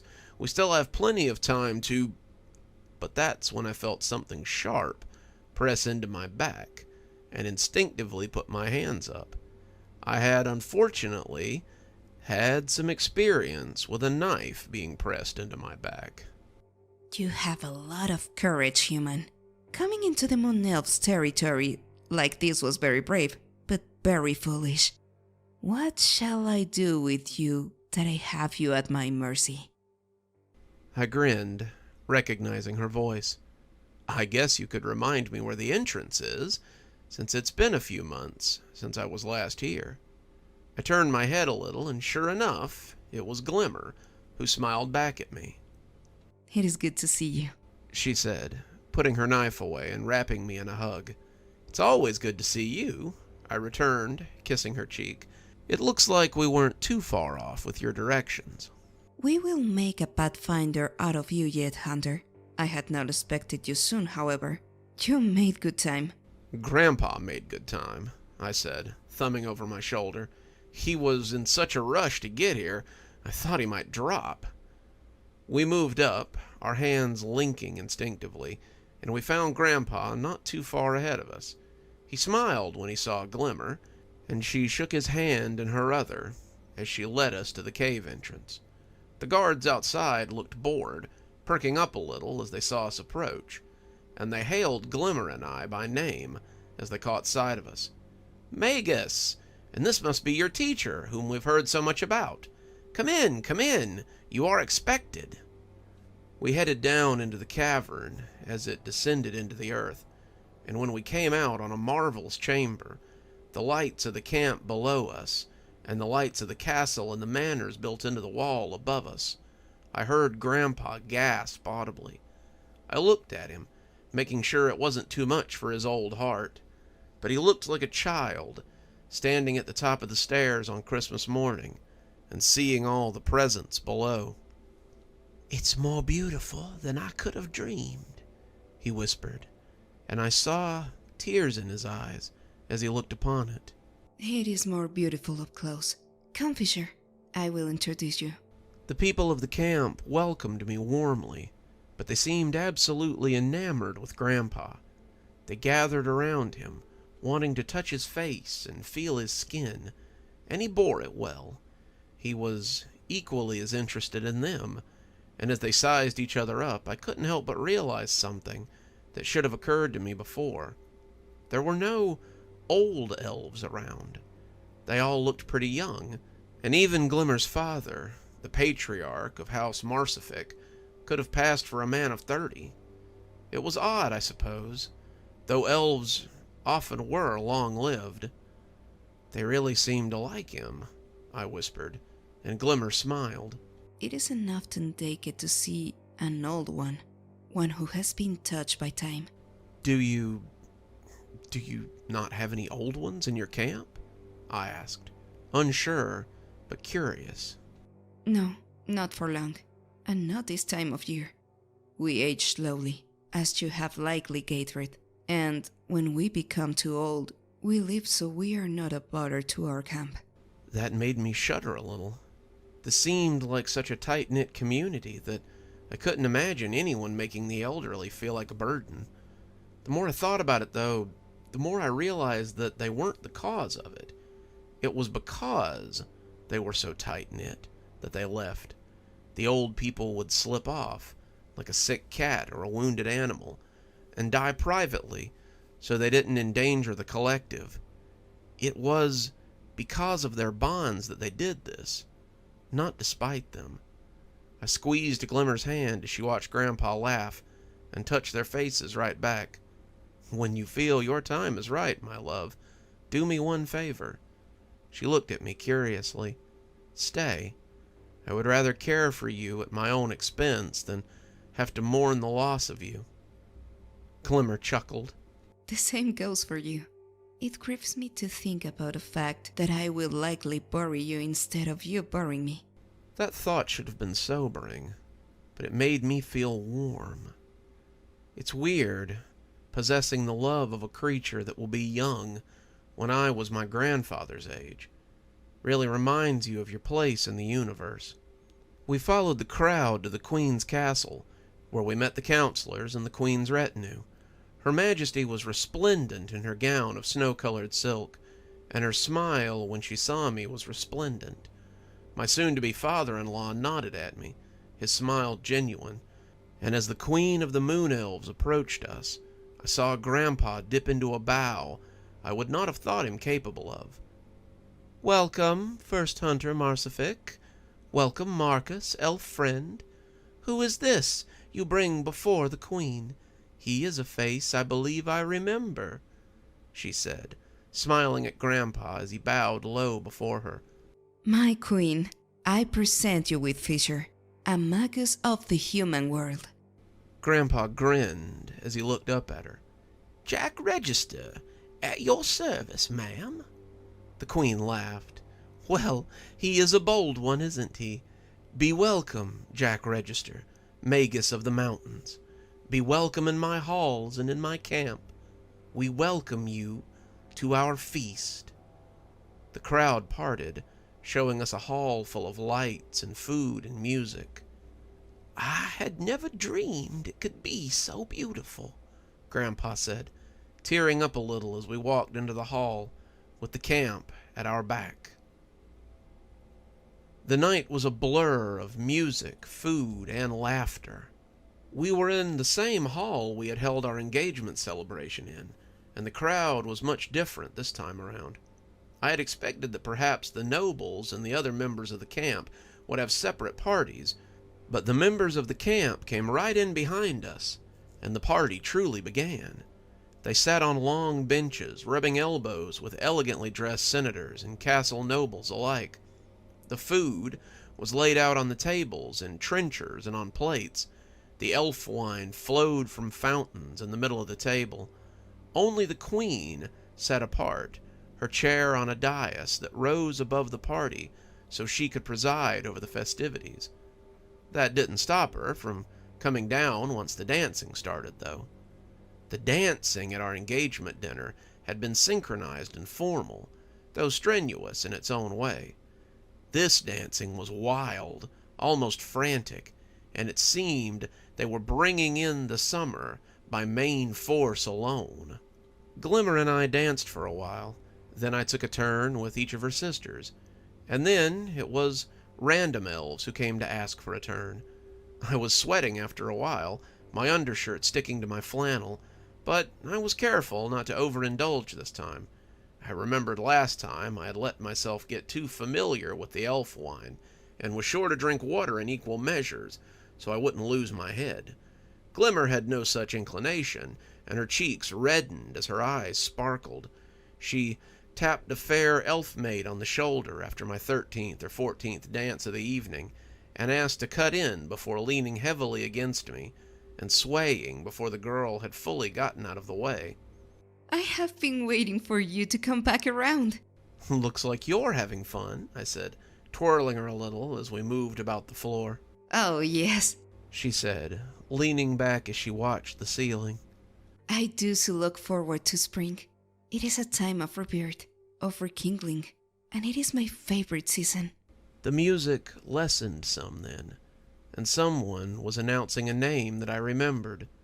"Grandthere of the Northern Tribe, and his betrothed, Clinny of the House Marsific." The dancers clapped, and Grandthere came down the stairs with Glimmer's sister, Clinny, on his arm.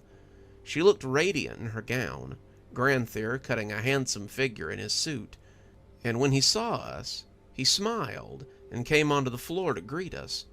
I felt Glimmer stiffen a little, but she needn't have. Grandthere's smile told me everything I needed to know, and it seemed we were still on good terms. "Marcus, I hadn't expected to see you here. Aurelia, as beautiful as always. Grandther. Glimmer said, though it sounded more like a snarl. Grandther smiled, shaking his head. Marcus, make sure you don't cross this one. She has a long memory.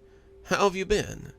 And I pumped his arm as we both tried not to crush each other's fingers. Very well. How are things up north? We came off the dance floor then, so Glimmer could talk to her sister, who had been enjoying the hospitality of the north for the last few months, and I could make small talk with Grandther. We sat with Grandpa and Tantalus, Glimmer's father, and Grandther regaled me with his tales of the hunt while I told him about our hospital adventure. He was impressed, saying he had never hunted a ghost before, and commended Glimmer on her skill with a blade. Glimmer nodded, some of the anger leaving her as her sister told her about Grandther's dogs and his longhouse and the other sights that she had seen. You simply must see the lake someday, sister. They are impressive. That's why they call them the Great Lakes, my dear, Grandther said, the two rubbing their noses together as they laughed. I smiled. I was glad that Grandther had found someone to keep him company, and that it wasn't my fiancée. As he started talking about wolves, however, I picked up snippets from the conversation between Grandpa and Tantalus. I must say, Tantalus said, slurring a little from the elf wine, your grandson and my daughter make a handsome pair. Yes, Grandpa said, beaming, they certainly do. I was glad to see that Grandpa was also taking it slow, his water cup often sooner at hand than his wine glass. I won't lie, we had kind of expected to hold an engagement for the two of you, but that was so long ago. Grandpa's face darkened a little. I suppose, perhaps, that may have been a possibility. Once. I do not mean to bring up the past, Tantalus said, seeming to realize he had misspoken. Our daughter spoke very highly of you. She still does. But once there was such admiration, we only thought that, well, I suppose. Tantalus seemed to lose his train of thoughts, but he recovered quickly. Well, it doesn't matter, I suppose. She hadn't spoken much of you until very recently, when you were rediscovered, and by then her musings were mostly of your grandson. Grandpa didn't say anything, but Tantalus was saved from embarrassment by his wife. Come, husband, you have not danced all night, and I know you are loose enough now for such revels. He smiled, taking her arm and letting her lead him away. Right you are, dear, right you are. The two left, but it seemed that Grandpa's mood was here to stay. I couldn't get back to the conversation, my own concentration torn by the sight of Grandpa as he drank and stared into the middle distance. Some party, I said as we lay in our bed some time after dawn. The revels had gone on until the sun came up, and by then most of them were snoring in little clumps around the feasting hall.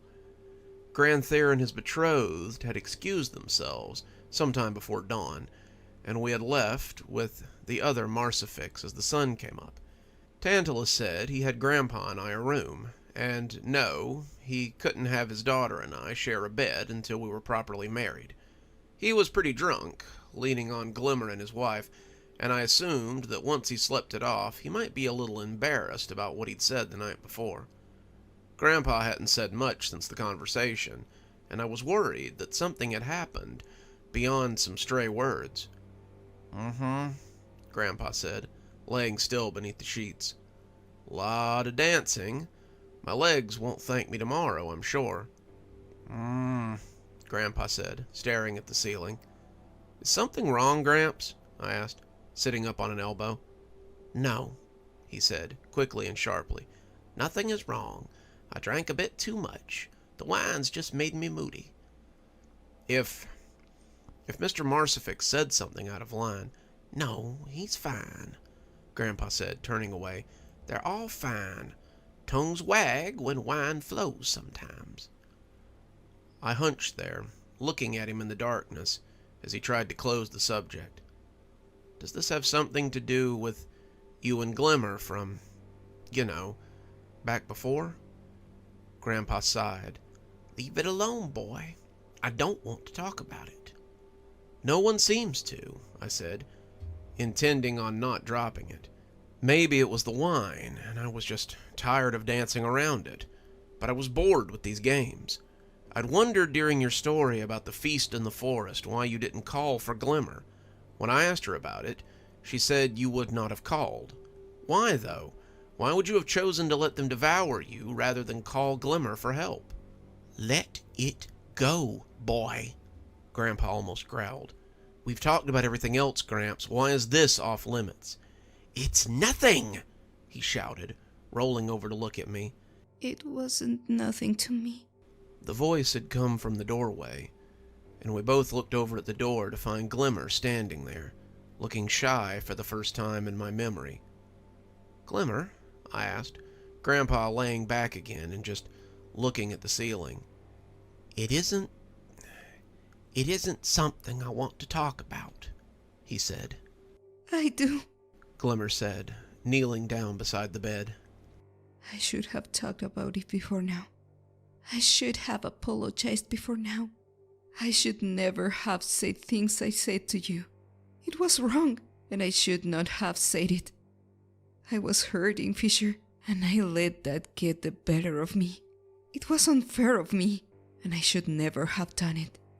Grandpa was chewing his lip, clearly not wanting to talk about it. What are you talking about? I asked, putting my feet on the floor as I looked at them. You threatened my wife, Grandpa said.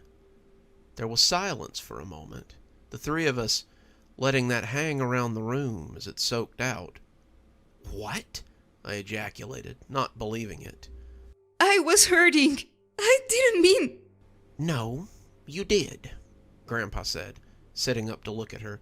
You two wanted to talk about this, so let's talk about it. I came back from Alaska, started living in my parents' house, taking care of my mother, building a life with my new wife. Then, you began to stalk us. Glimmer looked away. I felt your return. I knew you were back, but I came to find you and discovered that you are with someone new. We had always been close, Fisher. You were closer to me than members of my family. And seeing you with this stranger was unbearable. I felt you too, Grandpa said. I knew you were skulking about, so I came to find you. I didn't know how upset you were, but I felt you were unhappy. Then, instead of welcoming me back, you raged at me. You were so angry. I had dared to come back with a mate. You threatened her. You threatened our home. And then you threatened me. Glimmer said it, though she sounded more ashamed than angry. You told me that if I ever came near your home or your family, you would answer me in kind. You would see me as a threat, and you would destroy me. Grandpa nodded.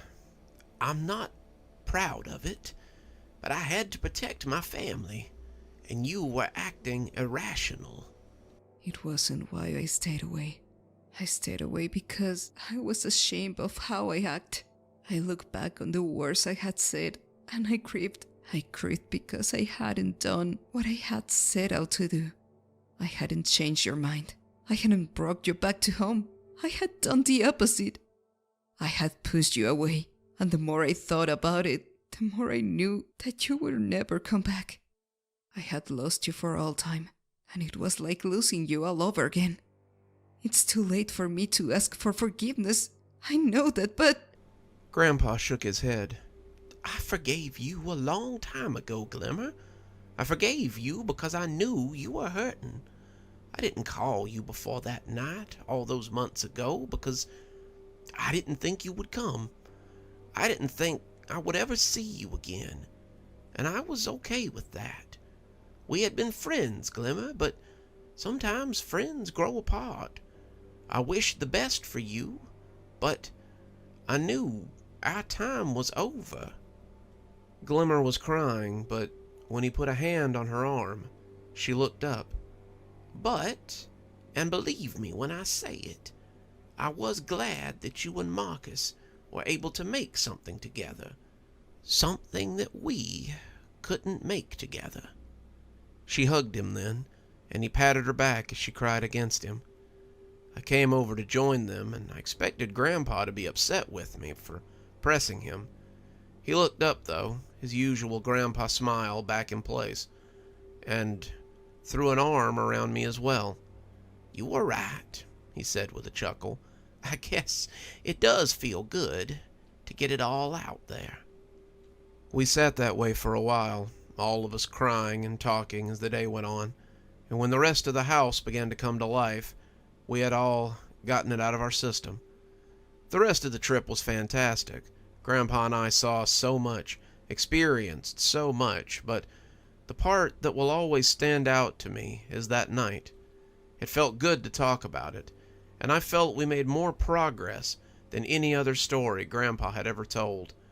It was a great trip, and something I'm glad Gramps got to experience. We never know how much time we have in our life, and things like this are best experienced with the people we love. At least, that's what I think.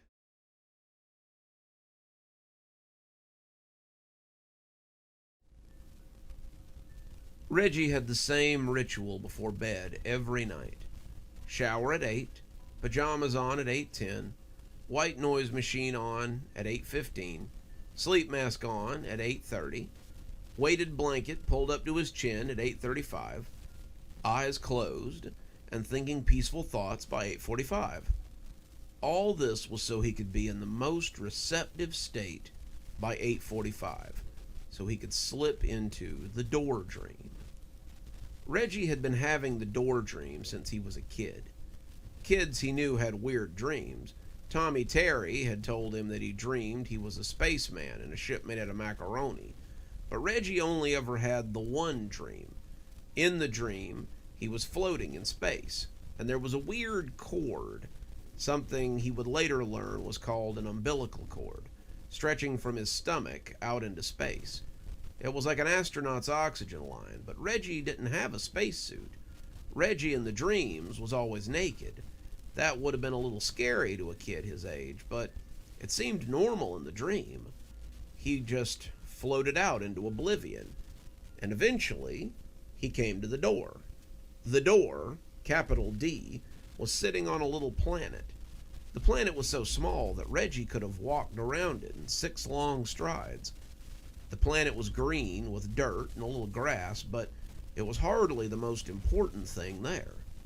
No, the most important thing there was the door. The door stood about 18 or 20 feet tall, and it was wider than Reggie could stretch both arms out, even as an adult. At first, the door had scared Reggie. He had tried to jump back out into space and get away from it. He could do that. He had done that for a while.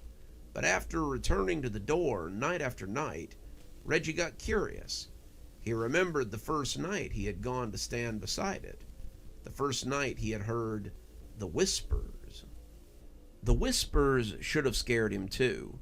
It made the hairs climb up on his neck, but as he edged closer to the door, he realized it wasn't the scary whispers like his brother's horror movies had.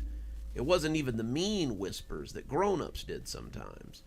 It was whispering stories, the kind of stories Mom sometimes read at bedtime. It wasn't stories about the Berenstein Bears or Little Critter, though. These were stories like Treasure Island or King Arthur and his knights. Reggie went from being scared to enthralled as he listened, and he came back every night for more stories. Then, one day, he used one of the stories for Mrs. Macy's writing class. She loved it. She praised his creativity, and Reggie decided from then on to use more of them. There were never any consequences. No one ever accused him of plagiarism as he wrote. Reggie discovered that he could add little things to make them his own, too. The stories were amazing and so vast and well done, and as Reggie grew up, the stories grew with him. Soon, it wasn't just school assignments. Reggie was submitting the stories to magazines, to contests, and even expanding them into books. He didn't blow up overnight, but his stories on Reddit and on other smaller writing communities gained him a following. People were hungry for his work long before he was on the shelves of Barnes & Noble or Amazon, and his star only grew as he continued to write. Reggie, however, never thought of himself as a writer. Reggie was chronicling the stories he heard when he slept. "How do you do it, Reggie?" Klein asked one afternoon as they ate lunch outside of Manny's Bar and Grill. "How do you consistently turn out these amazing stories?" Manny had the best barbecue in the city, in Reggie's opinion, and as he wiped grease off his chin and sauce off his collar, he shrugged. "I sleep, mostly." Klein raised an eyebrow at him. "Sleep? That's your big advice for a struggling writer?" Klein was a playwright, and he'd been having a lot of trouble finishing his latest opus. "Yep," Reggie said, through a mouthful of rib meat. "A good night's sleep and the right dreams, I suppose." Klein raised an eyebrow. "What exactly do you mean by that?" Reggie went right on eating, not in a big hurry to share his process. He had never told anyone about the door, no one he could remember anyway.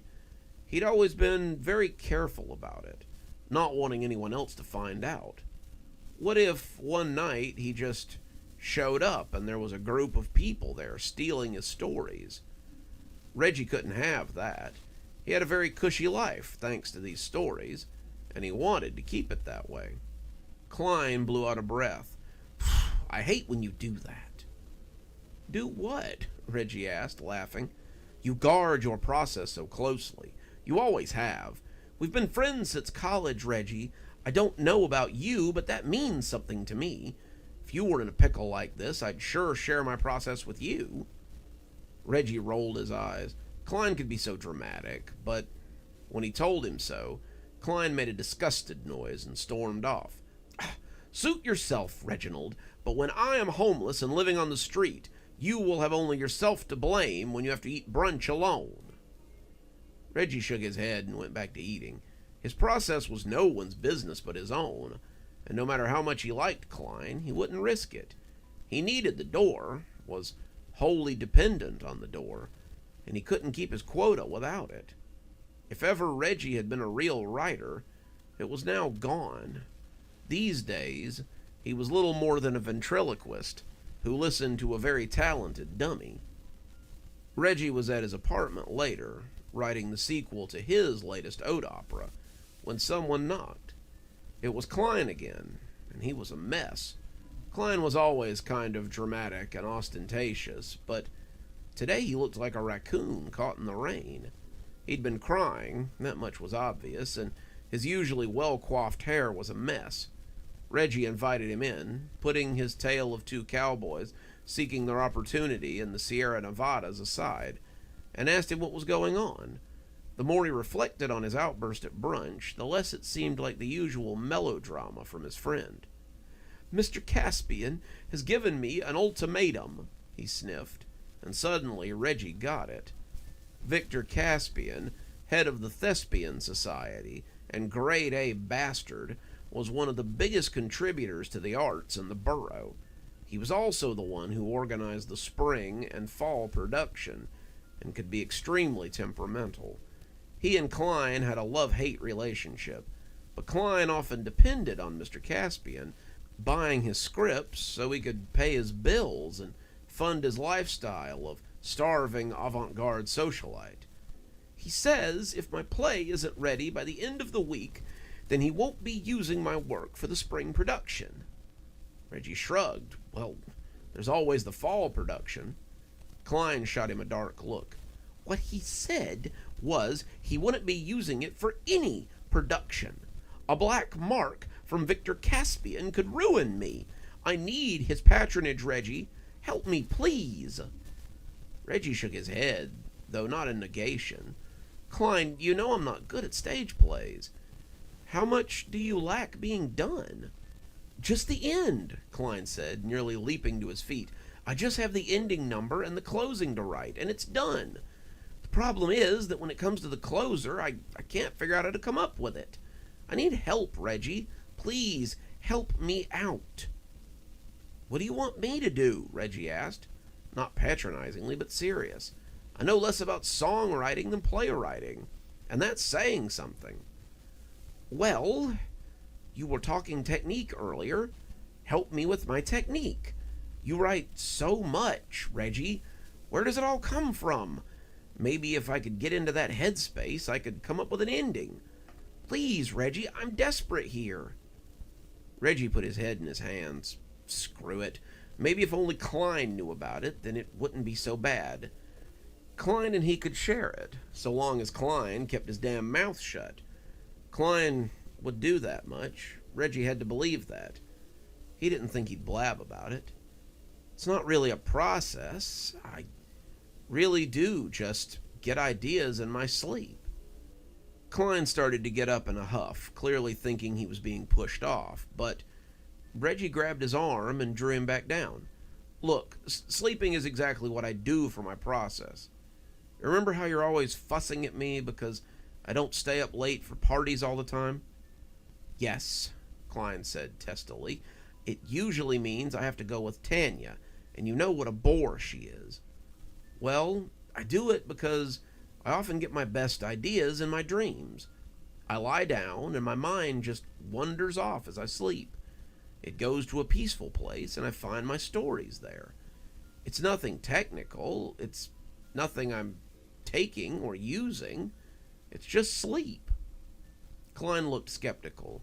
His face softened a little as he realized that Reggie was being serious. "Is that all? Just sleep?" "Well," Reggie said, deciding to share a little more, "picture something that gives you the stories." "Like what?" Klein asked, leaning in closer. Reggie leaned in closer too, not wanting anyone to hear. "Well, ever since I was a kid, mine's always been a big door. It's like someone, or lots of someones, are whispering the stories under the door. I make little changes, and I make them my own." Klein smirked, expecting Reggie to scoff and say he was teasing. But when he didn't, Klein's smirk slipped off. "You're serious, aren't you?" Reggie nodded and took him to see his process, even offered to let him use his bed if he wanted to. Klein took it all in, looking slightly skeptical, but he agreed. He went through Reggie's routine, bedded down while the sun was still a line on the horizon, and Reggie went to sleep on the couch. There was no door for him that night, but when Reggie saw Klein the next day, the man looked changed. He looked like Scrooge at the end of A Christmas Carol. He looked changed, and not entirely for the better. "I understand now," he half whispered. "I see what needs to be done now." "Klein," Reggie said. He didn't think the man was going to stop for a moment. "You can't tell anyone about this." "Uh-huh," he said, but Reggie got up and stopped him before he could leave. "Kleinhammer Marshall," and his actual name seemed to snap him out of it a little bit. "You cannot tell a soul about this door. Do you understand? No one. Not a person."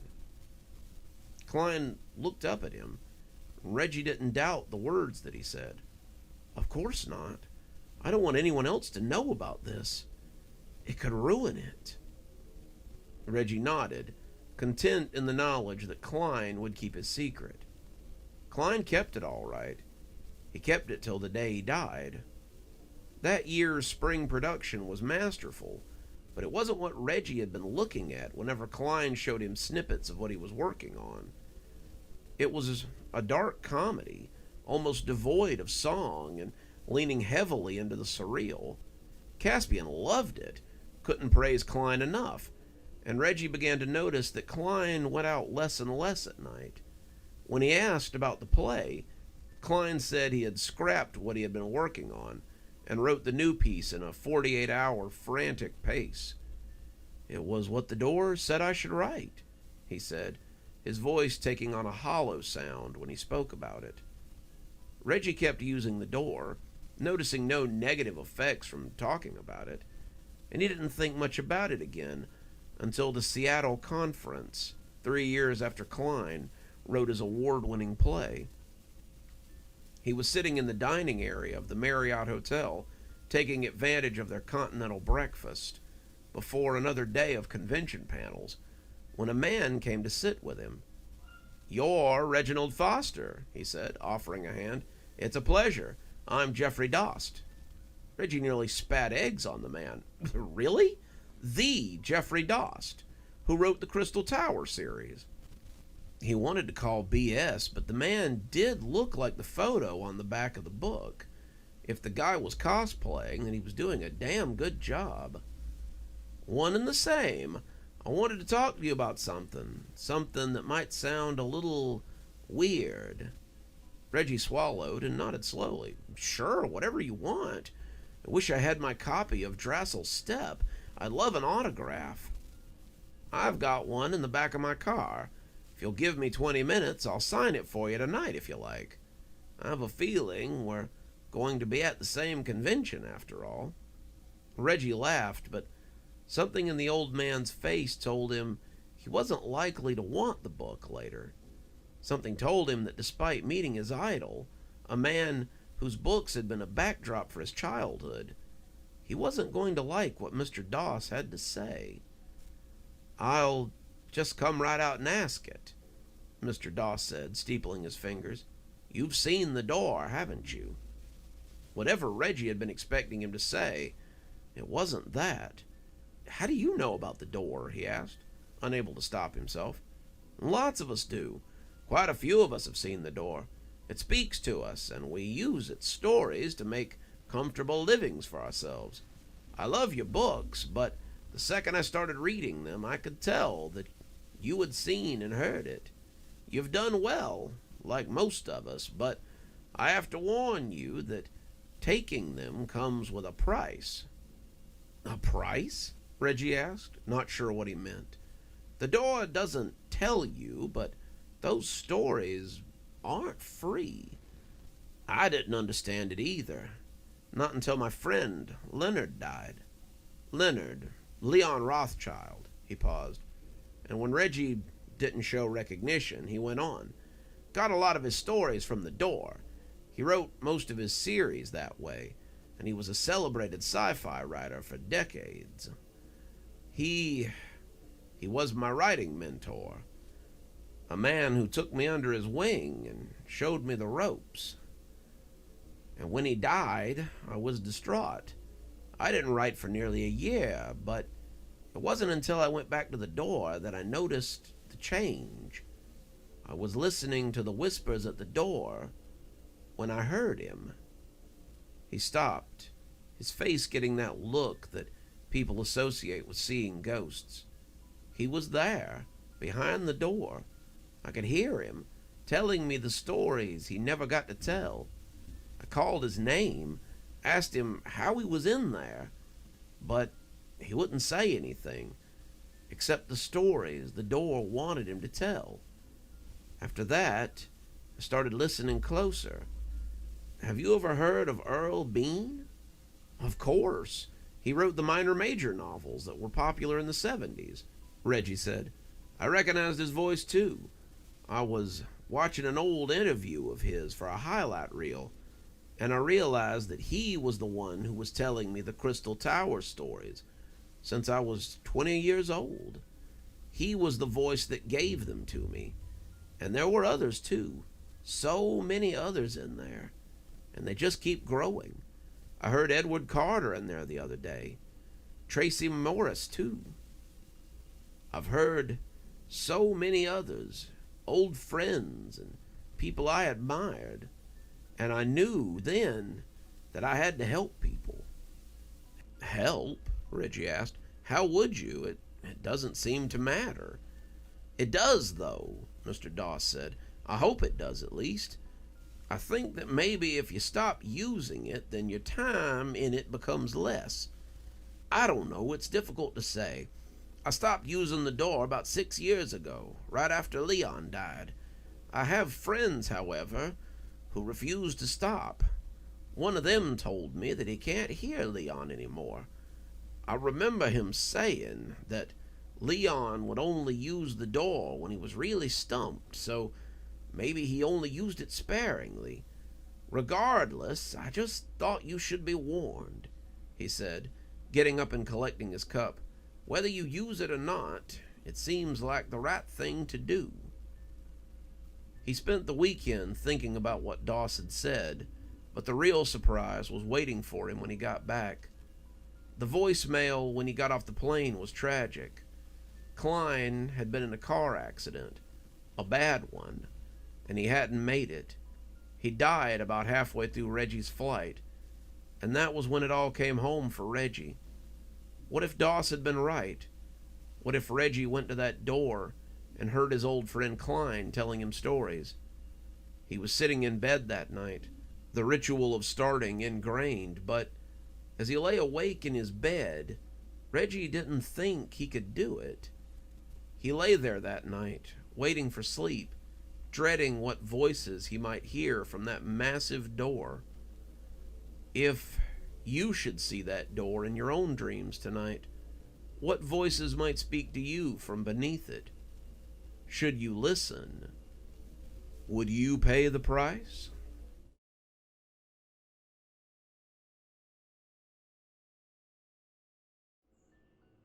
The bell went off in the sundry shop, and Candace looked up to see a tall man in a work uniform come galumphing in. He smelled a little earthy, his boots the kind that spent most of their time in the mud and not on the pavement. And as he saw her, he smiled and lifted a hand. Candace smiled in return. The man was good looking, but he had this look about him that made her feel a little weird. It was a look that told her he might have seen something that haunted him. "Welcome to Cashmere Sundries. Can I help you?" The man took his cap off, tucking it into his back pocket. "I hope so.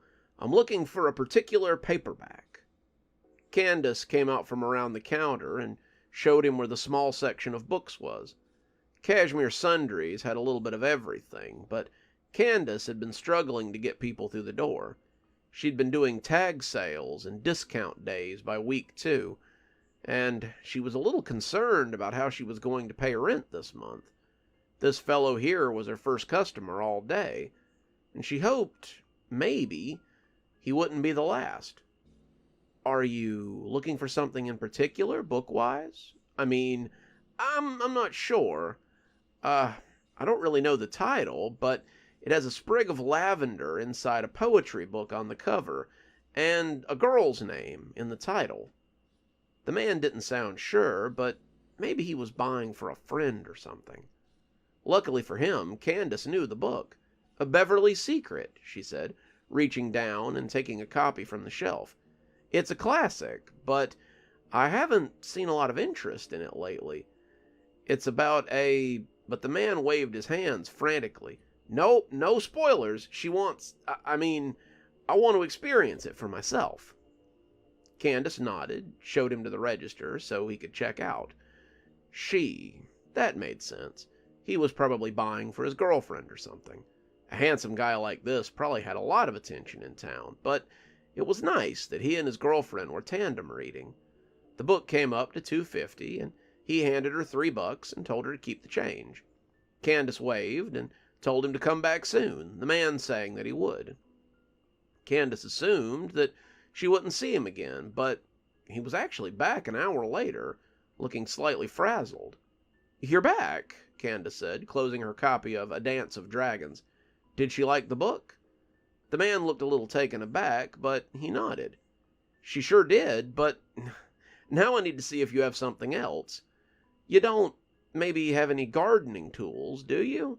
I broke my trowel, and I need a new one in short order." Candace nodded, taking one from under the counter and laying it out. "Just got them in today, actually. I haven't even had a chance to price them. I'd let this one go for $5 if you're interested." The man said he was, but he kept looking at the wicker sun hat sitting on top of the bag she had taken the trowel out of. "Excuse me, but how much for that hat? Candace thought about it and finally settled on $2. The man handed her $7 and plopped the hat down on his head as he looked at the trowel. He looked pretty silly, the hat clearly made for a woman, but he took on a statuesque pose and asked how he looked, drawing a giggle from Candace. "Oh, I'm sure you'll cut quite a figure, but you might want to look into a larger size if you want to use it long." The man smiled. "Oh, it's not for me. It's for a friend. She's going to love it, and the trowel." He thanked her, exiting again under the tinkle of bells, but it wasn't the last time she would see him that day. Candace was getting ready to close up shop for dinner, thinking she might stay open till dinner after getting some carry-out, when the door tinkled again and the strange man returned. He was smiling this time, looking for all the world like someone who had heard a really good joke. And when he saw her, his smile seemed to double. "Well, well," she said, slipping the key back into her pocket, "if it isn't my only customer today. What can I do for you?" "Well, it's a long shot, but I was going to see if you have a pipe. My friend is looking for one, and he said an antique shop might have the kind he was looking for." "Well, I'm certainly no antique shop, but I do have a little bit of everything. Come take a look," she said, indicating the display case. She had a few pipes, as it happened.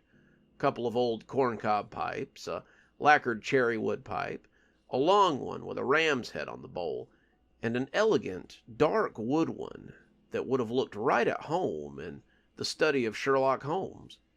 Most of them weren't cheap, nothing she would consider just buying for a friend, but when he saw the cherry wood pipe, he grinned and tapped the case. "That's the one! It's just the way he described it. I'll take that one, please." Candace raised an eyebrow. Other than this fellow, she hadn't had any other trade today, and no one had come in and looked at pipes recently. Where had she got this pipe from, anyway? She couldn't remember, not right on top, but a lot of her stuff came from donations or estate sales. Candace had sunk a lot of money into her inventory that was gathering dust at the moment, and she wondered who had seen the pipe. "I don't suppose the book, the hat, and the pipe are all for the same person, are they?" she asked, half teasing. "If so, your friend has a lot of hobbies." The man laughed. "Oh, no, different folks. I like to shop second-hand, since their stuff can be a little pricey, and you have the best stock I've seen in quite a while." Candace beamed. She liked hearing nice things about the store. She hoped this man would tell other people about the store, too. Some business would be nice, and she could see other people really enjoying her selection as much as this guy did. "How much?" the man asked, already reaching for his wallet. "I'd have to do 20 on that one," she said, almost apologetically. "I know it's a little steep, but it is a—" She stopped talking when he put the $20 bill down on the counter. No, it's perfect. Thank you so much. I really appreciate this." She bagged it up for him, and he said his goodbyes as he headed out. She locked up the shop and went to grab some dinner. There was a great place down the street in Old Town, the Jade Monkey, and she was in the mood for Chinese food. Candace liked to people watch, and she kept her eyes peeled as she walked the darkening streets. Unlike some of the residents of Kashmir, Candace had been invited. Her grandmother had moved to Kashmir after she retired and had been running a successful antiques business when her granddaughter had called to tell her that she was dropping out of community college. She had been there for nearly half a decade, and she just hadn't discovered what she wanted to do with her life. "Well, come stay with me for a while, Candy. I'll show you the ropes, and you can help me with the heavy furniture." Candace had come to Kashmir, and she had found what she loved to do in the dusty storage units and old antique stores her grandma loved so much. She was a good judge of antiques and a pretty good salesperson, and Candace found that she liked Kashmir, too. Kashmir was much like the antiques she sold. It was old, mysterious, and often full of potential. She was walking past the Whispering Pines Cemetery when something caught her eye. It was fluttering on top of a gravestone in the early evening wind, and as she looked, Candace felt herself stop in her tracks. It was just a hat, nothing too fancy, but one look was enough to show her that it wasn't just any old hat. It was the hat that she had sold the guy earlier. Okay, she thought, maybe he was a gravedigger. She had thought that he had that look about him. After all, he had bought it to leave on the grave of someone, maybe a relative or something, and now she had seen it and jumped to conclusions. It was nothing, she told herself. Nothing or not, she was still thinking about it as she walked into the Jade Monkey. Nothing or not, she was still thinking about it when she closed up for the night and headed home. Nothing or not, she was still thinking about it when she walked past the cemetery and heard someone reading in the late afternoon. Beverly couldn't have said why she wrote. She wasn't very good. Her teachers always said so, but she knew that if she didn't get the poems out of her, she would explode. She would erupt and scorch her soul, and then the words would never come again. She'd be normal, just like everyone else, and that was a fate worse than death. Candace wandered into the cemetery. Her curiosity piqued. Kashmir was a strange place sometimes, but she had never expected to hear someone reading to the dead. Maybe it wasn't, she thought. Maybe it was someone's idea of a morbid book club. They would read in the cemetery, reading old literature and discussing it, but this one was all the weirder after seeing the hat. The story that was being read, and being read by someone she was suddenly sure was the man who had been so interested in her shop, was Beverly's secret. If this fellow was conducting some clandestine book club in the boneyard, then Candace wanted to know when they met. It sounded like just the thing she would be interested in. She held inside her a coil of desire, red hot from the furnace, and ready to... He paused, seeming to be listening to someone, and then laughed. I suppose if anyone would know, it would be you. You had that talent in you as well, I'd wager. Another pause, and then laughter that was somewhere between flirty and mean. I only speak the truth. I've seen your paintings. You truly had something special in... She had come to a grave with a little bench beside it, and laying across the bench was the man. He was looking up and behind him, the way a man with his head in the lap of a date might. And as he saw Candace looking at him, he sat up and looked both startled and guilty. Oh, he said, nearly dropping the book. You startled me. Sorry, I didn't mean to bother you. I sometimes like to sit out here and read in the evening. Candace shook her head. No, I'm sorry. I heard you reading and came to see what was going on.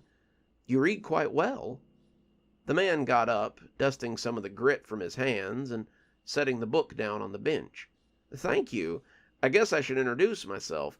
I'm Earl. I keep the graveyard here. She shook his hand. Candace. I keep the antique store. Well, Earl said, looking back at the bench like he meant to introduce someone else and then thought better of it. Would you like to sit and read with us? Me, I mean? We're just getting started. Candace shook her head.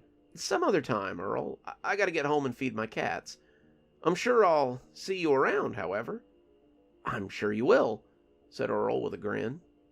As Candace walked out of the quiet boneyard, she certainly hoped so.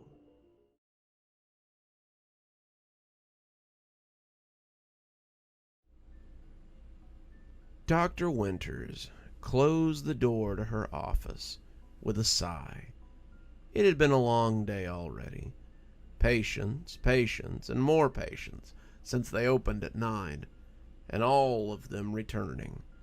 There was something about this town that made the memories want to return, but only if you tried to remove them. Sometimes, if you just let them alone, they could cloud over on their own. But that didn't seem to be the case with most of her patients. They seemed to need pruning more than others these days, and she could hardly complain about it. It certainly helped her pay the bills, but sometimes it could be a little annoying to rehash the same old stories again and again. Pamela turned on the radio and began getting her special ingredient ready for the salad that she had today. Cobb salad always went better with the childhood trauma of a recovering alcoholic. At least, she thought so. Welcome to Mountain Radio 109.7. I am, of course, the voice of Kashmir, John Marvolo.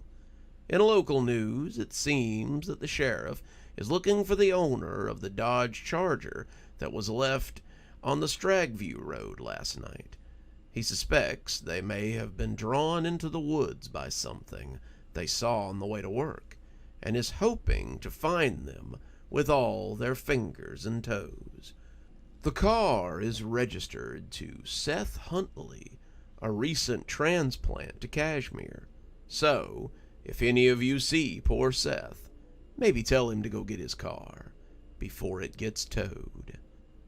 Pamela closed her eyes as she took a bite, enjoying the strange texture of the memories as she devoured them. She knew that her kind often ate some of the more terrible emotions that came from humans, but Winter liked the taste of memories, especially when she knew that removing them had done them some good. It made her feel good to make these people feel good, and she enjoyed the peace she brought them almost as much as the sustenance they brought her. This Friday, be sure to come see Kashmir High Wendigos go teeth and claws face off against the rival Val Ravens of Ravenloft Prep. It's homecoming, so old alumni get in at half price. Dr. Winters would be sure to be there with the green and black in full display. She claimed to be an alumnus of Ravenloft, and maybe she even had been. That had been a long time ago, back when Ravenloft was just a little building where the kids learned to read and write and do sums so they could better their community. Winter approved of education, and football was one of her guilty pleasures, though Marguerite didn't seem to understand it. This segment has been brought to you by Dr. Winter's Forgetfulness Clinic.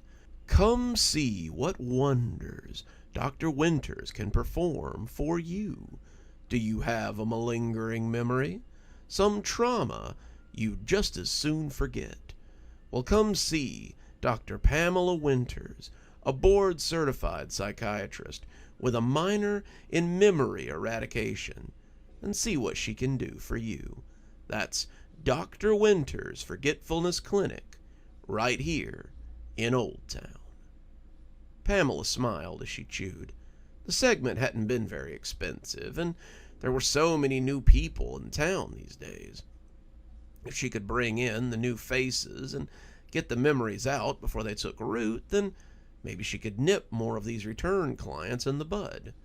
Who was she kidding, she thought? She'd be in business when many of them were old and gray, and she was still looking the same. It was a curse, sometimes. There's a new business in town with an interesting tagline. It appears that a Libris talent has set up shop right here in Old Town.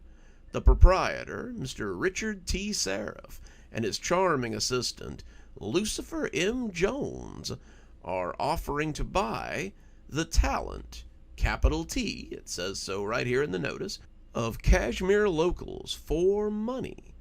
In these economic times, I guess some of us can afford to let go of a little talent if it pays the bills. In other news, Winter never heard what came next. The fork in her hand made an angry snarling sound as she bent it to its breaking point and buried it in the desk.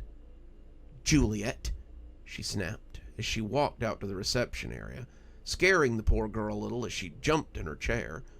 Juliet's podcast, something true crimey and grisly, was quickly turned off, and the girl looked up at her in a way that made Winter think she could see through her mask for a moment.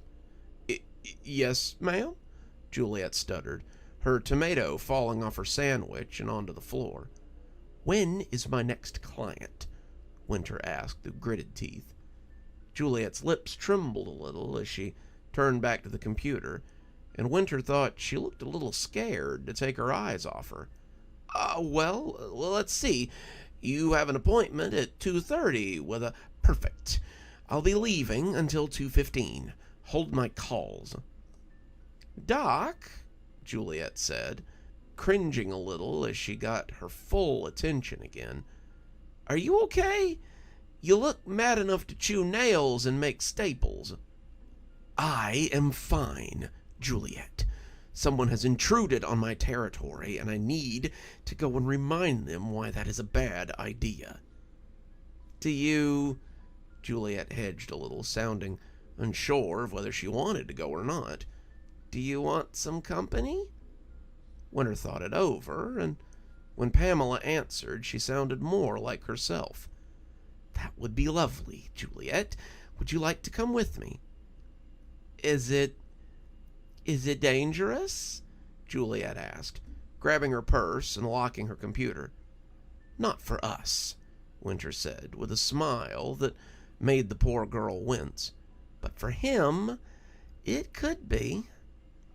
Juliet locked up, and the two of them headed down the street into Old Town. There was only one place he could have set up. Green Brothers Furniture had recently closed, and the space would have appealed to him.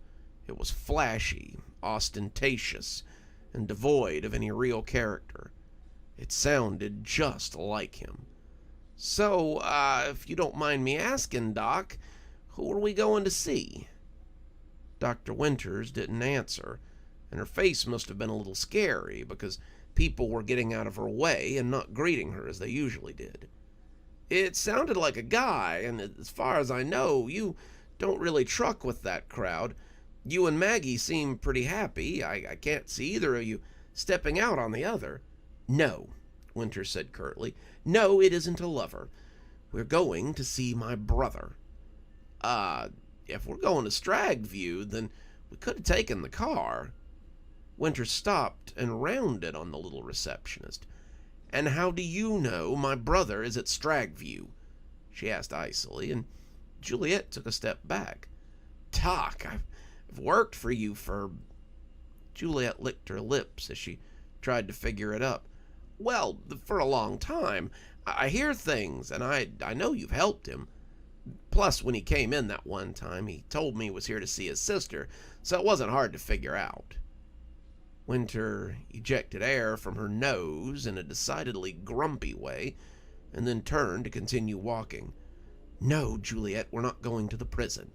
We're going to see my other brother." "I didn't know you had another one," Juliet said, more trying to keep up conversation than anything. "Oh, yes," Winter said. "I have quite a few sisters as well, but they all stay in their place, and I stay in mine. Well, they did. Suddenly, I seem to be inundated with family." "I take it you don't get on well with your family?" Juliet asked. Winter laughed.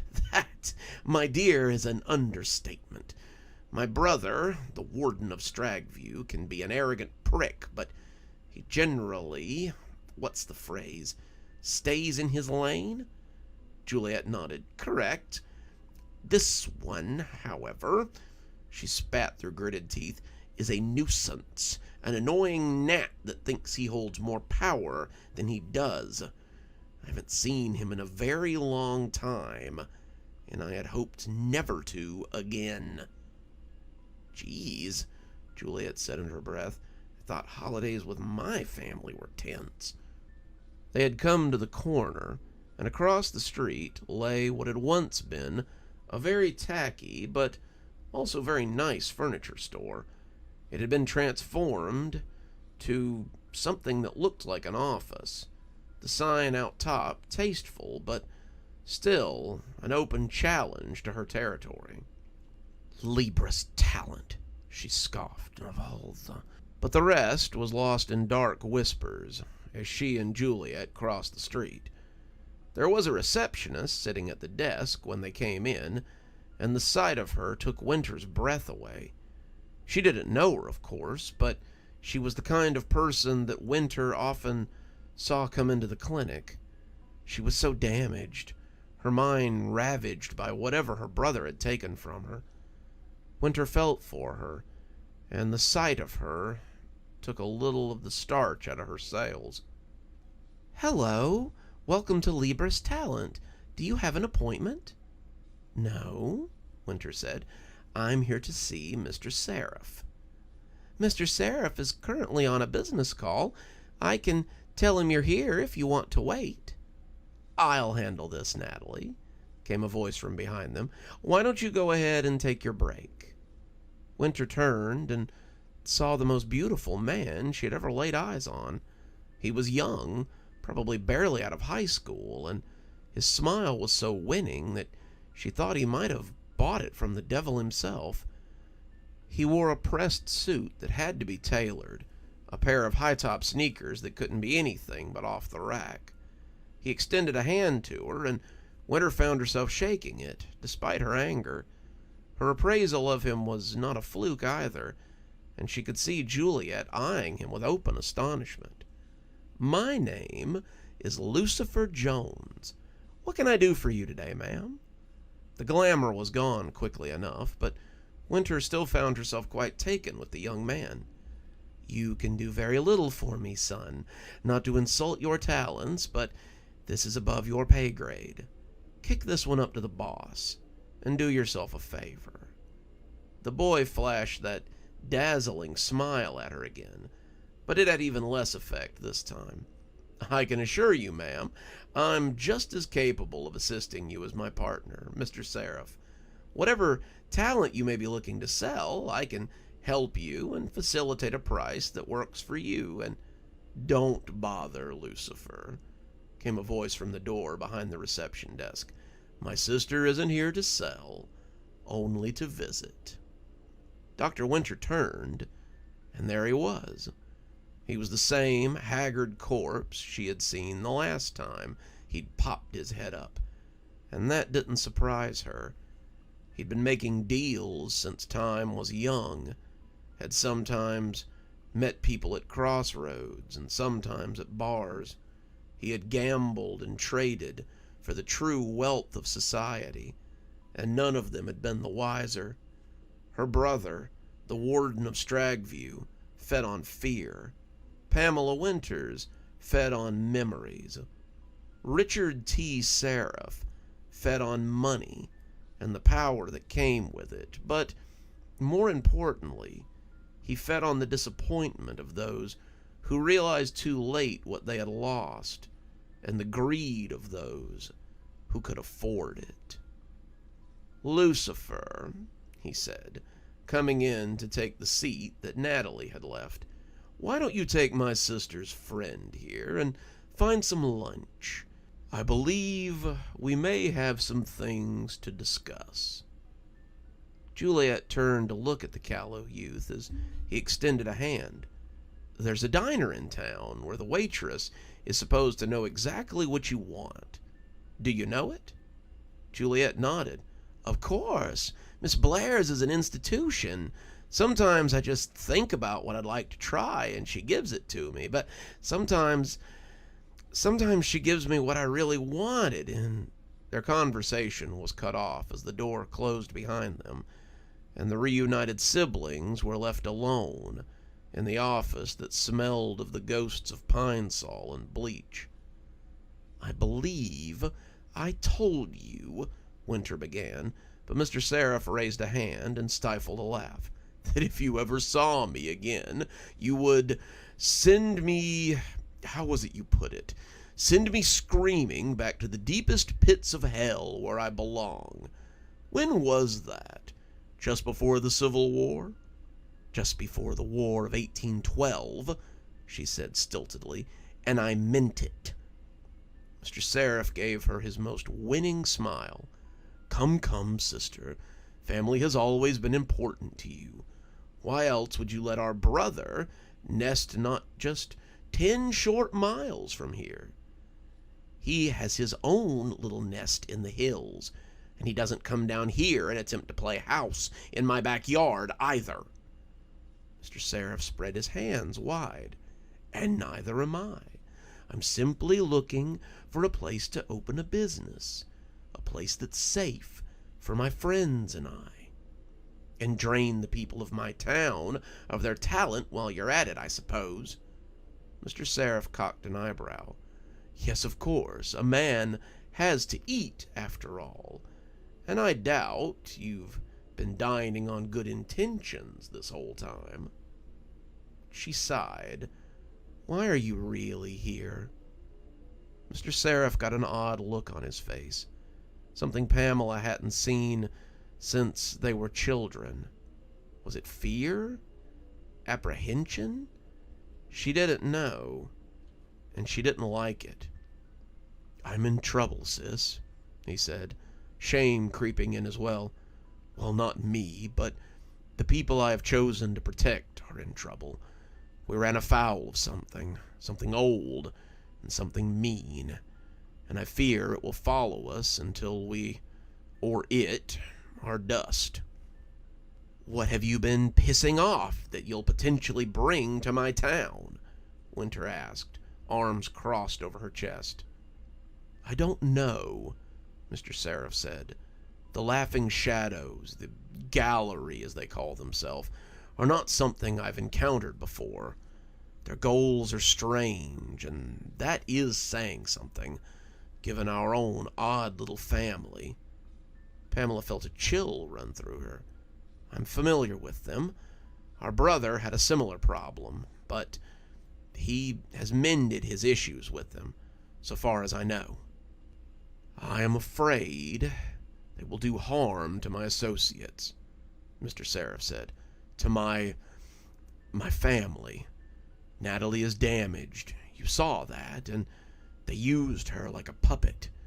Lucifer is quite a lad, but they took him just as easily. I freed them, but if I were distracted or away on a job, then they would be defenseless. This place has been known to me for some time, and I know it to be hard to locate. I will do business elsewhere if you wish it, but I won't turn away people who actually want to be rid of their talents. I will, however, not seek them out, and I will promise to bring no evil down upon you or your town. I simply want to hide here. I know no better place than the protection of family, of my big sister, as it were. Pamela wanted to be moved by this statement, but Winter railed against it passionately.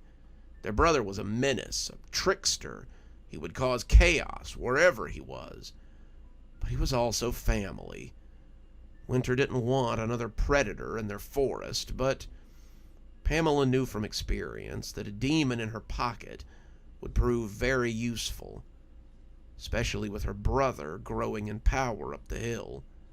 2 demons might be able to tip the scales against a third. You do not seek out any clients in my town, do you understand? You will approach no one, and you will accept the power of no one who is not strictly human. Do you understand? Richard T. Seraph raised an eyebrow at that. Are there strictly non-humans here?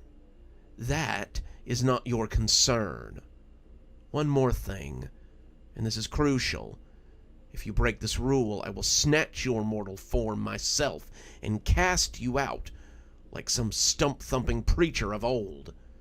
You will not speak to or make any deals with the writer who lives in this town. He is black of hair and frail of mind, and I think he would like very much to be free of whatever binds him to this place. He, however, is very important to this town, and you will leave him alone. If he comes into your office, he will be turned away. Neither you nor this Lucifer Jones will take so much as a business card from him. Am I understood?" Mr. Seraph seemed to contemplate this, but finally nodded. "Of course, sister, of course. I believe that most of my business will be done down the road a ways.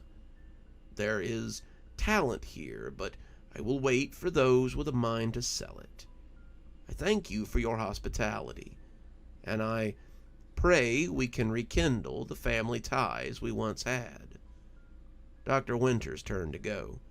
"You can't rekindle what we never had, brother. When Juliet returns, tell her I went back to finish my lunch. Don't come to my clinic, and if you see me on the street, cross it." She left then, still fuming. Kashmir was just full of surprises these days.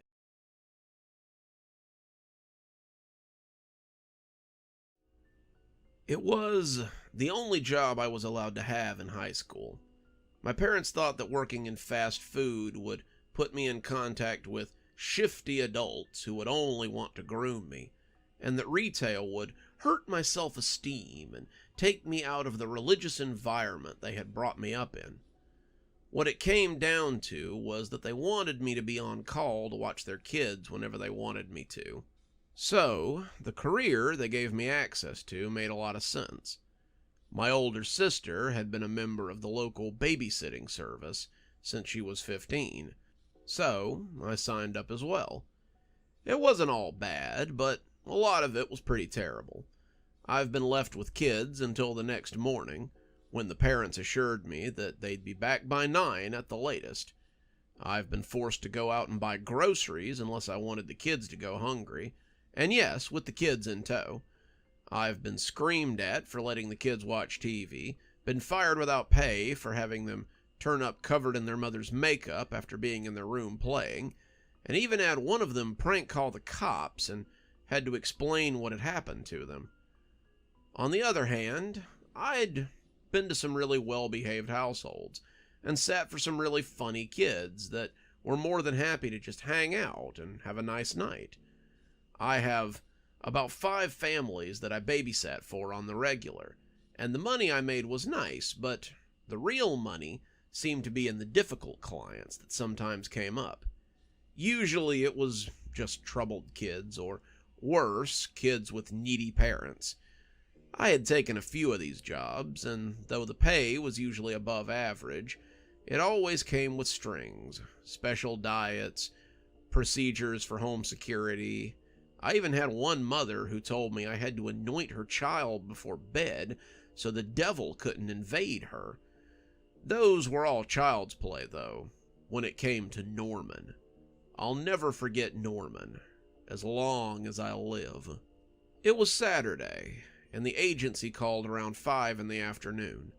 I was home, pointing at my watch as I reminded my brother that I had dibs on the 5:30 to 6:30 TV slot, and I sighed as Mrs. Jackson asked for me. Tripp smiled. It appeared I wasn't going to be there to use the TV slots. "I have some clients who are looking for a sitter. 27 Bridshaw Lane. Are you familiar with them?" "Nope," I said, holding the phone against my ear. "Never sat for them before."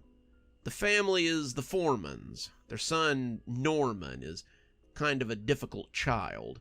He's run off 4 other sitters that I know of, but his parents are willing to pay triple rates for the night off. Are you interested?" I chewed on my lip and thought about it. Triple the usual rate would be nice, but problem kids were usually a handful. I asked about dietary restrictions or weird allergies, but Mrs. Jackson just told me that the parents would fill me in. "Be there at 6, and good luck to you, girlie." I told my mom, and she said it would be okay if I went and sat for the night. Dad even said he'd give me a ride so I didn't have to ride my bike clear across town, and I was pretty grateful. The thought of riding my bike almost 3 miles, some of it uphill, was far from appealing, so I thanked him with a big old hug and went to get my sitting sack. The sitting sack was something that I'd put together the year before, and it contained a bunch of things kids usually like to be occupied with. Coloring books, stickers, those little plastic stick-on figures that you could get in different characters and properties, storybooks, jacks, a deck of cards, and my old standby for the really difficult ones, a little handheld game of the Teenage Mutant Ninja Turtles variety. It was all inside a worn-out purse my mom had given me, a throwback to her hippie days, and once I had it and something sensible to wear, I came downstairs and told my mom I'd call them and let them know how late I'd be. "Well," my mom called from the kitchen, "tell them that we really like our daughter home before 11. I told her I would and went to hop in Dad's old Ford truck, which was running and waiting. 20 minutes later, I was standing in front of 27 Bridgeshaw Lane, waving at Dad as he rolled away. The house looked normal enough, a ranch-style home and a brick red, and there were some toys in the yard and a little blue beetle sitting under the carport. It appeared to be a lovely house, but when I rang the bell and saw the man who answered the door, I almost wished I'd asked Dad to come with me. Mr. Foreman looked, well, off, I guess. Not like funny uncle off, but like someone who hasn't slept in a long time off. The guy looked a little crazy, a little unsure of me, but mostly like I was a life raft near the side of the Titanic. Oh, thank God! I was afraid the agency wouldn't be able to find one. Sharon, the sitter's here." The man was in a polo shirt and slacks, and his wife, who came from the back of the house in a frizz of red hair and sundress, looked just as manic as he did. She was putting in her earrings, and her other hand was trailing a small boy who seemed to be keeping pace with her. The kid, it had to be Norman, looked like Christopher Robin in the books I usually read to my siblings. He was tall for his age, bearing a dark brown bowl cut and a pair of footy pajamas that looked just about ready for the Salvation Army rag bag. In his other hand, the one not clamped to his mother's arm, was a stuffed bear that looked ready for the very same rag bag. The poor thing looked like it had done 2 tours overseas and was about to go for lucky number 3. One eye was hanging by a thread, one arm was trailing stuffing, and the fur was possessed of that smoothness that made me think it had survived many washings and many more playdates. "Thank goodness," said the mother, and she breathed it out like a prayer. "Hello, I'm Sharon, and this is my husband David." We exchanged pleasantries, and then, though I didn't recognize it at the time, it felt like the mother steeled herself before introducing Norman. "This is our son, Norman. He's 5. Say hello to the nice lady, Norman." Norman, in typical shy 5-year-old fashion, peeked out from behind his mother's leg and lifted a single hand before disappearing again. "He's already eaten, had his bath, and he's in his jammies. Norman needs to be in bed by 8 o'clock at the latest. He isn't to sneak any cookies or jump on the furniture, and he isn't to give you a hard time. Right, Norman?" she asked.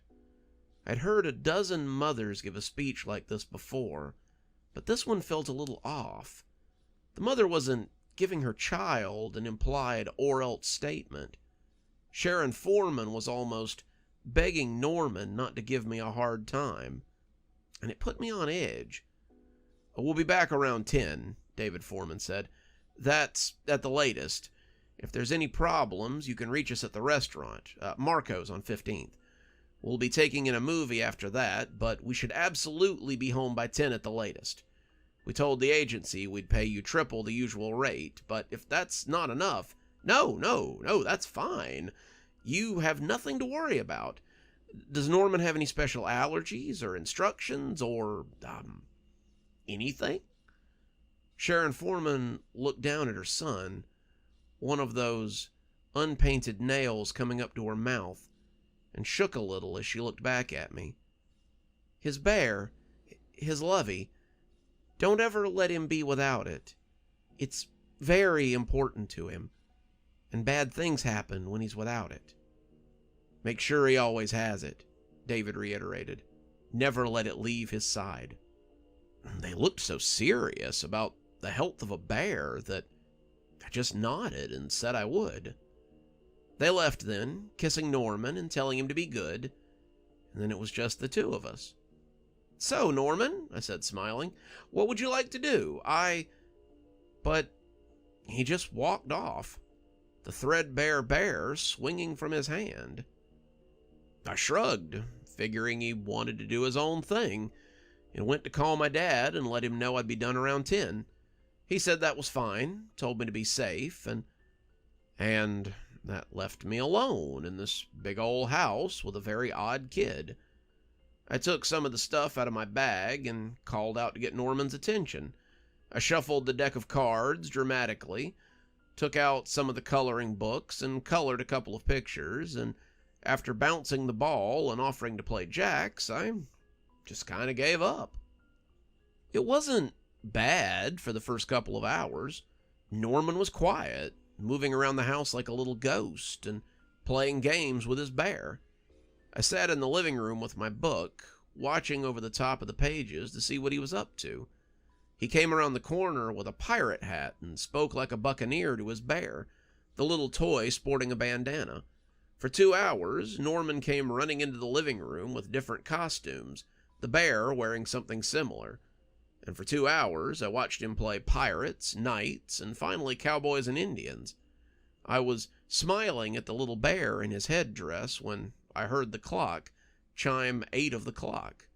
All right, kiddo, time to start getting ready for bed. Norman turned slowly, one eye still closed, as he extended his revolver to the bear in the Indian headdress. But I'm not tired yet, he said, and it was the first time I'd heard him speak. His voice didn't sound like a normal little kid voice.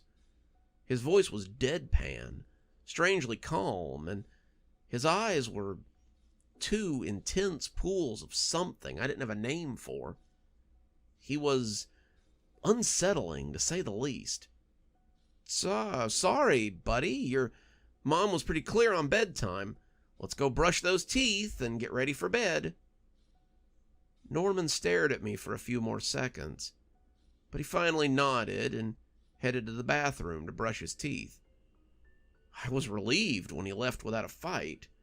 Norman was pretty spooky. At the end of the day, however, he was a little boy, and I could handle little kids. Norman was probably 60 pounds soaking wet, and I had brothers that would have made up 2 of this kid. I had just turned back to my book, checking the clock as the minutes ticked by. And then I heard it come ripping from the back of the house. It rolled towards me like a wave of terrible fog, and I shuddered even as I jumped. "Where is he?" he screamed, and his voice was anything but calm and reasonable now. He came thumping from the back of the house, his breath coming in gasps as his hate-filled eyes bored into me. "Where is he?" he asked again. "Where's who?" I asked, standing up and putting my book down. "Who are you talking about?" "My bear! My lovey! Where is he?" My fear and confusion began to ebb away as I remembered what they had said about the bear. Oh, I thought, he's just lost his bear. We can find it and everything will be fine. I got down at eye level, the same thing I had done dozens of other times, and attempted to soothe him. "Hey, it's okay, sweetie. You probably just left it in the bathroom.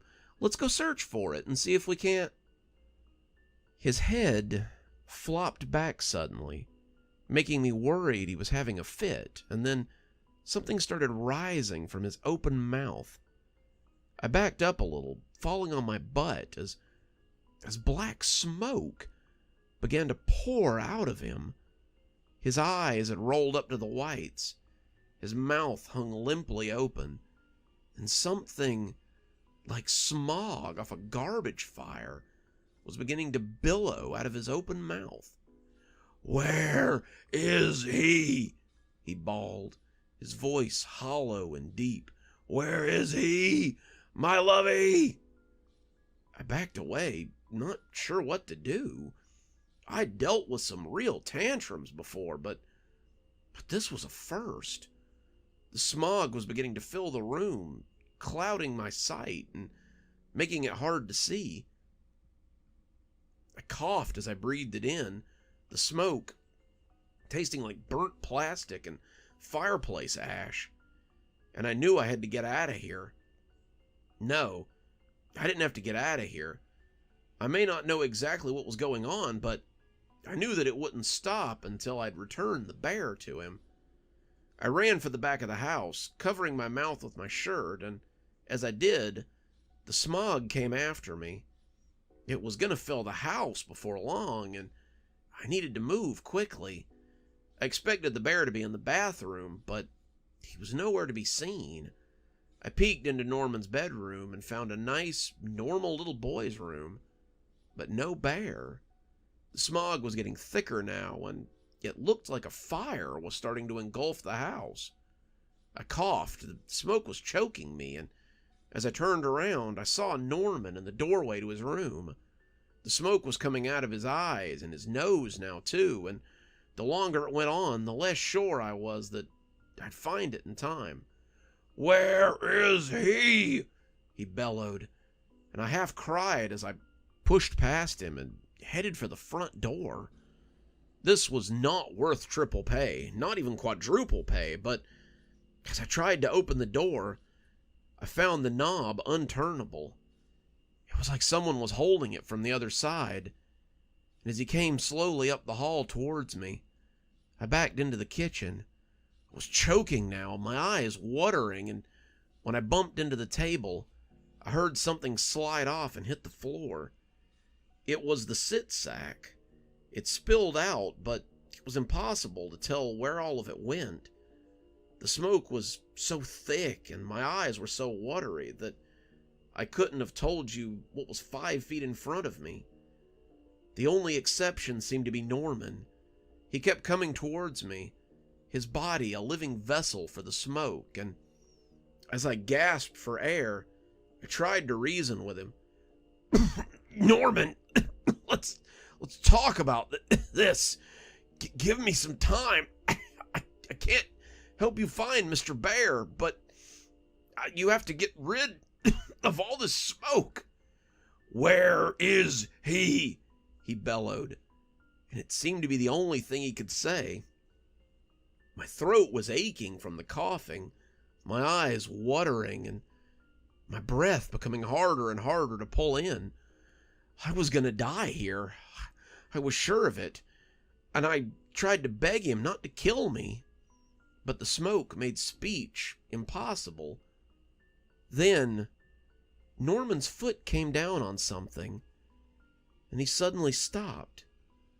His head canted down, something flashing beneath the smoke, and I heard something that made me think I might be going crazy. There was a tinny, 8-bit sound from beneath the smoke, and I realized he'd found my trump card, the one I held out for the problem kids. His eyes rolled down like a pair of window shades, and he reached down and picked up the little white handheld. "Oh, cool," he said, in that hollow voice I'd come to hate. "Ninja Turtles."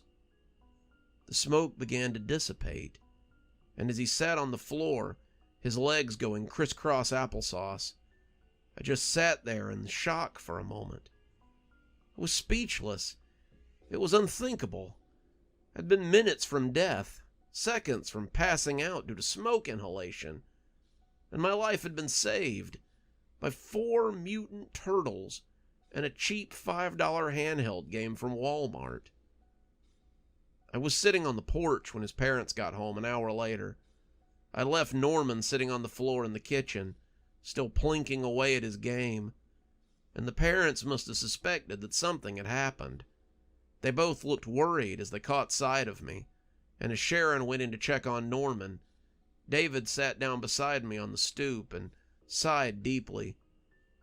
It happened, didn't it?" He didn't need to elaborate, and I just nodded in response. "Here," he said, handing me way more than we'd agreed upon. I counted it later, and there was almost $200 there.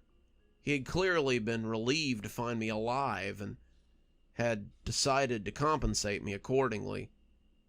"You don't have to answer right now, but if you'd like to sit for Norman again, we would be very grateful.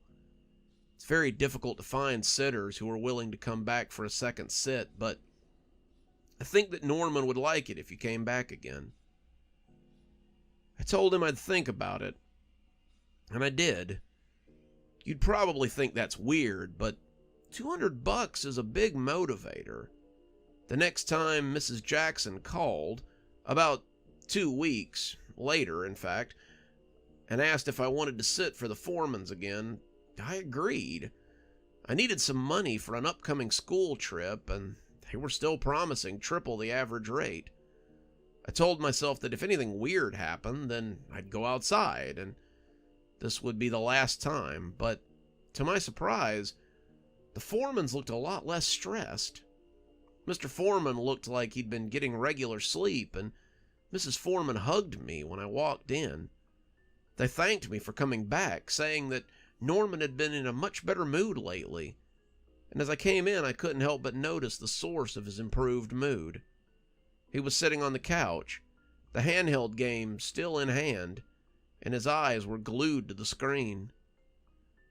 I babysat for Norman for another 4 years, until I went to college, and the Foremans were always generous. Norman graduated to a couple of different things, but he always kept that little handheld, and I always brought fresh batteries in my bag, just in case. I never had another experience like I did that night, and I never wanted to again. A year after I went to college, the Foremans showed up in the last place I would have expected. I read their names in the obituary section. They both died of smoke inhalation one night, though there was no sign of a fire. There was no sign of Norman either, and I wonder sometimes what happened to him. He's never reached out, and I've never gone looking. I hope wherever he is, he has fresh batteries.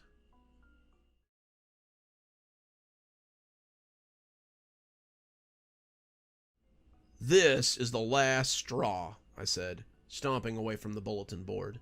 The inclusion of outside grounds and laundry in the new program had been one thing, especially after the incident with the animal attack on outside grounds. But the kitchen too? That was too much.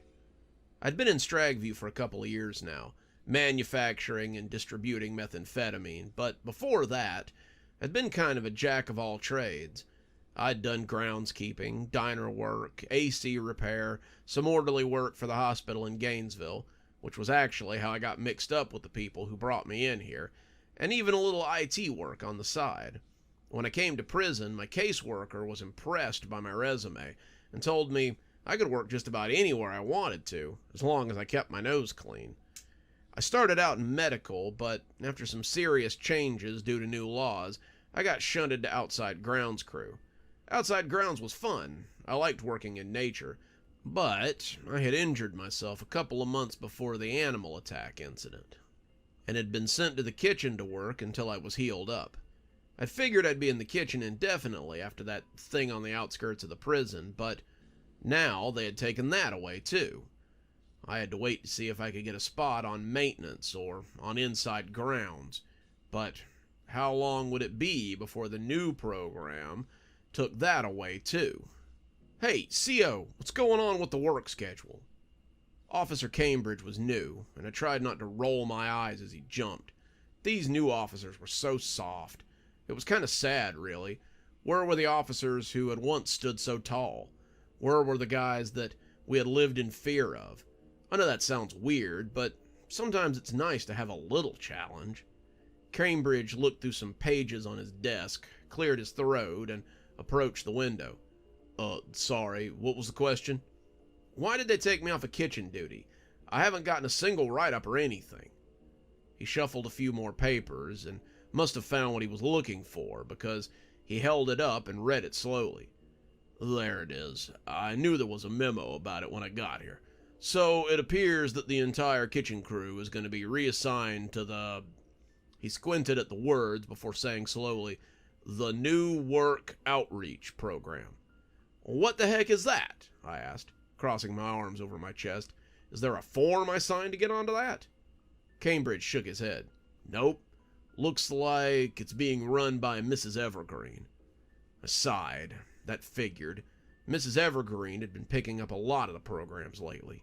She ran the outside work squad, she ran the laundry room, and now she ran the kitchen as well.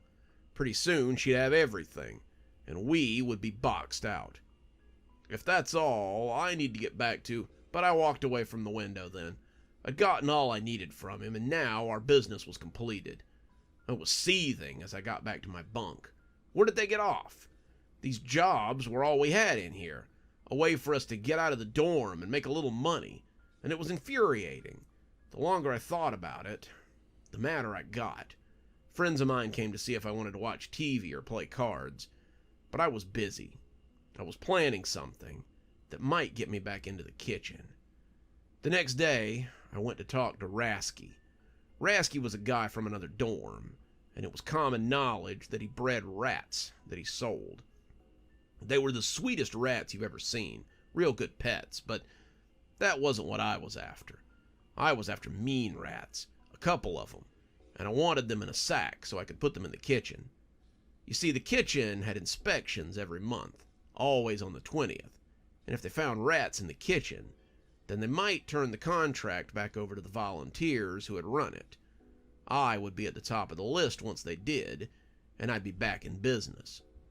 Rasky raised an eyebrow at me when I approached him on the yard. You want one of my rats? He asked, looking at Grimalkin, a black and gray rat that sat on his shoulder, in a this guy kind of way. Just a couple of them, the ones you can't sell. I don't want a pet.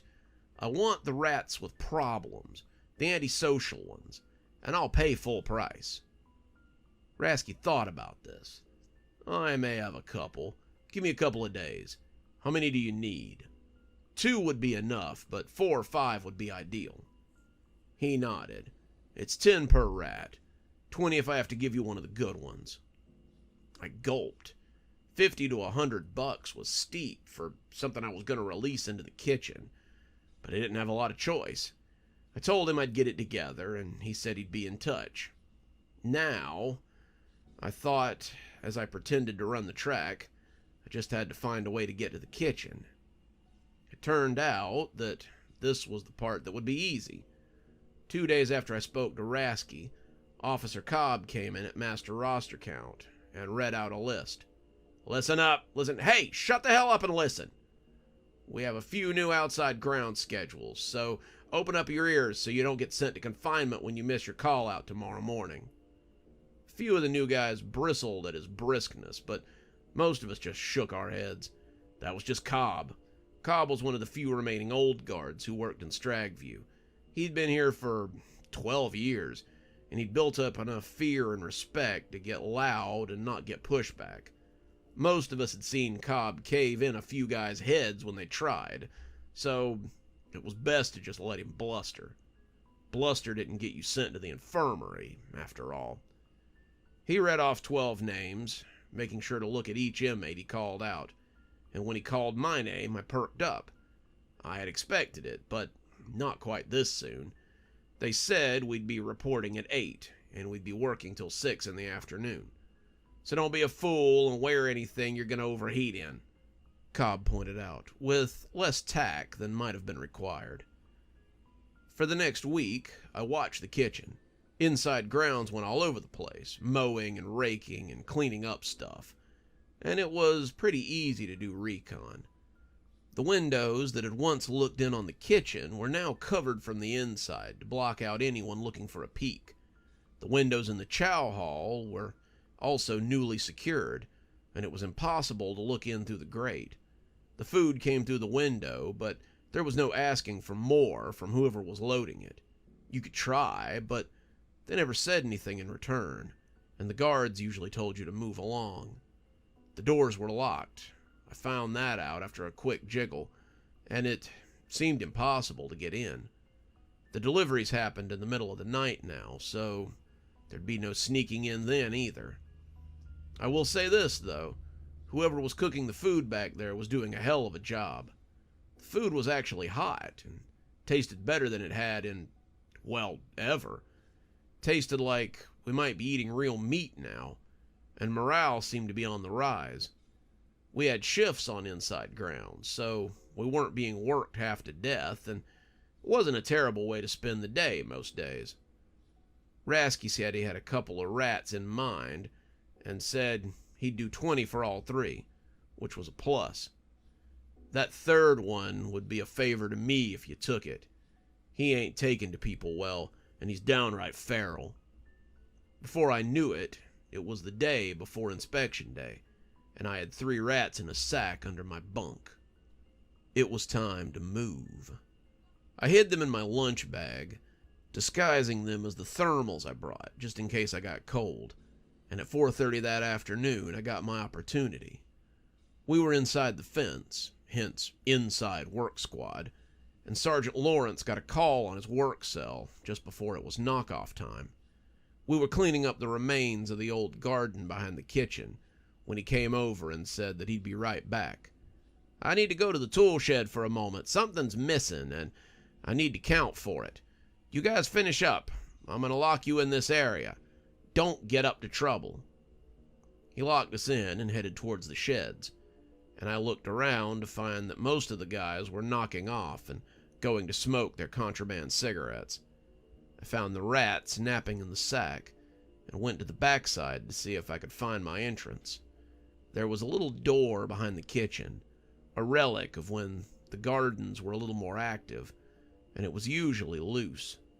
It opened right onto the back entrance of the kitchen, and if I were careful, I could get the rats in and never be seen.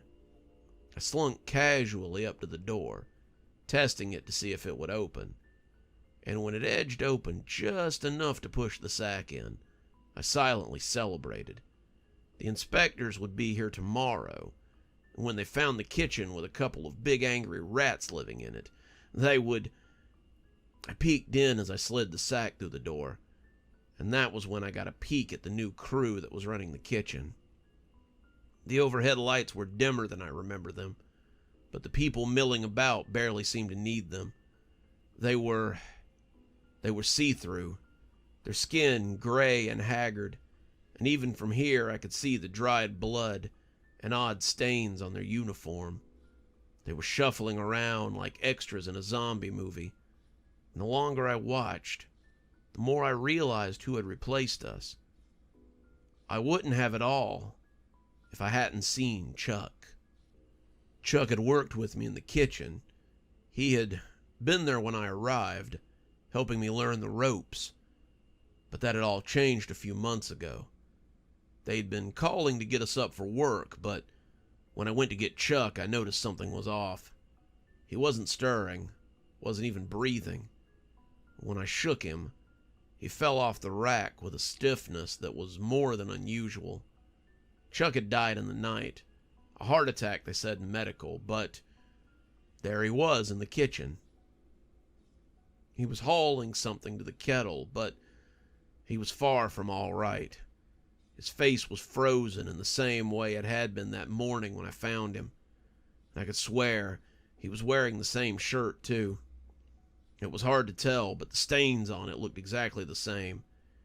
It had been right there on the front, making me think it might have happened during his heart attack. The longer I watched, the more people I began to recognize. Kurt, who had been stabbed by the Bloods for gambling debts. Marcus, who had died from a bee sting on the yard. The list went on, and then I saw the icing on the terrible cake. An officer moved into view, and I recognized him immediately. Sergeant Cameron had been working on 15 years with the department when someone had opened his throat from ear to ear. The front of his uniform was still awash with dried blood, and the thick Magnum PI mustache was a dead giveaway. He turned suddenly, looking directly at me as I peeked through the door, and I scampered with a haste I didn't even know I had. The rats were in, but I suddenly wasn't so sure it was a good idea. There were ghosts or zombies working in the kitchen, and mouse turds suddenly didn't matter so much. "Hey," someone asked, and I jumped and turned to find I had scampered back to the others. "You good, man? You look kind of shaken." I started to tell them what I'd seen, but I couldn't think how to begin. Who would believe me if I did? The prison would make up excuses if they believed me, and they'd probably just call me an idiot. I'd lose whatever credibility I had with them. I told them I'd seen a possum, and it had spooked me, and then sat down and put my back against the wall of the kitchen. It did very little to warm me up. After that, I stopped asking about the kitchen. I continued to work inside grounds, and counted the days until they took that away from me as well. One thing that's changed is that I won't eat the food. I've started getting extra canteens so I don't have to touch the food they serve. It may taste better, but I don't trust it. I won't eat food made by the dead.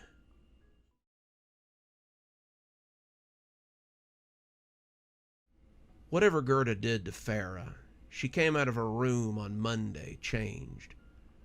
Ruth woke up Monday morning to the smell of breakfast cooking in the kitchen. She sighed. It seemed that Gerda was back to her usual tactics. Ruth got up and prepared for another day of classes. They had all been keeping close to home this weekend, trying not to be too loud, as they watched to see if Farah or Gerda would come out of the sick room. They had remained there for 2 days, and now it seemed that they would get to see what she had accomplished. As Ruth came into the common area, she saw not just one young woman in the kitchen, her form swaddled in a homespun dress, but 2. It wasn't until Farah turned to greet her that she realized who the other was. The transformation was as jarring as watching the girl cough her life away had been. Farah looked as different as she possibly could. Her hair, normally long, dyed, and trailing down her back, was now cut short and looked like it had been cut with safety scissors. All the black dye had been washed out, and her short hair was a muddy brown that begged to be dyed again.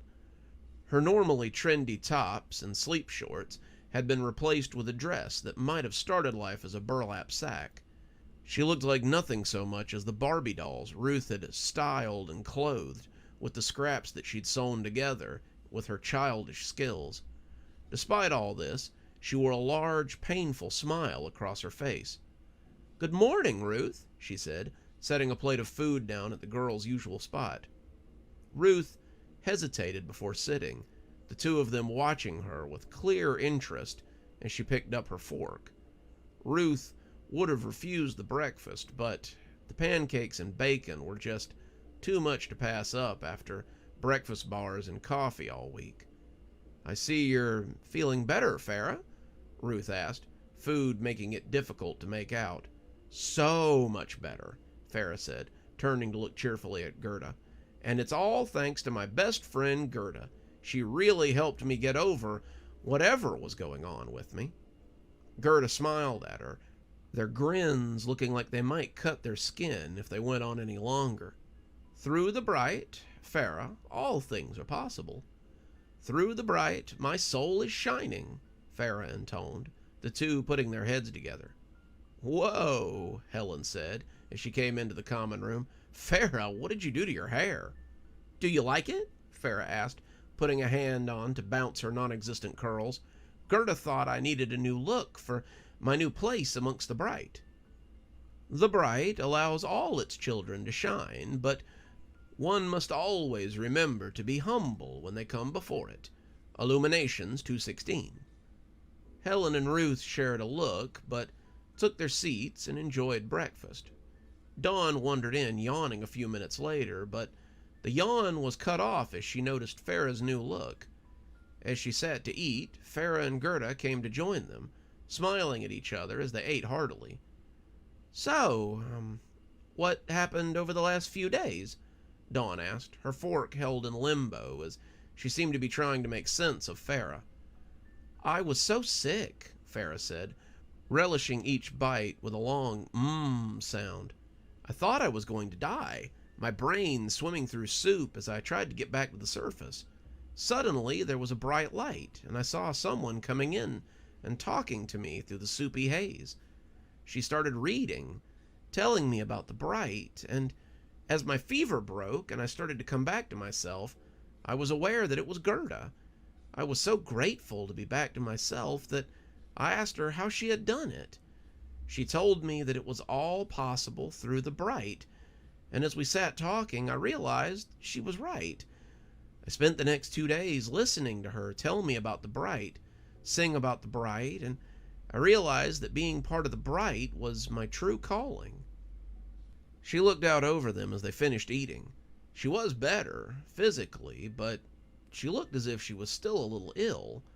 Her eyes were wide, the veins bulging and pulsating against the white, and her smile made her look manic as the skin pulled taut. It was red, the flesh irritated and flaky. She looked ready to scream, ready to laugh maniacally, ready to lean across the table and bite whoever might be the closest. I have become a servant of the bright. The girls looked uncertainly at each other. It seemed that Gerda had a convert. Over the next few weeks, the girls noticed a drastic change in Farah. She took all of her clothes to consignment, the ones that she didn't give to her friends. She stopped going to her classes, stopped leaving the apartment if she could help it, and could be found as often in Gerda's room as Gerda could be in hers. The two seemed to be having a constant Bible study in their rooms, and when she did leave the apartment, it seemed to be so she could proselytize to the campus at large. People began to talk about the two of them, but it was pretty clear who the ringleader was. People made fun of her for her new dress, her new haircut, and the strangeness that spilled out of her mouth, but they didn't seem to be listening. The little duo remained the only two bright missionaries, but it seemed that Gerda had designs on the others in the household as well. God damn it, Gerda! Ruth jumped, bumping her knee against the desk as she jounced in her chair. I simply wanted to make sure you were okay, came the muffled reply. With Farah getting sick all of a sudden, I just thought I was having a nap on the couch. Get the hell away from me, you creep. The door to Ruth's room burst open as Helen came in. She flounced onto the bed, sighing heavily as she took a seat on Ruth's bed. Ever since Farah had been turned, this had become a common occurrence. Dawn was a peacekeeper, trying to maintain order in the house, but Helen knew that Ruth didn't care for what was happening any more than she did. I can't stand her, Helen said, but there was a distinct quaver in her voice. She's always creeping around, appearing over me when you least expect it. I don't feel safe here like I used to. I feel like she's planning something. Ruth snorted. She's no different than 100 other rural girls I knew back home. My parents weren't indoctrinated like that, but she would have fit in with 100 other Mormon or Christian offshoots in my area. Helen laughed, but she covered it with her hand. You've seen girls as weird as her? I knew girls who thought you could get pregnant from holding hands, or that listening to rock music would let the devil into your mind. We grew up sheltered, even me, and I think she's just awkward and letting it show. And Farah? How do you explain what she did to her? Helen asked. Farah had a near-death experience. Something like that would be enough to make anyone a little open to some strange ideas. Helen nodded, mulling it over as she rubbed her feet across the carpet. So, are you going to the party at the Lamba Lamba Pie tonight? Helen asked, changing gears easily. I don't know, Ruth said. I've got a lot of studying to do. Oh, come on.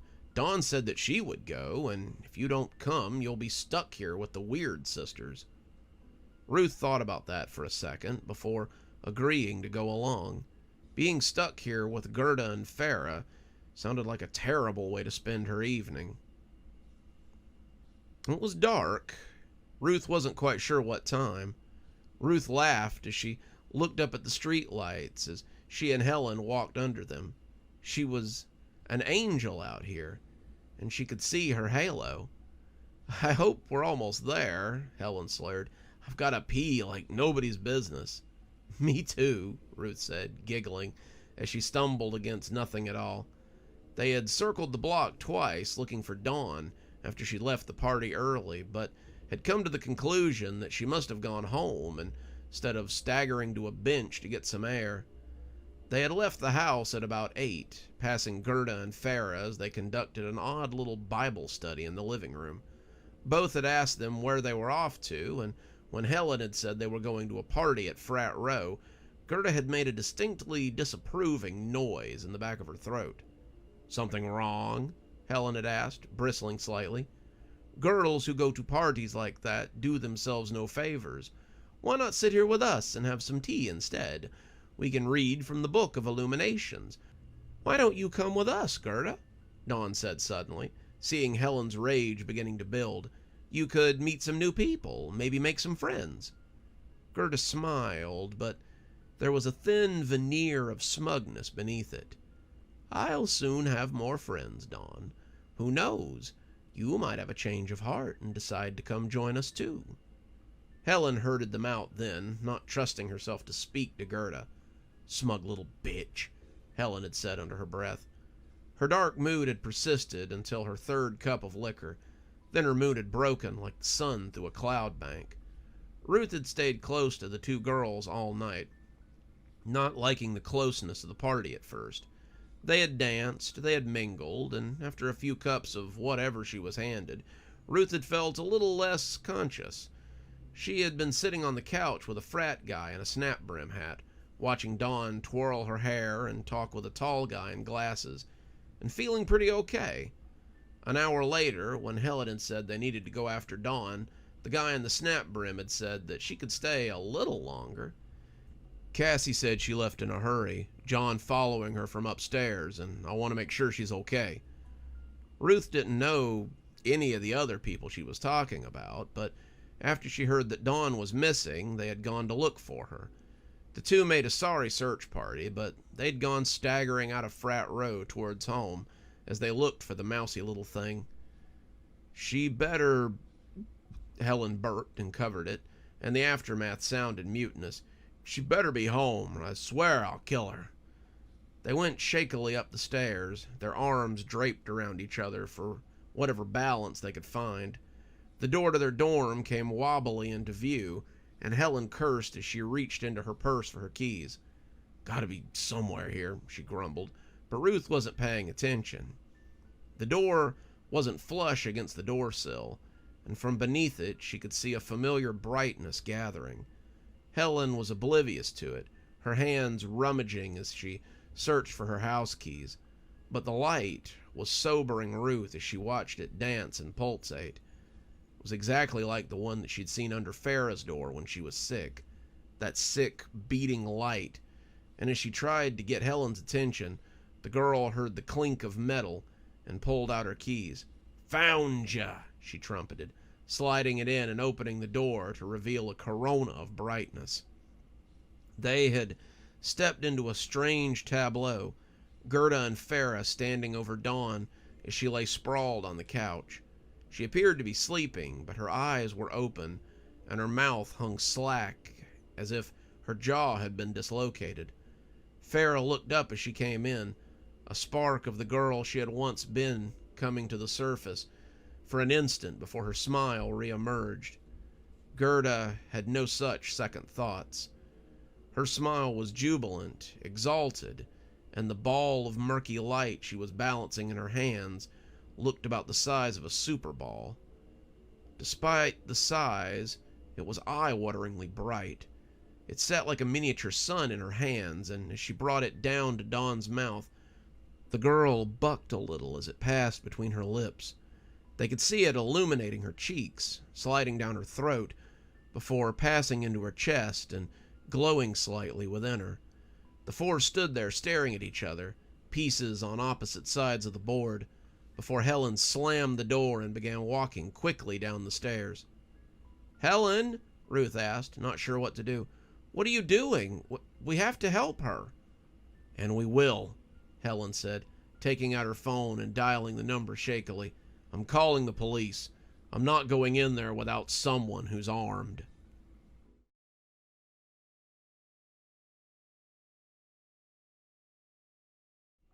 I was working night security at the Charleston Art College when I discovered the real threat was there all along. I really enjoyed my job at the Charleston Art College. I'd been working as a cop when I got out of high school, but I got injured during a chase and switched over to corrections. Worst mistake of my life. Even so, I kept doing it for nearly a decade. I didn't seem to think I had much of an option at the time, but after some time and some physical therapy, I managed to walk off a lot of the damage and was ready to go back to being a police officer. The problem was that I wasn't quite in good enough shape to perform the physical portion of the reinstatement, and after 10 years of listening to kicking and screaming and fielding harmless threats, I decided I might like to see what else was out there. That's how I found the night security job at the school.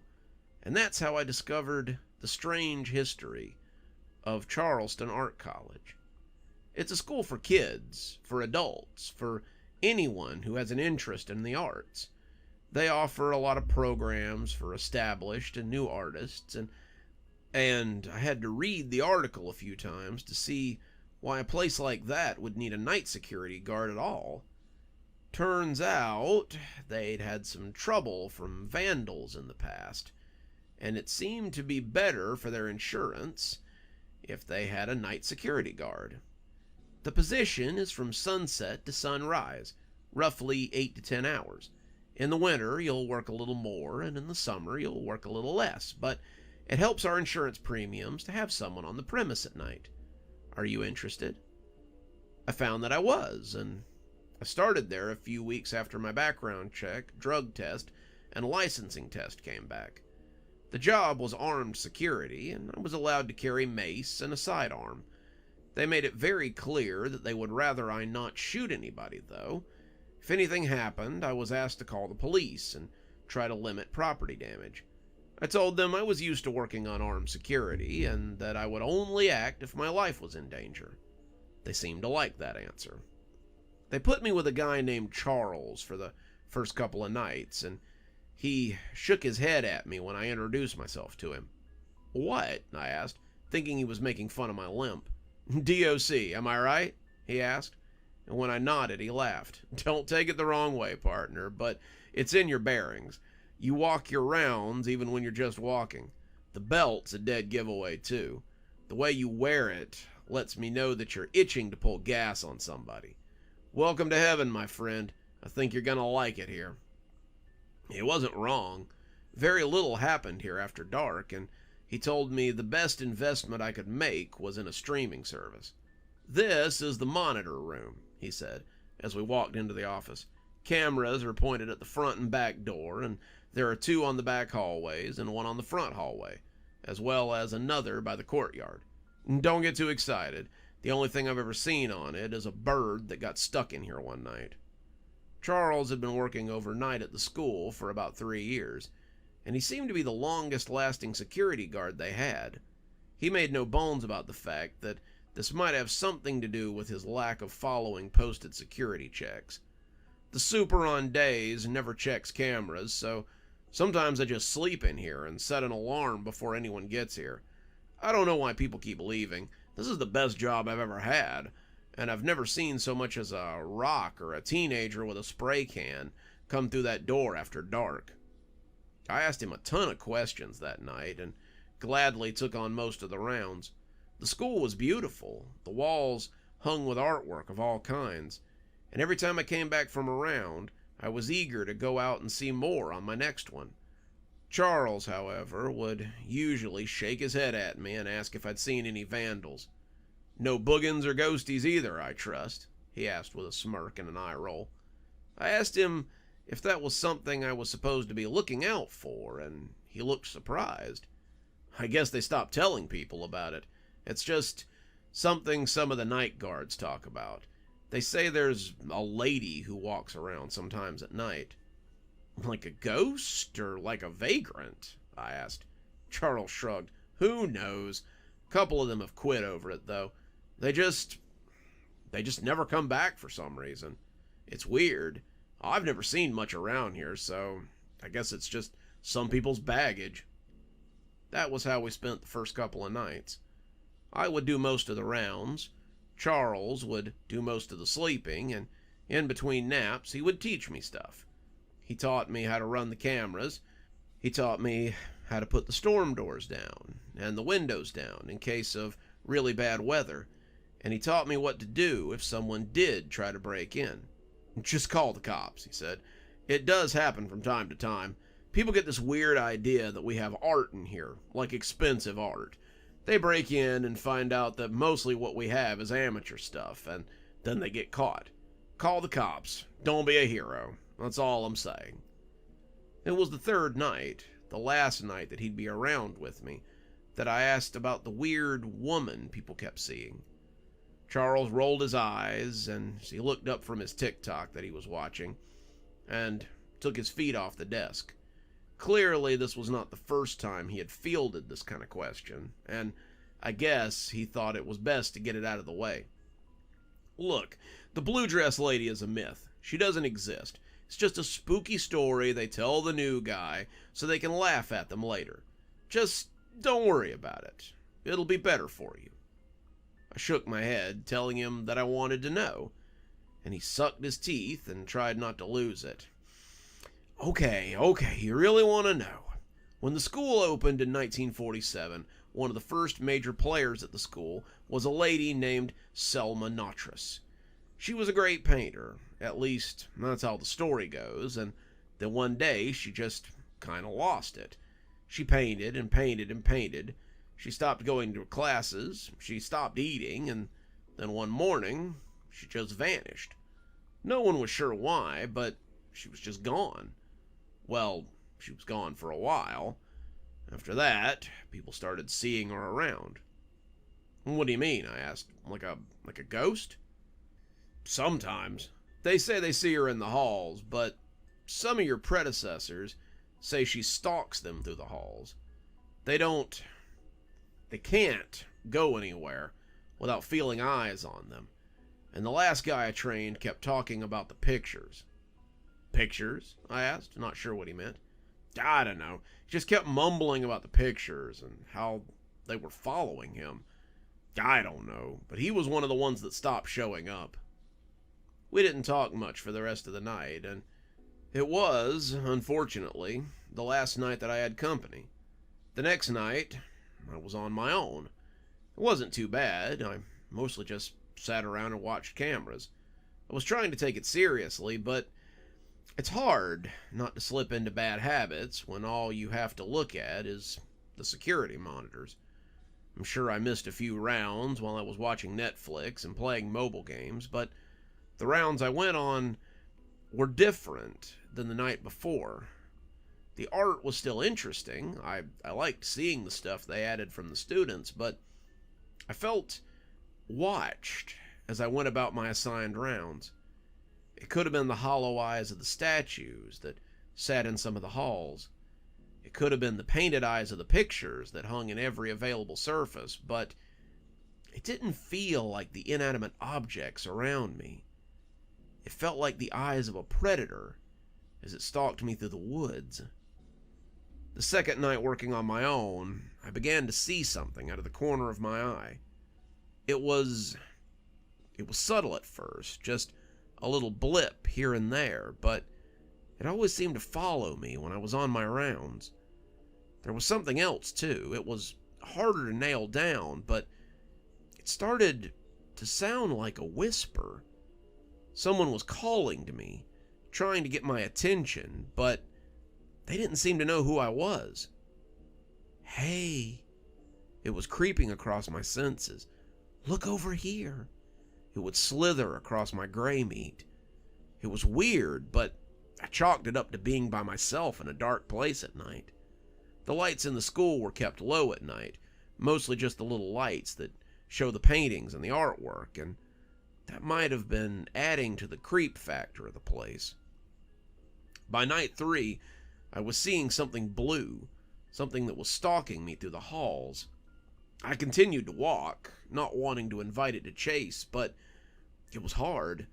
It wasn't a big something. It was like, I don't know, like watching fireflies or fairy lights. But it definitely followed me. I started to think it was moving between the paintings, but that was crazy.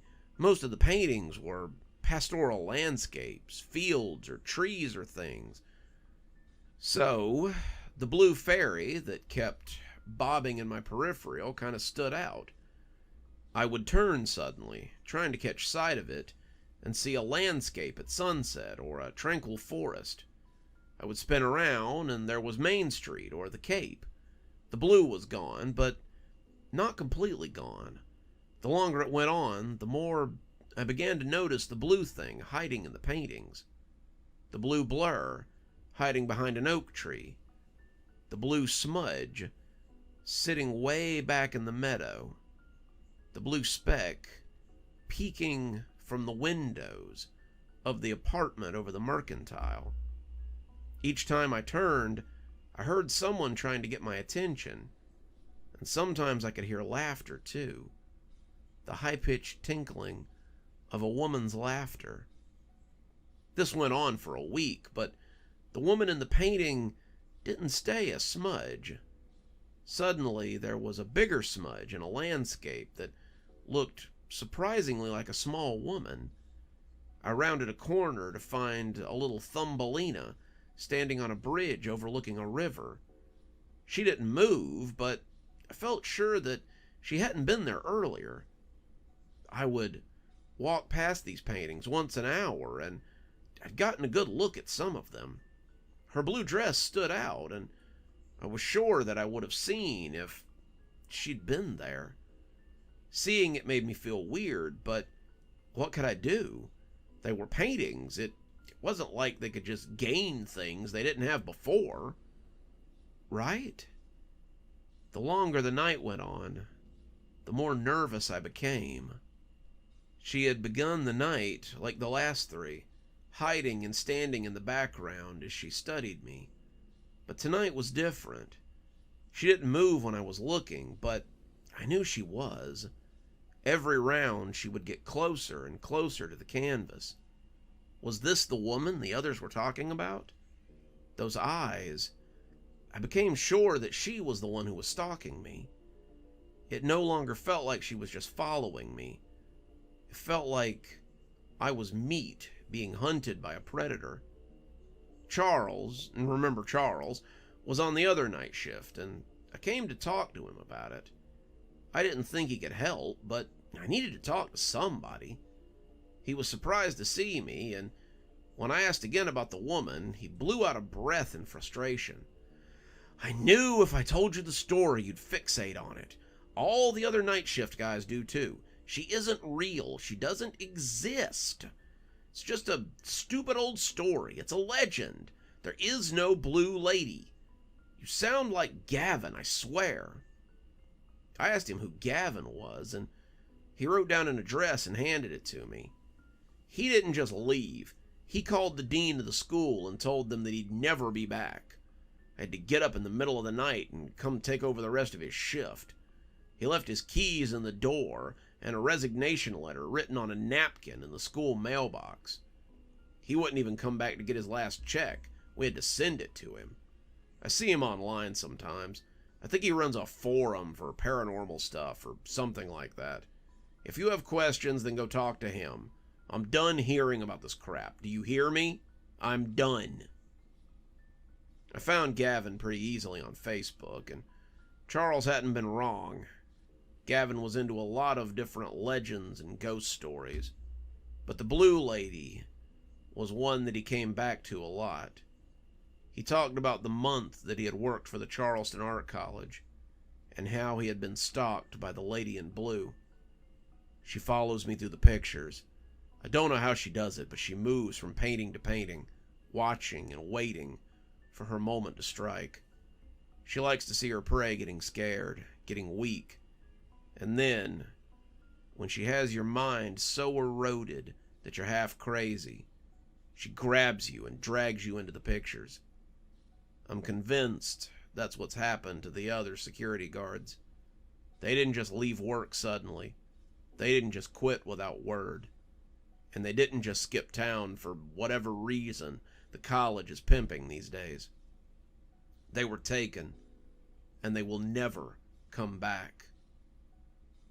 I thought about this for the next few days, doing research and looking into local legends about the school. There were the usual ghost stories about seeing a woman in blue walking the halls, people hearing voices at night.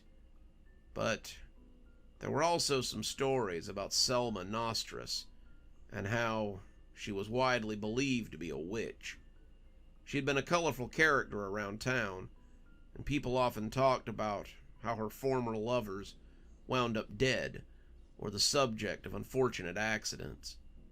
She was 65 when she went missing, working late at the art college one night, and the legend about the lady in blue had begun not long after that. I was still thinking about it when I went back to work on Friday, and it would turn out to be my last night at the college. I went out to walk my first round, and I saw her right away. I'd gotten used to looking for her, and she was there in the background of the pictures hung in the viewing hall. There was a blue splotch in the background of a fall landscape, a deep blue something on a bridge and a picture of Raymond Park, and a blonde woman in blue sitting on the front porch of the Mercantile. She was watching me, keeping an eye on me as I went about my rounds. But it felt different tonight. It felt like someone was stalking me again, like I was being hunted by a wild animal every time I went about my rounds. I came to dread my hourly rounds. I hated feeling like a kid at a zoo, and as I went through my rounds, she got closer to the frame with each hour that passed.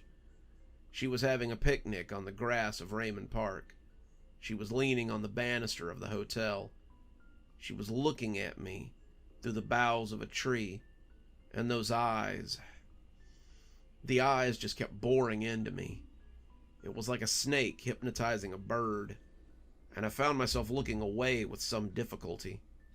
Her smile was coquettish, her lips pulled into a hungry little smile, but it was after midnight when she finally made her move. I was rounding a corner, arguing with myself on whether or not I was being an idiot, when I stopped dead in my tracks.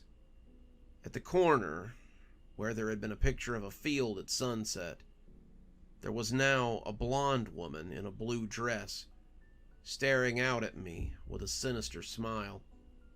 I knew what had been there. I was sure of what had been there, but my mind railed against it, saying I must have been wrong. I walked past her, trying not to look, but when her smile widened to show a mouthful of sharp teeth, I was nearly too late to stop myself from being taken. Her lacquered nails settled around my arms, and I felt the cruel claws fasten onto me. Her strength was monstrous, and I could feel those nails through the fabric of my uniform top. I never even thought about it. I just ran. I ran flat out, wincing as the nails cut into me. And as I pulled hard, I heard her soft, whispery voice calling to me. She was begging me to come back, to talk to her, but my adrenaline was running and I just wanted to get away. I pulled, and finally I felt her bony fingers give a little. I jerked hard as I felt the arms of my shirt rip. I was running through the halls, running for my office, but I could see her grinning from the frame of what had once been a landscape. She was waiting for me, only half her face visible behind the corner of the frame. And I pivoted and turned back as I tried to find a safe place to hide. I saw the bathroom, the one 2 doors down from the security office, and I ran in and closed the door behind me.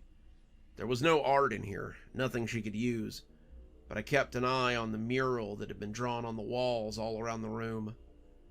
I sagged against it when I didn't see a blue speck beginning to grow, and I contemplated what I should do. I did as I'd been told. I called the police. I told them I had a break-in and that I'd been grabbed and surprised. I had a gun, but what good was that going to do me? I told them I needed assistance at once, and they said they'd be right over. I stayed on the line with the operator, and when the police arrived, I opened the door slowly and went to let them in. The police were there for a while, leaving just before dawn. I told them that someone had been hiding in the gallery hallway and had grabbed me when I came around the corner. I fought them off and got to a safe place. Then I called the police, as I'd been told to do. They rolled their eyes a little, thinking it suspicious that an ex-cop, ex-CO had called the cops when they were armed, but the dean, who had arrived not long after the police, praised me for my quick thinking. I was sent home, told to take a few days off to process what had happened, but I've already drafted my resignation letter. I can't go back. I, too, know what Gavin keeps obsessing over, and I won't be a victim. I'll go back to prison before I become the latest victim of the lady in blue.